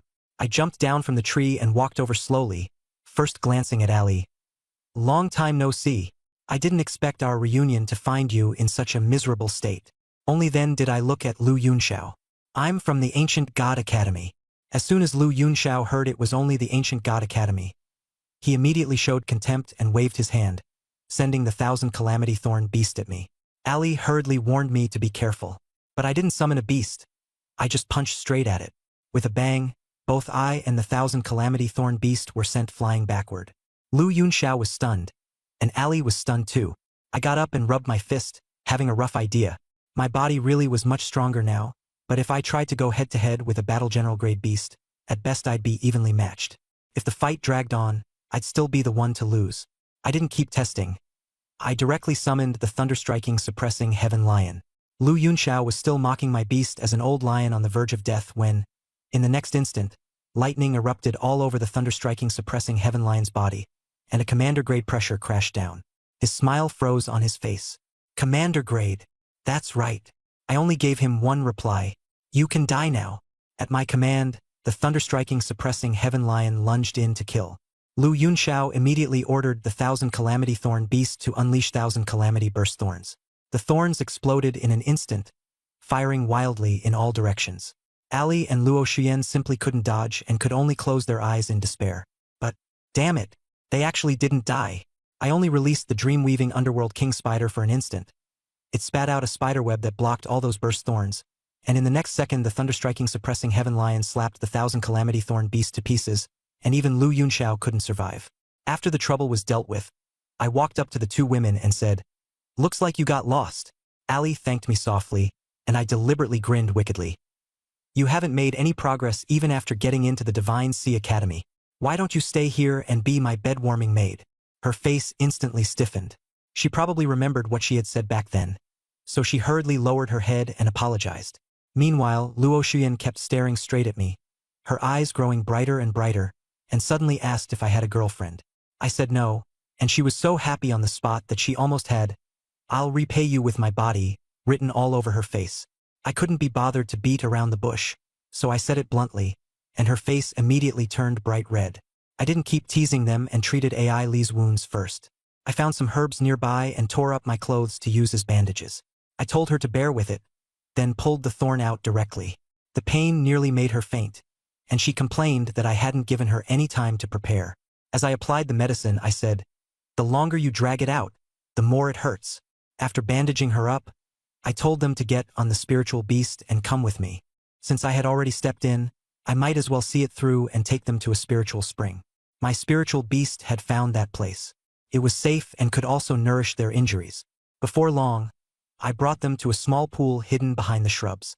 The water was so clear you could see the bottom, and it contained special energy from the water element. Just being near it made you feel comfortable all over. I told them to go in and soak to heal their injuries. Luo Xian even smiled and asked if I wanted to wash with them, and I nearly choked. I only replied, "Wait until your injuries heal." Then I stood guard outside. Very soon, rustling sounds of clothes being removed came from behind the shrubs. I sat outside, but my mind uncontrollably replayed the scene I had just seen, and even started operating on its own. I nearly cursed out loud. This cultivation art was seriously toxic. I quickly sat cross-legged and forcefully suppressed the distracting thoughts. In the pool, the two women were leaning against each other chatting. Luo Xian kept pressing me about my affairs, and Ai Li told her everything about my past as a simp at school. Luo Xian was shocked at first, then guessed whether I still liked Lena. Ai Li said, after he awakened his talent, he became like a different person. He stopped liking her a long time ago, but Luo Xian started acting up and suggested deliberately screaming to trick me into going in. While Ai Li was still feeling helpless, she had already gone ahead and tried it out. With a scream, I instantly broke out of my cultivation and rushed into the bushes. As soon as I went in, I saw two snow-white, beautiful bodies soaking in the water. Luo Xian directly pooed into my arms and said there was something in the water. Ai Li also followed and Kulasangli, and in an instant I had one in each arm. Just as my blood was surging, a head suddenly popped up from the water. It turned out to be a double-mutated white dragon snake, an 8th-rank beast of the exotic bloodline. When the two women turned around and saw that it was just a snake, they were no longer afraid. Instead, they thought it was cute and hurriedly started putting on their clothes. Luo Xian took a liking to it on the spot and asked me if I could help her contract with it. After I confirmed that she really wanted it, I directly released the thunder-surging heaven-subduing lion to suppress it and helped her complete the contract. She thanked me happily, then circled back to what had happened just now and asked whether I had seen everything. I simply admitted it. I've seen it all. I can take responsibility. She pressed further, asking how I planned to take responsibility, and I casually teased, "At worst, I'll let you both look back." She immediately blushed and called me bad. Ai Li, clearly jealous beside her, also asked me to help her find a beast. She wanted a power-type beast, preferably a lion. I agreed and kept leading them on. Along the way, Luo Xian clung to me the whole time, praising me for being so familiar with the misty forest, as if it were my own backyard. I replied, "I have even more impressive ones." She pressed me for details, but I only said, "You'll know in the future." After passing through the dense woods, a dark shadow demon lion suddenly lunged out, a grade 9 battle general level beast. I released the thunderclap suppressing heaven lion, and after a few exchanges it was subdued. Ailey successfully formed a contract, so excited she could hardly contain herself. This thing outside was worth over 10 million beast-controlling coins, so I said, "Take it as compensation for what you shouldn't have seen before." But she said softly, "We actually don't mind." I didn't want to keep leading them around forever, so I asked whether they could find anyone else from Shanghai Academy. Both of them shook their heads. Ailey said that after getting separated, she never ran into anyone else from her academy. Luo Xian was even more direct. "I just want to follow you." I thought about it and decided to keep them with me for now. It was too dangerous for them to travel alone. We'd see what to do once we found people from Shanghai Academy. I had them ride their beasts and head toward the direction of the Ancient God Academy.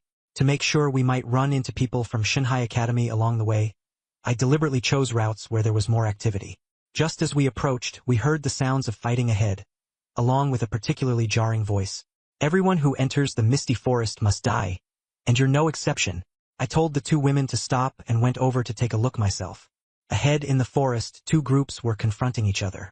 One side was the teachers and students of Tianhai Academy, with 2 4-star beastmasters and 10 students. The other side was a group of beasts and 20 black-clad men wearing oni masks, all of them 3-star beastmasters. A teacher from Tian High Academy brought up the academy's name, but the other side didn't care at all, saying only that everyone who came in had to die. Just as that teacher was about to make a move, the other side suddenly exposed the truth. They had all already been hit by the bewildering incense. In the next moment, everyone from Tian High Academy felt weak and powerless. Only then did that teacher realize in shock who the other party really was. Damn it! The other side didn't waste a single word and directly ordered a kill. My heart lurched, and I immediately summoned the thunderclap sky-pacifying lion. The old lion roared, making their eardrums ache. I rode it slowly out from the woods. They took one look, a 2-star beastmaster, and he brought a commander-tier beast? They were stunned for a moment, then saw that the old lion was elderly, and instantly stopped taking me seriously. When more than a dozen beasts surrounded me, I first caught a strange fragrance. Bewildering incense. I immediately held my breath and secretly circulated the divine beast control art and the breakjade scripture. Fortunately, the techniques were high enough in rank, and my sacred beast physique was also effective, so this level of poison could not do anything to me for the time being. I had already understood what was going on. This was no ordinary robbery. It was clearly a trap set by the Black Shark organization targeting the entire Misty Forest. I had to save those people from Tian High Academy in order to find out exactly what Black Shark was up to. The Black Shark people were still shouting for me to kill myself. I shot back. You're all this brainless? The Tian High Academy teacher weakly shouted. Run! Get the Black Shark Xiaoxi out. But the masked man laughed smugly. Once you move your chi, the poison takes effect in 10 breaths. I casually asked about the timing and smiled as I replied, Thanks for the reminder. I'll spare your life later.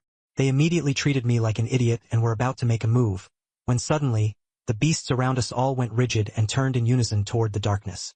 A pair of eyes of all different colors lit up. Magic pattern black wolves, azure sky poison pythons.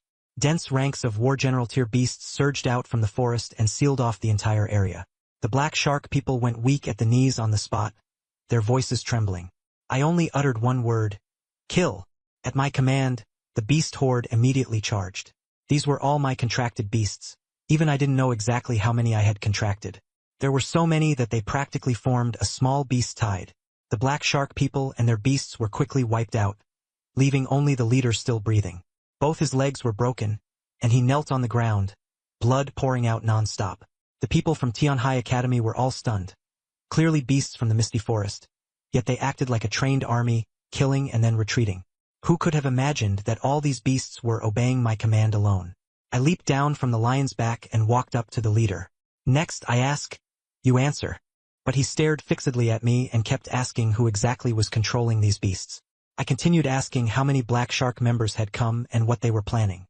In the end, he laughed 3 times and said Black Shark secrets would never be exposed, that even in death he would kill himself, and that Black Shark would avenge him sooner or later. The moment he finished speaking, black blood spilled from the corner of his mouth, and he died on the spot. My heart sank. A fatal poison that kills on contact? This Black Shark organization was even more ruthless than I had imagined. I put away the thunderclap sky-pacifying lion and turned toward Tian High Academy. That teacher forced himself to his feet, first thanking me, then asking for my name and academy.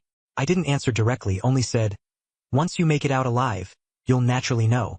Then I asked what on earth Black Shark's background was. The teacher panted and said, In the ancient realm, there had once been a group of beast masters who cultivated evil arts and slaughtered the innocent indiscriminately. Later, everyone joined forces to suppress them. But Black Shark escaped to the sea and could never be completely wiped out. The Beastmaster Alliance later became the ruler of the ancient realm, and Black Shark's specialty was ambushing at sea, first using incense poison to knock the target down, then finishing them off. I grabbed the key point and pressed on. Black Shark clearly specialized in the sea, so why was it appearing in large numbers in the Misty Forest? The teacher couldn't explain that either. Immediately, the image of the Duan family stronghold I'd seen when entering the forest flashed through my mind. The Duan family had long been engaged in beast-taming trafficking. If Black Shark had come in, there was no way they wouldn't know. If the Duan family had colluded with Black Shark, then there might be king blood-grade beasts guarding the outside, and none of us would be able to get out. Dian suddenly stared at me and asked, Were those beasts just now related to you? You? It was obvious he had pinned all his hopes on me. I shook my head directly. Mostly a coincidence. I'm only a 2-star beast master. How could I control that many?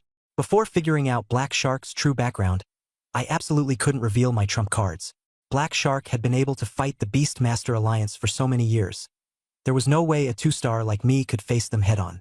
Duyan's face instantly turned even uglier. They'd been poisoned, and it couldn't be detoxed in the short term. Black Shark could return at any moment. He could only urge me to hide quickly and ignore them. Going alone would make me a smaller target and give me a chance to survive. After a moment of silence, I pointed them in a direction. Go west. There's a patch of yellow flowers, and you can hide temporarily in the cave there. With that, I turned and left. I could only help the people from Tianhai Academy this much. Next, I had to hurry and find Yen Rushue and the others. Damn it, the moment I heard that the people from Ancient God Academy had also run into Black Shark, my heart sank completely. If we were even a step later, the situation would really be beyond saving. I'm not a saint. I can't save everyone. At a time like this, I could only protect my own people first. Put simply, feelings are feelings, and lives are lives. I didn't think much and immediately flashed back. Ai Li and Luo Shuyan were still where they had been. The moment Luo Shuyan saw me, tears in her eyes, she threw herself into my arms. Holding her, I didn't have the slightest romantic thought left. Those bastards from Black Shark had ruined the entire atmosphere. Right now, only one thought remained in my head. Get everyone out. Fast. I spoke directly. We have to leave immediately. Come with me to rendezvous with the people from Ancient God Academy. Luo Xian blinked and suggested softly. Should we find a teacher from Sea God Academy first? They have a lot of 4-star Beastmasters. I shook my head at once, my tone icy. 4-star? That's not enough now, unless their leader has contracted a Kingblood grade beast. Hearing this, Ai Li also came to her senses. The leader from Sea God Academy this time was, at best, just an ordinary expert. There was no way a top boss would personally bring in new students. Then following me would actually be safer. I simply made it clear. From now on, you two will follow me. Even if we run into people from Sea God Academy on the way, don't leave yet. Wait until we get out of the misty forest before deciding. After all, you've already achieved your goal. Both of them nodded, and Luo Shuyan even said she wanted to transfer to Ancient God Academy. I rejected that outright. Sea God Academy has better resources. Your talents can be maximized there. They both even tried to persuade me to go to Sea God Academy, saying my strength was good enough. I still shook my head. Since I've entered Ancient God Academy, then I am a person of Ancient God Academy. That will never change in this lifetime. After speaking, I mounted the thunder-subduing Sky Lion and took them speeding along. Along the way, we kept running into Black Shark's people, and also kept seeing teachers, students, and rogue cultivators being hunted down. Black Shark clearly had tracking methods. While running, I secretly mobilized my beast army, saving whoever I could. Since we were already enemies, I might as well kill them to the end. After saving another group of people, Luoshuan finally couldn't help asking, those beast groups that suddenly appeared, were they related to you? Ai Li also narrowed her eyes. Every time we were attacked, beasts would show up. That's way too coincidental, isn't it? I only replied, don't get hung up on that. I'll take you out of here. The people I saved along the way didn't even know who saved them, and only assumed the Black Sharks had angered the royal beasts in the forest and were suffering the consequences. I rode the thunderclap's sky-suppressing lion forward, but inside I was cursing. Those Black Shark bastards are nothing but sneaky schemers. Meanwhile, on a cliff somewhere in the mist forest, a Black Shark Hall Master in a cloak and demon mask was looking down over the forest. One of his subordinates ran up to report, Sir, over 100 of our people are dead, all killed by a pack of royal beasts. We can't find out who did it. The Hall Master sneered. It's probably the king deep in the forest controlling them. Go handle it yourself and seal off the exit while you're at it. Let them in, but don't let them out. Trap every living soul to death. At the same time, something had also gone wrong with the people from the Ancient God Academy. Yen Rushue had been worried that I wouldn't catch up, while the others inexplicably had faith in me.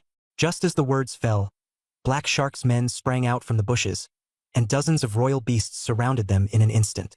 Yun Zhaoli recognized the demon mask at a glance. Black Shark. Yen Rushue and Lu Qiyuan immediately released their royal beasts to protect the students, but poisonous incense had already spread. Yun Zhaoli shouted for everyone to hold their breath, but it was already too late. At the Black Shark leader's command, the royal beasts attacked together. Yun Zhaoli and Yi Shuero no longer hid their strength and directly summoned 2 rank, 10 commander-level royal beasts. Added to the 8 from Yen Rushue and Lu Qiyuan, they actually managed to hold off the first wave. Seeing that Yun Zhaoli and Yi Shuero were top-tier geniuses, the black shark leader immediately decided to capture them alive. He ordered the royal beasts to besiege them frantically. Yun Zhaoli stood beside Yishuero, smashing royal beasts to death with bare hands, and no one could even get close. Instead, the black shark side kept suffering attrition. But the poisonous incense still took effect.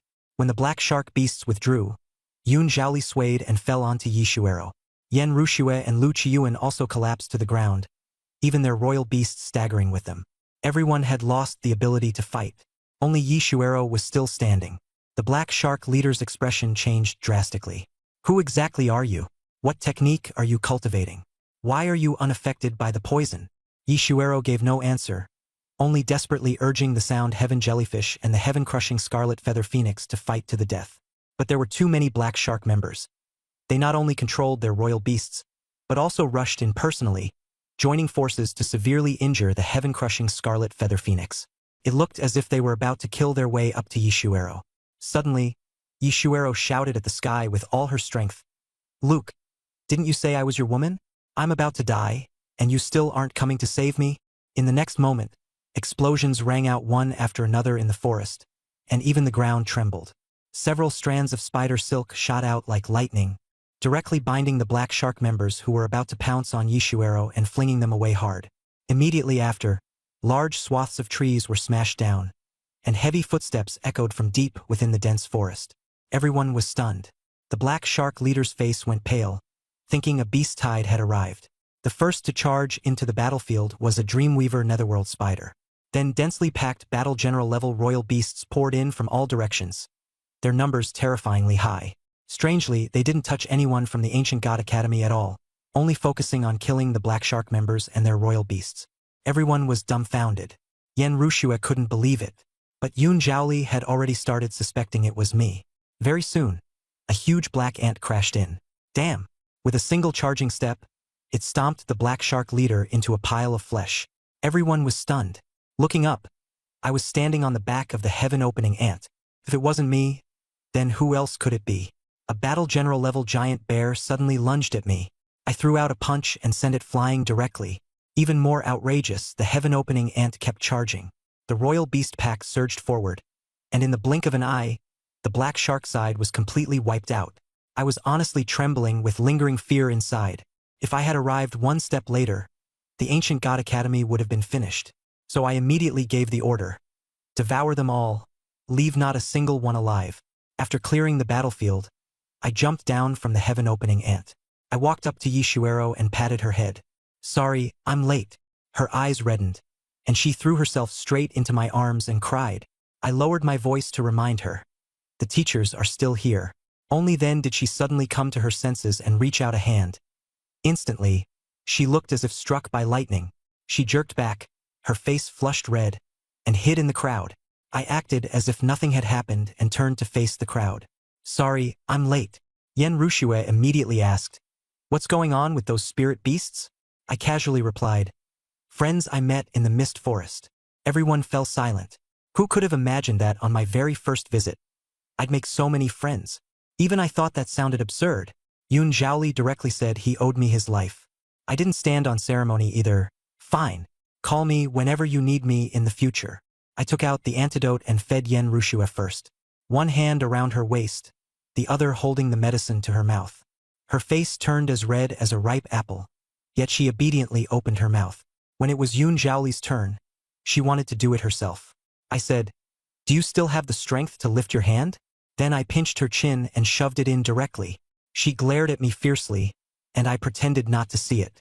Deng Chuxiao and the others shouted that they wanted equal treatment. I simply flicked the pills into their mouths, and they cried out at how bitter they were. In the end, I fed Lu Qiyuan too. As soon as Yen Rushue recovered a little, she asked what happened to the Tiankai ant. Just as I said, "It's not dead." The thunderclap-suppressing heaven lion charged out. Ai Li and Luo Shuyen were riding on its back. Luo Shuyen landed and immediately hooked her arm around mine, greeting me sweetly. Yishuero suddenly walked over and asked point-blank, "Are you two just ordinary friends? Or are you boyfriend and girlfriend?" Luo Shuyen smiled and said, "I'm fine with either. It depends on him." She put me on the spot just like that. Yishuero read my expression and, furious, turned and left, cursing me for being a womanizer. Luo Xian immediately turned around and asked, "Is she the pretty classmate you mentioned?" I took the hint and nodded. Yi Shuero hid behind the crowd, but her ears quietly perked up, and her anger eased a little. I didn't keep dragging it out and went straight to the point. The black shark had already surrounded the forest, specifically hunting spirit beast masters. There was probably a king blood level expert waiting outside. The Duan family might even be involved. Yun Zhaoli made the call right away. 9 times out of 10, the Duan family is black shark's people. Yen Rushue handed all decision-making power over to me. I decided to take everyone and withdraw to the mountain first. High mountains are easy to defend and hard to attack. Anyone approaching could be spotted immediately. They asked me how I found the place. I still gave the same answer. A spirit beast friend told me. I told everyone to stay put while I went to scout for information myself. Yun Zhaoli wanted to come with me, but I refused. Black Shark surely had ways to track people who knew when they'd sneak up again. I specifically told Ai Li and Luo Shuyen to stay on the mountain as well. After making all the arrangements, I went into the forest alone. Yi Shuero directly dragged those two along and started digging a huge pit for me. She said seriously to them that I was cultivating the Ancient God Academy's Broken Jade Sutra, and that I had to cut myself off first before I could practice it. Luo Shuyen didn't react at first, but Ai Li understood instantly, and her expression changed on the spot. Once the two of them fully understood, I instantly became, in their eyes, a ruthless man willing to cut himself just to get stronger. The people from the Ancient God Academy all sighed along with her and tacitly accepted it. Only Yi Shuero herself was nearly laughing out loud, because she knew perfectly well that I hadn't cut anything off. Not only had I not, it was absurdly big. She secretly made a gesture, startling herself first, and then, because she alone shared this secret with me, she felt inexplicably a little proud. She had originally wanted to use this matter to make Ai Li and Luo Shuyen back off, but it completely backfired. Luo Shuyen didn't retreat at all. Instead, she felt even more sorry for me and quietly decided to be gentler with me in the future. Yi Shuero was speechless on the spot. After I left, I didn't linger nearby at all and went straight to the edge of the mist forest. I needed to figure out exactly how Black Shark had sealed this place off. Now the familiar beasts I've contracted number in the thousands, and both of my arms are covered in densely packed patterns, looking like a pair of tattoo sleeves. To put it bluntly, I'm basically a human beast tied now. If I weren't worried about losing too much blood and not being able to hold on, I could contract even more. All along the way, I released large numbers of familiar beasts, letting them spread out like a tide and feeding every rustle and movement around me back into my mind. Weak familiar beasts were actually the best for scouting. Very quickly, centered on me, a huge field of perception took shape, and I could sense any movement inside it the moment it happened. After reaching the edge of the mist forest, I kept pushing this field of perception deeper into the Black Shark defense line. It took a full 2 days before I finally stopped, collapsing straight onto the ground and gasping for breath. My eyes were bloodshot, and I looked like I just fought countless brutal battles, so exhausted I was on the verge of collapse. But those 2 days hadn't been wasted. I'd finally figured out Black Shark's rough deployment. They had formed a giant net, completely sealing off this corner of the mist forest. Aside from the direction leading deeper in, every other area was covered by 3 lines of defense. First line, familiar beasts of war general rank and below. Second line, commander rank familiar beasts. Third line, king blood rank familiar beasts. I tried breaking out in several directions, and as soon as there was any movement, commander rank beasts would rush over immediately, followed by king blood rank ones. The ground was sealed off and so was the sky.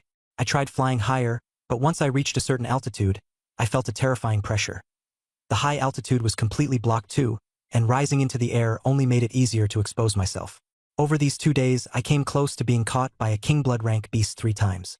If I hadn't run far enough and retreated fast enough, I'd already be dead. Even though I got away, I still lost countless familiar beasts. When a familiar beast dies, the backlash pain is transmitted directly to me. In just 2 days, it felt like I had personally died countless times, the pain so intense I nearly wanted to kill myself. Having many contracts is indeed satisfying, but when they die en masse, that instant stacking pain is not something a human can withstand. If not for my special physique and my tolerance being far beyond that of ordinary people, I would have been killed by the pain long ago. Lying on the ground, I had only one thought in my mind: what exactly was Black Shark trying to do? I had already figured out how they were sealing people in, but I still couldn't figure out their ultimate goal.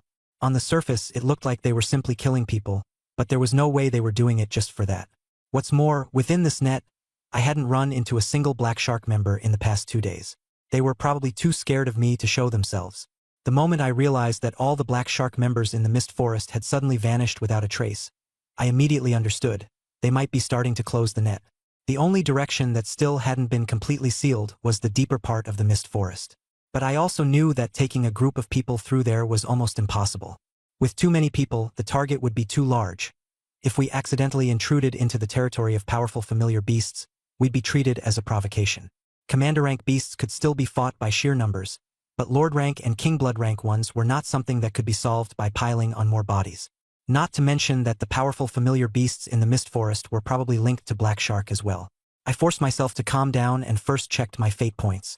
During this period, I had accumulated a total of 3.6 million. Right now, the only thing left worth gambling on was the system shop. The shop still had War General rank skill inheritance crystals, life-sharing scrolls, talent copying cards, and ordinary familiar beast armor. I focused mainly on the life-sharing scroll and the ordinary familiar beast armor. The former was very powerful but expensive. The latter only increased attack and defense by 30%, which seemed mediocre, but any familiar beast could wear it, and that was crucial. Clenching my teeth, I bought those two first, spending 1.3 million, then immediately refreshed the shop. Among the newly refreshed items were a bunch of useless junk. Things like nourishing yin and replenishing yang pills and familiar beast pregnancy support potions, making me frown non-stop. But the moment I saw Divine Beast Skybist, my gaze stopped. This skill was originally meant to let a familiar beast self-destruct and deal terrifying, guaranteed hit damage. I wasn't interested at first. There was no way I'd use my own familiar beasts as suicide bombs. But the description afterward made it very clear. Only part of a familiar beast's body could be made to self-destruct. The power would be slightly weaker, but the familiar beast itself wouldn't have to die. At that moment, I was instantly tempted. A beast's partial self-detonation might have limited power. But what about 10, 100, or 1,000 of them? And besides, I had fate points in my hands so I could completely heal those injured beasts after the battle. I didn't hesitate and directly spent 2 million to buy God Beast Skybist. After the purchase, I was left with only 290,000 fate points, and for an instant I felt as if I had gone poor right down to the bottom. But I couldn't afford to feel heartache now. I had to test this method immediately. I summoned the thunderous heaven-suppressing lion, mounted it, and headed straight for the depths of the mist forest. My plan was simple, to go negotiate with the king of the mist forest.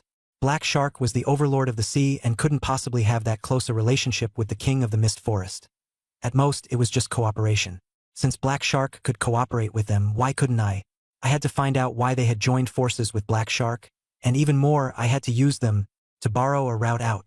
Who could have imagined that shortly after I left, the people from Ancient God Academy would not be met by Black Shark, but instead by a bunch of second-rate nobodies from Western Shadow Academy. Western Shadow Academy had only 18 people in total, trash of the trash. They hadn't run into Black Shark's encirclement.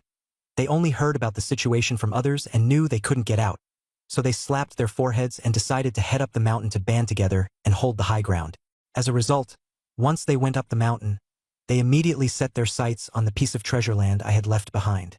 Lu Chiyuan stepped forward on the spot and told them to get lost. But the other side argued with conviction, saying that now everyone was in the same boat and that only by banding together could they survive. Those words didn't sound unreasonable, and since I had previously mentioned that Black Shark could lock onto our location, that coward Lu Chiyuan ultimately still backed down and let them up. The leading teacher was called Aishi, a 4-star beastmaster. After going up the mountain, his eyes swept over Yen Rushua several times, practically glued to her. A textbook lecherous old fox. Not long after, a third and fourth wave of people came looking too. Western Shadow Academy even took the initiative to usher everyone up the mountain. And in the end, even Tian High Academy squeezed its way up. In the blink of an eye, the entire mountainside was packed full. With so many people gathered, Aishi immediately started his performance. He stood up and announced that Black Shark had already sealed off the outside, and that going out now meant certain death. But the news had already spread, so as long as everyone held the line, the Beastmaster Alliance would definitely come to rescue them. Next, a temporary leader had to be chosen to avoid chaos. That sounded agreeable, so everyone agreed without a second word. Aishi naturally sat in the position of temporary leader. As soon as he took power, he immediately ran up to Yen Rushue and said that he had confidential information on dealing with Black Shark and needed to discuss it privately. Anyone could tell this was just an excuse to get close to Yen Rushue. Yen Rushue flatly refused with a cold face. Do your own job and don't bother me. Aishi's face darkened on the spot, and the lust in his eyes instantly turned into fury. He directly flipped his face and ordered the people from Ancient God Academy to get the hell off the mountain immediately. Meanwhile, I had already ridden the thunderous heaven-suppressing lion and plunged into the depths of the mist forest. Between the outer area and the depths lay a layer of thick fog. After passing through it, the world before my eyes changed completely. White mist swirled everywhere like a fairyland, but I didn't have time to admire it and kept charging inward. In the outer area, I could still rely on low-level beasts to scout ahead, but here, low-level beasts were completely crushed by the pressure of high-level aura and couldn't even move. They were worse than ants. I also didn't dare casually release any beasts above the warlord level. Losing even one commander-level beast would be enough to make my heart ache. Before I'd gone far, a black shadow burst out of the woods at high speed. The system panel popped up immediately. Lingfeng would ape, rank 5 of the ruler tier. Without a word, I flung out the fallen ink Qilin and casually put a standard beast armor on it. The result was that the ink Qilin charged up like a black armored general, only to be head-on slammed flying by the other side, smashing through several trees before stopping. The gap in strength was right there. A commander-tier beast facing a ruler-tier beast was bound to suffer. Still, that was enough for me to get a clear look at the opponent. It was an upright ape with dark blue fur, a monkey face, and a lightning bolt mouth, its eyes arrogantly annoying. It stared at me and directly told me to commit suicide, or it would gut me open. I told it straight out, "I want to see your king. Take me to him." It froze for a moment, then burst out laughing, mocking me for thinking a 2-star beast tamer was worthy of seeing the king. After laughing, it turned back into a black shadow and pounced. This time I changed tactics. With a flick of my hand, the sky-splitting ant, clad in armor, charged straight out of the beast-taming space and slammed into it head-on. With a bang, the Lingfeng wood ape was directly knocked flying. The sky-splitting ant's strength was already absurd to begin with, and with armor on it increased by another 30%. Its impact was explosive. I had deliberately sent out the fallen ink Qilin first just to make it underestimate me and assume all my beasts were weaker than it in strength. The Lingfeng wood ape got up from the ground, and its gaze had completely changed. It clearly hadn't expected that a ruler-tier beast like itself would be knocked flying head-on by the beast of a 2-star beast tamer. But I didn't give it time to react. The dream-weaving Nether King spider's web lunged out from behind me and instantly wrapped it up. Almost at the same time, the shadow drill armor beast burst from the ground beneath its feet, thrusting its drill horn fiercely straight into its ass. That whole combo finished within 2 breaths. In the next second, the Lingfeng wood ape let out a shrill scream, and its ruler-tier pressure instantly exploded outward, forcing all my beasts to sink under the weight. In a furious turn, it swung a claw at the shadow drill armor beast. The dream-weaving Nether King spider immediately yanked the web, forcibly twisting its body offline, allowing the shadow drill armor beast to barely evade disaster. At the same time, I activated Divine Beast Sky Blast. The drill horn the shadow drill armor beast had left inside its body exploded directly. With a boom, the Lingfeng wood ape's rear exploded in flesh and blood on the spot, and the pain made it roar again in rage. A dignified ruler-tier beast had actually been sneakily injured by a few commander-tier beasts. In the next moment, its body surged in size, transforming into a giant ape like the grand heavenly manifestation. Even one of its fists was nearly as big as the thunder-bearing lion of the suppressing sky, and the spider web snapped instantly. The shadow drill armor beast immediately burrowed back underground, and I also used Heaven's Fate points at the first opportunity to heal its injuries. Lingfeng's wood ape immediately raised its leg and swept toward me. It knew very well that if it killed me first, the rest of the beast pets would be finished. But halfway through that kick, its movement suddenly went off, and the whole ape seemed to lose its aim. It lost its balance and crashed heavily to the ground. I finally let out a breath of relief. Black Shark's poison really worked. During this time, I not only got the antidote but also collected a lot of the poison Black Shark used. On top of that, I mixed in the toxins from my poisonous beast pets and coated them all in advance onto the drilling horn of Shadow Drill Armored Beast. Now, the poison had finally taken effect. Since I dared to break in, I had naturally already thought through several battle tactics. And with all these beast pets being my contracted beast pets, their coordination was almost flawless, which was how I managed to screw Lingfeng's wood ape over so hard. As a 2-star beast master defeating a lord-level beast, even if my methods weren't exactly honorable, I was proud enough. But I quickly suppressed that feeling. Damn it! I stared excitedly at the fallen Lingfeng's wood ape. So worked up I felt like my lungs were about to explode. Now, can I see your king? The ape didn't answer. Its eyes were bulging like cowbells, as if it wanted nothing more than to eat me alive. The next second, a gale roared, and the white mist was blown away in an instant. A colossal creature emerged from the fog, dragon head, antlers, long whiskers billowing, and its overwhelming pressure made it hard to even breathe. My heart raced wildly, but then I realized that the Beastmaster's sacred body was completely unfazed. The system panel popped up. Abyss Mist Glass Dragon, King Blood Rank 9. This was the king of this forest. It looked down at me from above and said coldly, "Release Ling Feng's Wood Ape." I immediately withdrew my hand. Ling Feng's Wood Ape got up and tried to fight again, but a cold snort from the Abyss Mist Glass Dragon directly sent it to the outer perimeter. It didn't even dare let out a fart. It gave me a vicious glare and slunk away in disgrace. Damn, the atmosphere changed instantly. The Abyss Mist Glass Dragon stared at me and first praised me. As a 2-star Beastmaster, I could withstand a king's pressure and even defeat a lord-level beast. Indeed remarkable. But the next sentence flipped its expression. People like you, a human genius, are most cost-effective to kill. It only gave me 3 sentences. If I couldn't convince it in 3 sentences, it would eat me. I cursed inwardly. Old fox. What negotiation was this? This was a final ultimatum. I took a deep breath and slammed out my strongest bargaining chips. First sentence. I can make you stronger and help you transcend the limitations of the mist forest. Second sentence. I can let you, or your dying relatives, survive. I didn't say the third sentence because I had no more cards left. The Abyss Mist Glazed Dragon's expression finally changed. You didn't lie to me? Absolutely not. I immediately laid my cards on the table.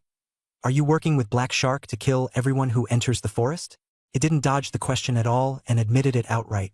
I went on, give up the cooperation. Once Black Shark withdraws, the anger of the Alliance and the Academy will turn your forest into a scapegoat and wipe it out completely. Those words made it serious. It told me that Black Shark had brought in a mysterious powerhouse who had even defeated it without using a Yurso. If I wanted them to change their minds, I'd have to produce bargaining chips convincing enough to sway the 5 kings. There were 5 king blood-ranked beings in the forest in total. It, the shadow-prowling star crane, the 9-headed serpent, the human-faced thunder ape, and the 3-legged golden falcon. The reward Black Shark offered was to increase the probability that their offspring would be born with king blood lineage. I fell silent for 2 seconds, then asked directly, "Can you take me to see the other kings?" The risk was enormous. If all 5 king blood-ranked beings attacked together, I wouldn't even have a chance to die together with them. But if I didn't gamble now, I was dead for sure. The Abyss Mist Glazed Dragon said the 9-headed serpent happened to have a dying relative there, and told me to prove my ability first. With that, it grabbed me in one claw and soared into the air. After flying for a long while, we landed at a cave. It called into the cave, "9-headed serpent." Very soon, a 9-headed serpent slithered out, all 9 heads staring at me, practically wanting to devour me on the spot. The Abyss Mist Glazed Dragon repeated my words, and only then did the 9-headed serpent reluctantly get serious. Deeper inside the cave, in a snake nest laid with warm jade, lay a 7-headed old serpent. The panel showed, 7-star devouring serpent, commander rank grade 8, vitality 0.8. The 9-headed serpent told me this was its mother. Her origin had been damaged years ago, and now she was on the brink of death. The Abyss Mist Glazed Dragon asked how I planned to save her. I said bluntly, "I need to contract her as my beast first." The air instantly froze. The 9-headed serpent's 9 heads all bristled, and the Abyss Mist Glazed Dragon was also burning with rage. They all thought I was making a joke at its mother's expense. I wasn't panicking at all. A beast on the verge of death was an absolute specialty in front of me. I directly summoned the Thunderbolt-suppressing Heaven Lion. It was old and crippled, and its aura was almost identical to the 7-star devouring serpent's. In the next second, the Thunderbolt-suppressing Heaven Lion erupted with commander rank peak aura.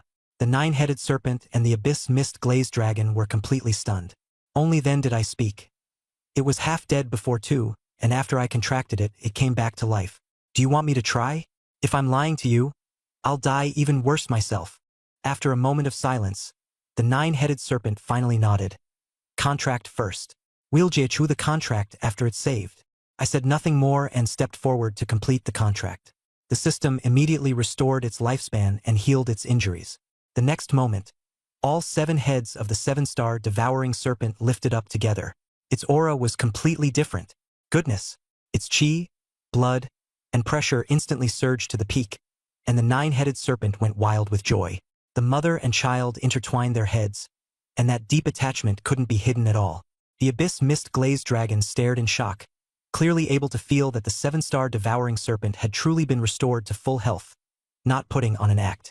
Then it stared at me and blurted out, "So the becoming stronger you mentioned before, does that mean I have to contract with you first?" I admitted it outright, but I also made it clear, not right now. My level is too low, and I can't contract with a sovereign level or king blood level beast yet. At the very least, I need to become a 4-star beast master.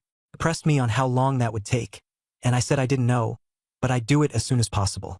It asked again, "Aren't you afraid we'll just keep you here and use you as a tool?" I smiled and pointed out the crux of the matter.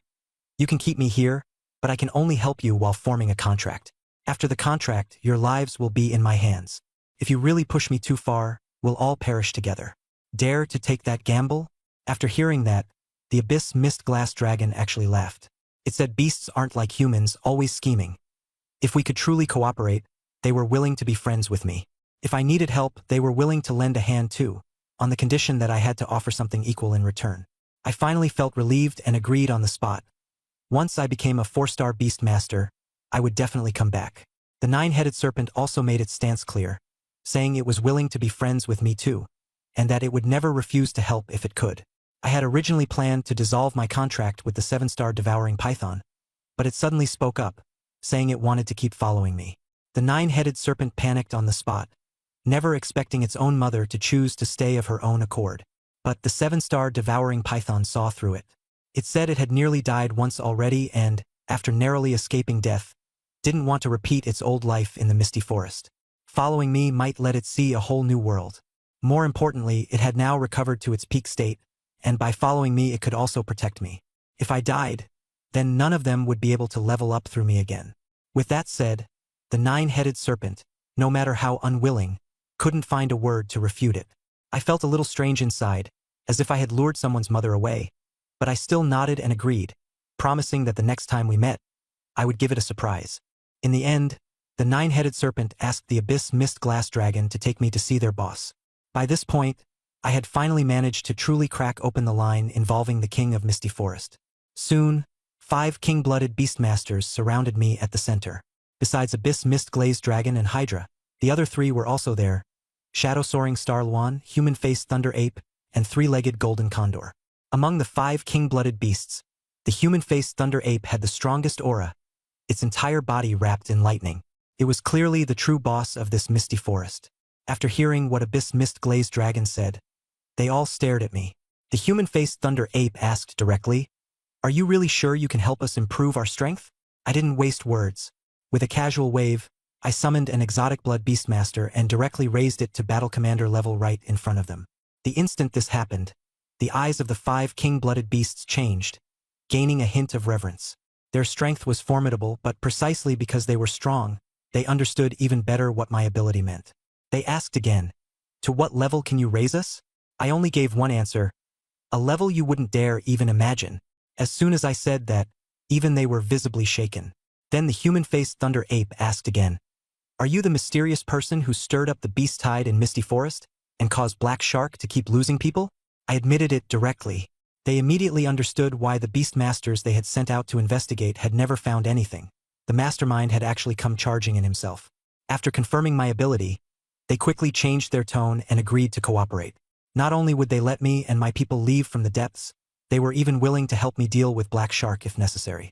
But the condition was that we had to get the news of Black Shark appearing in Misty Forest to the Beastmaster Alliance as soon as possible. I agreed immediately, so the 5 great kings directly decided to send me back. Meanwhile, during the time I was away, the mountain was already on the verge of exploding.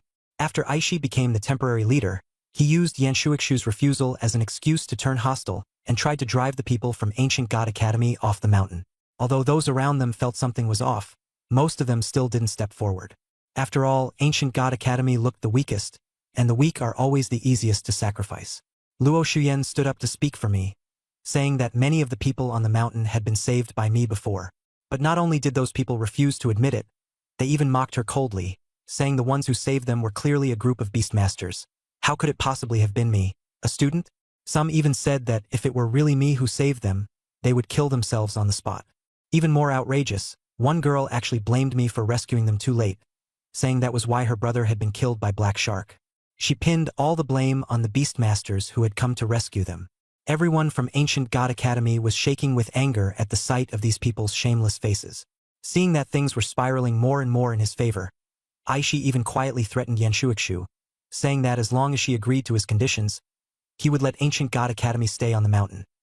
Otherwise, they would have to get lost and go downhill. Yan Shuikshu refused outright and even said that if I were here, I would definitely kill him. And just as the people from Ancient God Academy were about to really leave, Black Shark's net was closing in. The mountain was instantly surrounded by black-pressed swarms of tamer beasts and Black Shark members, well over 100 of them, all of them 3-star beast tamers and battle general rank beasts, sealing off the entire mountain. Flying tamer beasts also blocked the sky, cutting off every escape route completely.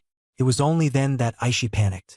He hurriedly ordered everyone to prepare for battle, while hypocritically claiming that the terrain was easy to defend and hard to attack, telling everyone not to panic. Yen Rushue saw through at a glance that he had no idea how to command and questioned why he hadn't set up any defensive lines. After being exposed, Aishi flew into a rage and even wanted the people from the Ancient God Academy to charge at the very front as cannon fodder. Of course, Yen Rushue refused. In a fit of anger, Aishi even wanted to have the Ancient God Academy people restrained on the spot and forcefully accuse them of being Black Shark spies. The two sides started fighting on the spot. Yen Rushue and Lu Chiyuan directly released their tamer beasts, and Yun Zhaoli also rushed out to help.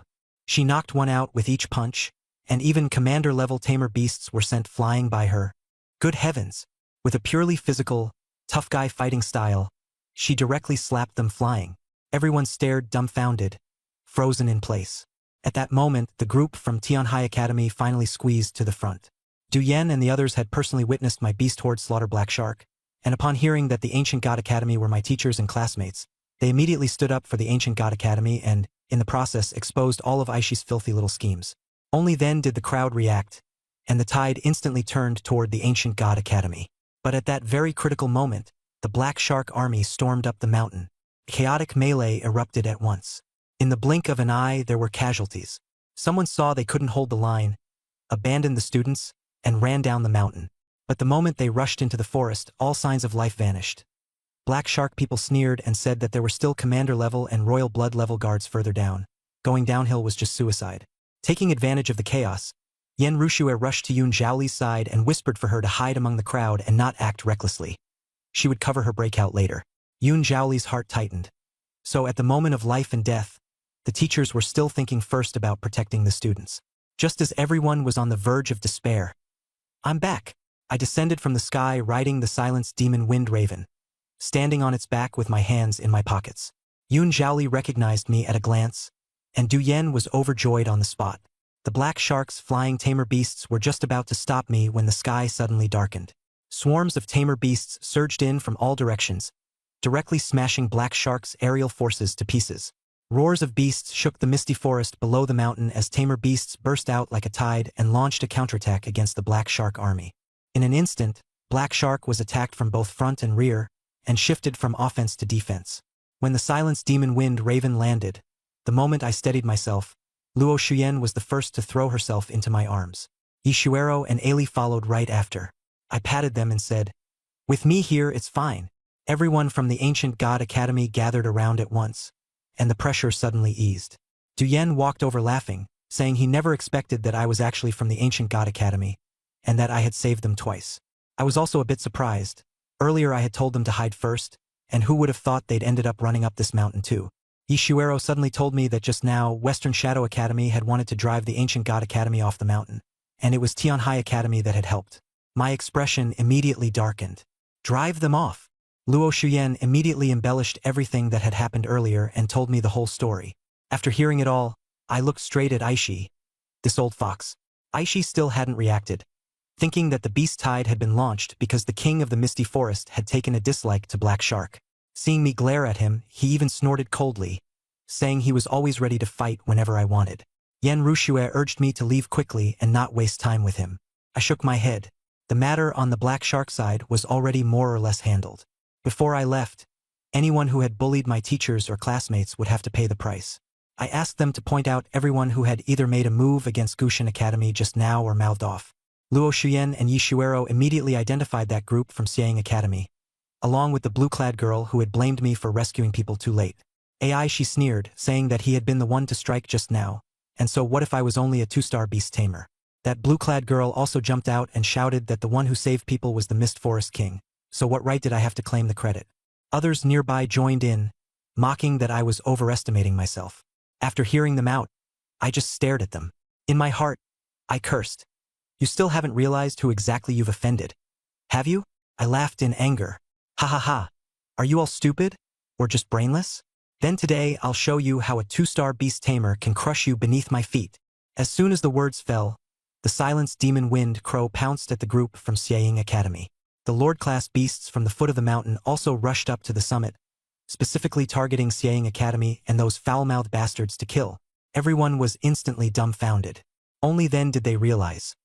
Those beasts weren't touching anyone else at all. They were only going after them. The people around hurriedly backed away, afraid of being dragged into it. Now anyone could see that these beasts really were connected to me.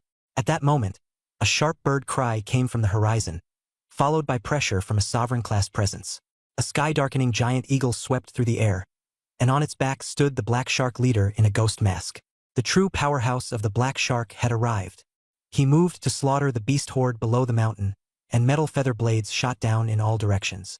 But the next second, a black shadow soared up from the forest and smashed every single feather blade apart. The black shadow landed behind me, Wind Wound Shadowbat, a sovereign-class beast. It had been sent by the 5 kings of the Mist Forest to protect me. Right after that, Lingfeng Wood Ape also jumped down and landed beside me. Although I had beaten it up before, it still had to obediently follow the king's orders and come protect me. When the people on the mountain saw sovereign-class beasts standing on my side, they were all dumbstruck.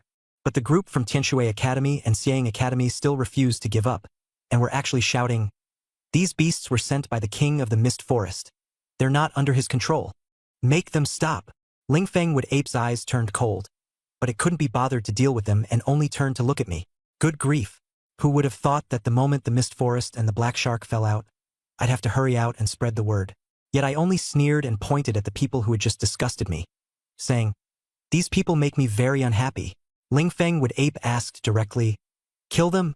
The moment those words came out, the whole place fell silent. Aishi's legs went weak, and he hurriedly begged for mercy. "We were wrong. We'll compensate Gushin Academy."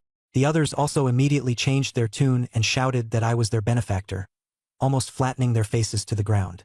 I only found it amusing. You're not admitting you were wrong. You're just afraid of death. I stared at Aishi and said word by word, "You can insult me, but if you insult my teachers, you must die." A wind blade flashed by, and before Aishi could even scream, he was cleanly split in two. Yen Rushua's eyes went wide. I waved my hand. "As for the rest of you, seeing as you apologized quickly, I'll give you one chance. Go back, bring generous gifts, and personally come to Gushin Academy to beg forgiveness. If the gift is too light, I'll remember it." With a sudden thought, the pack of tamed beasts immediately pulled back. I then shouted to everyone on the mountain, "If you want to live, head deeper into the Mist Forest." Then I turned to the people from the Ancient God Academy and said, "Follow me." I was the first to leap onto the back of the Windsorrow Shadowbat.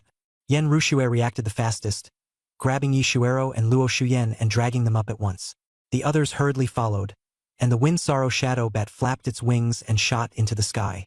The black shark people below the mountain had already been swallowed by the tamed beasts.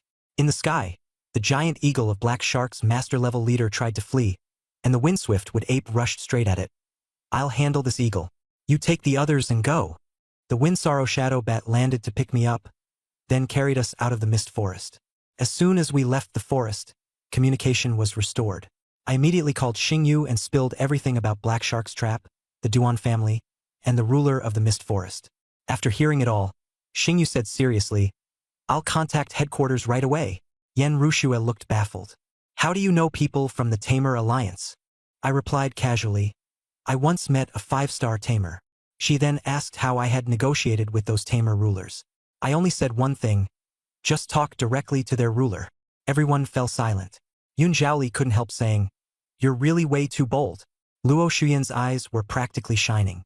Ai Li suddenly thought of the people from the Divine Sea Academy and begged me to go back and save them. I nodded in agreement. Yen Rushue and the others worried it would be dangerous, so I pointed at the Windsorrow Shadowbat. "Now I've got a master-level bodyguard. No need to be afraid."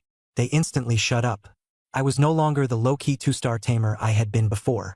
At least in the mist forest, I could really walk sideways. I told them to wait outside, then mounted the wind sorrow shadow bat again and rushed back in.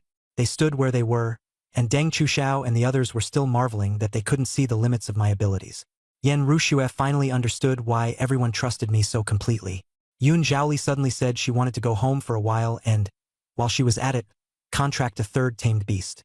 Yan Ruxue froze for a moment, but quickly understood. When Yun Zhaoli first entered the Ancient God Academy, she had already come with the intention of escaping her family. It sparked a new thought in her. Who would have thought Yan Ruxue would actually agree? She only reminded her, "Come back when you're done." Yun Zhaoli also patted her chest and promised she'd definitely be back before the academy tournament. Lu Qiyuan's eyes lit up immediately. I thought to myself, this time, making it into the top 10 for the Ancient God Academy really doesn't seem like a dream. Yan Ruxue was even more ruthless. With a smile, she stomped the words, "maybe," into the ground. We're going straight into the top 10. Deng Chuxiao and the others were just excited for 2 seconds before a bucket of cold water was dumped on them. Yan Ruxue and Lu Qiyuan laid all their trump cards bare. The Academy Rankings competition isn't just about individual battles. There are also team matches and teaching contests, and the Monster Academy is packed with prodigies. Someone like Yun Zhaoli wouldn't be anything special there. Deng Chuxiao and the others instantly deflated. Ai Li and Luo Shuyan also fell silent.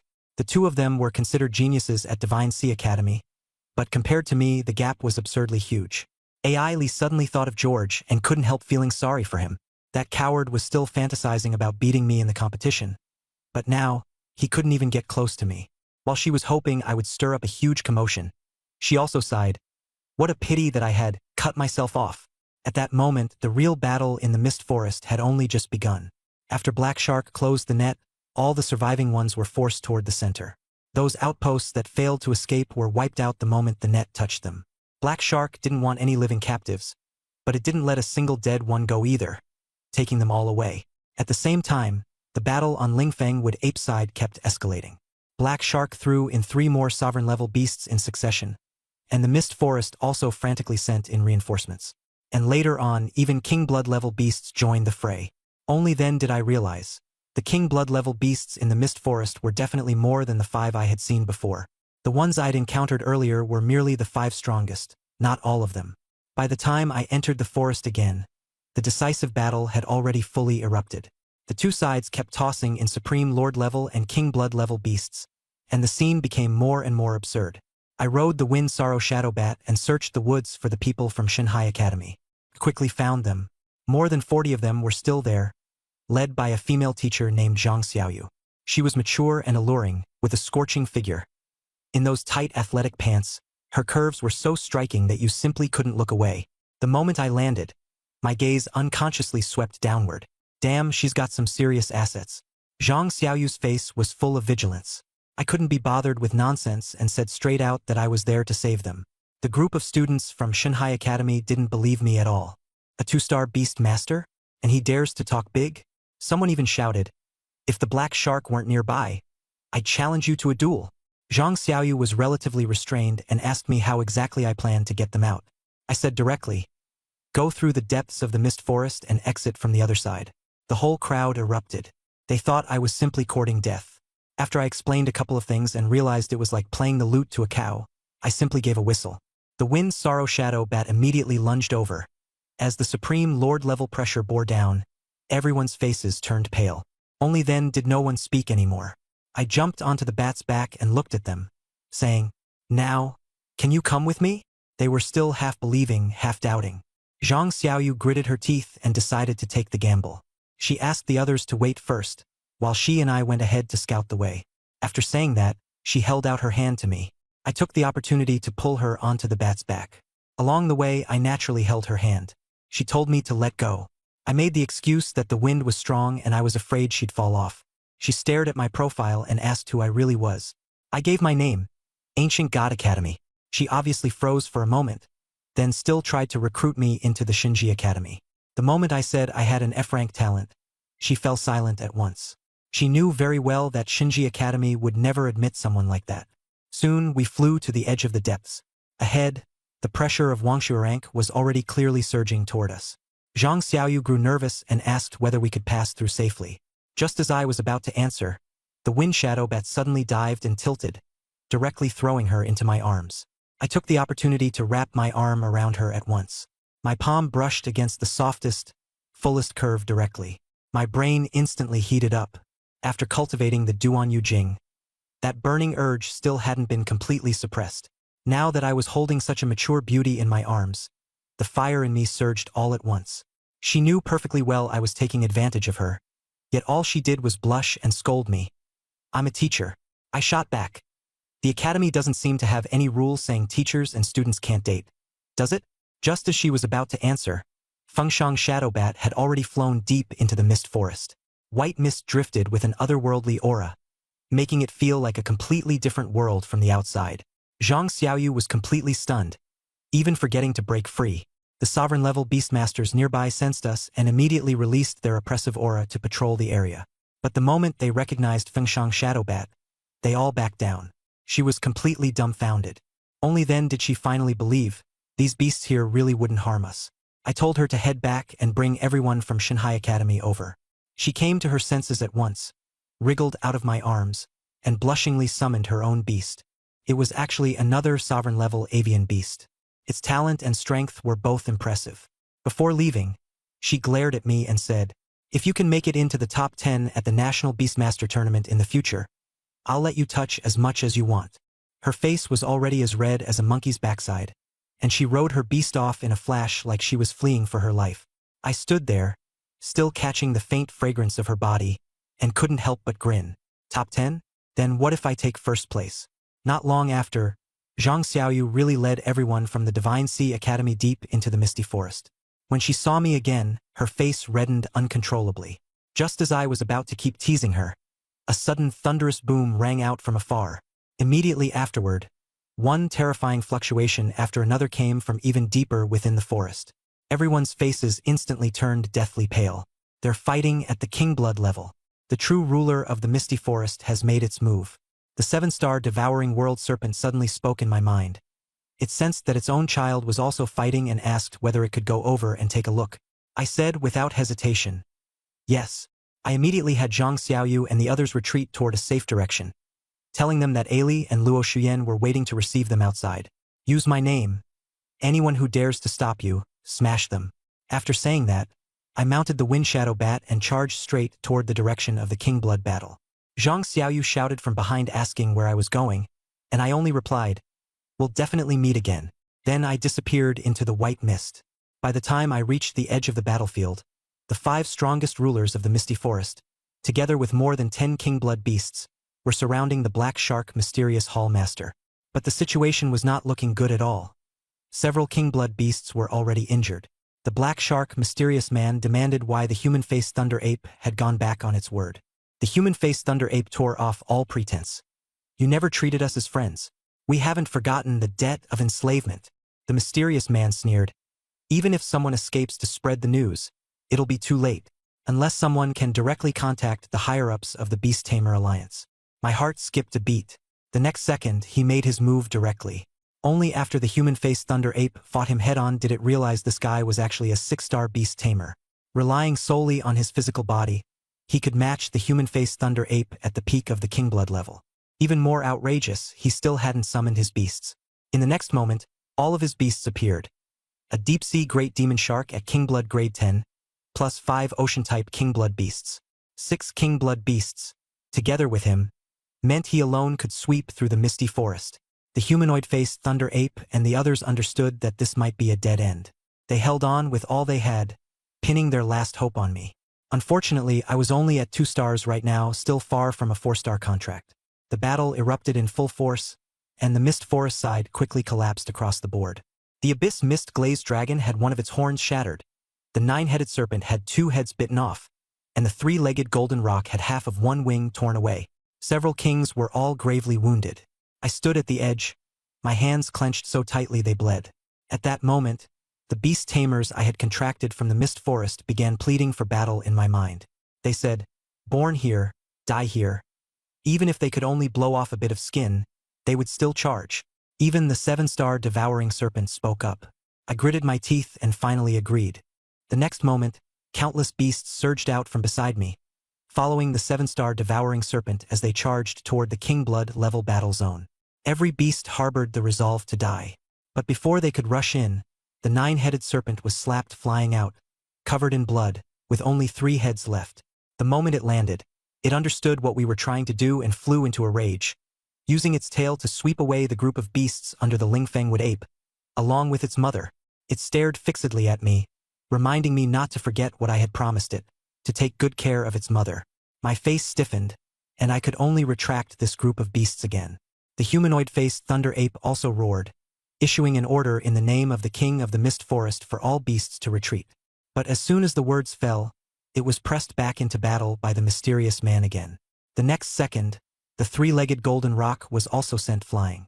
Its wings were gone, its whole body drenched in blood, and it could only flap weakly. The humanoid-faced thunder ape went berserk on the spot, unleashing all its lightning and desperately blasting toward the mysterious man.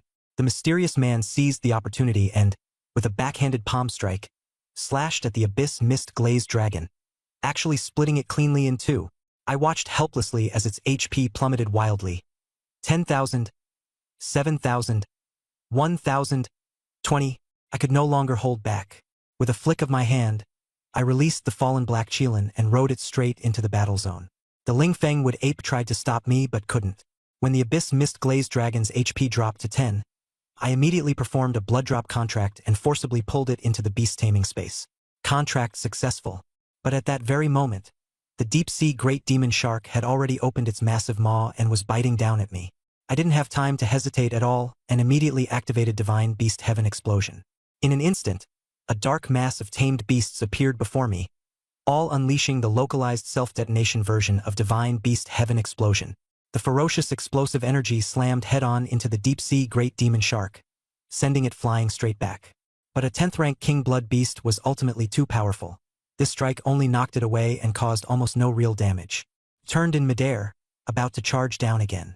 The mysterious man also caught sight of me, and immediately realized that the human-faced thunder ape and the others cared about me especially, so he also developed killing intent. Just as I was about to be attacked from both sides, boom! Who would have thought it? Just as my tamed beasts were about to launch another round of collective self-detonation, a muffled drum-like blast suddenly erupted in the sky. The deep-sea great demon shark actually froze in midair.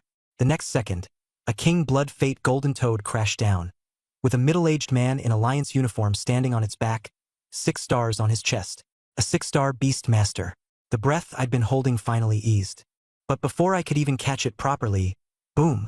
Another heaven-piercing spirit be charged in, and yet another 6-star beast master. 2 6-stars arrived at the same time, and the situation instantly reversed. The black shark mysterious man's expression changed completely. He threw out a harsh line. Since black shark can sneak in, it can appear anywhere. The Beast Master Alliance is already in decline. Then he directly recalled his beasts and retreated. The 2 6-stars immediately gave chase. After the crisis was resolved, the King Blood beasts in the Mist Forest were completely exhausted. The human-faced thunder ape had overdrawn itself the worst, lying on the ground without even the strength to keep twitching. Looking at the mess strewn everywhere, I felt a lump in my chest and could only force out one sentence. I'm sorry. If I hadn't forced them to break with Black Shark, they wouldn't have been hurt this badly. But if I hadn't done that, the humans in the forest would have died too. The human-faced thunder ape didn't even open its eyes. It just said flatly, "Don't say useless things." They cooperated with me for profit in the first place, so I just need to remember my promise. It even told me to contract the 3-legged golden eagle too, so it wouldn't be a pity if it died. But I couldn't do it. Right after contracting the abyss mist Lai Long, my body was already on the verge of bursting apart. I was only 1 step away from Tier 3 now, and there was simply no way I could contract another King Blood beast. At this moment, Sky Shadow Star Heron spoke up. Actually, the human-faced thunder ape never wanted to cooperate with Black Shark in the first place. It just had no choice. Even if they reported it themselves, the Alliance might not believe them and could instead take the opportunity to wipe them all out. They also never expected that I would really be able to call in 2 6-star Beastmasters. A whooshing sound rang out again. The Chun Long who had chased after them earlier came back and landed directly in front of me, staring at me. "Kid, you've got guts. You even dared to barge into a King Blood-level battlefield." I smiled at him and thanked him first for saving my life. Chun Long recognized me at a glance. "You're Luke, the One Xing you mentioned?" I casually brushed it off with a modest remark, and he immediately patted my shoulder. My name is Chun Long. Join the alliance in the future, and if you need anything, come find me. I immediately agreed and asked whether the mysterious black shark man had run. Chun Long said he had escaped. Qin Jun was still chasing him, and Black Shark wouldn't dare make any big moves in the short term. Headquarters had already sent an inspection team, and Black Shark wasn't qualified to go head-to-head with the alliance. He asked me to tell him everything that had happened in the Mist Forest. I didn't hide anything, from entering the forest to Black Shark's hunt, the Duan family stronghold's abnormality, the king's betrayal, and collecting corpses for experiments. I spilled it all.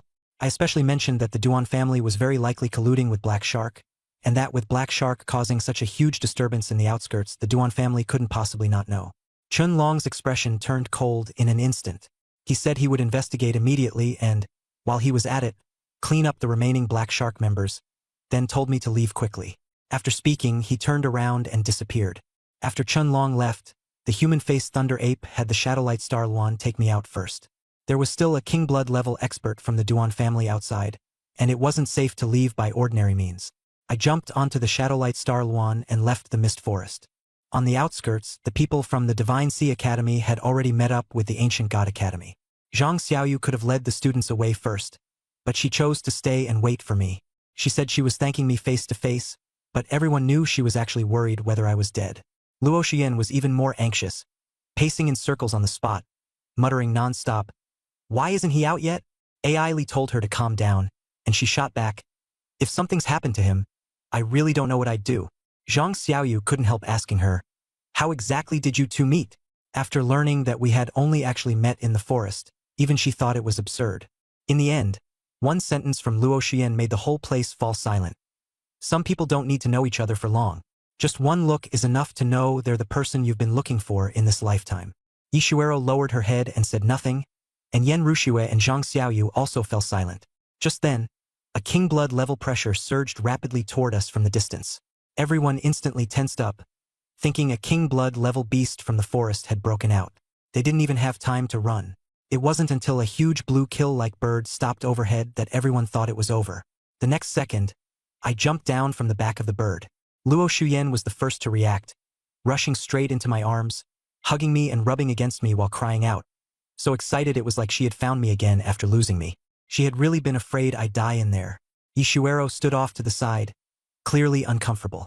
She was obviously the one who had known me first, and I had even personally said she was my woman. Yet now, she could only watch as Luo Xian threw herself into my arms first. As for the others, they were already completely stunned. Damn, who could have imagined it? Riding a Lord-level beast out was already outrageous enough, and this time he actually had a King Blood-level beast deliver him right to the entrance. That sense of impact wasn't shocking, it was downright absurd. I looked up and thanked the Shadowlight Star Luan. It told me to be more careful, and I said I'd be going back again. Then it nodded and flew back into the Mist Forest. The moment it left, Deng Chu Xiao and the others crowded around me. Their eyes widened like light bulbs, full of disbelief. How did you do that? Did you turn into a human? I could only say, I made a deal, don't overthink it. Yet inwardly he was furiously complaining. These old foxes, every one of them a schemer, nothing but mind games. To put it plainly, this trip to the Misty Forest was a huge win for me, more than 1,000,000 fate points, most of them spent already. Not to mention the even crazier part. I directly contracted over 3,000 beast companions.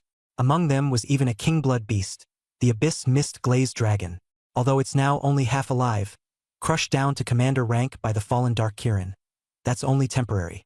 Once my cultivation level rises, it will still be King Blood. That's not all. Commander, Battle General, different bloodline, common bloodline. A whole bunch of them. By now, I'm no longer someone who can trigger a small-scale beast tide. I myself am a small-scale beast tide.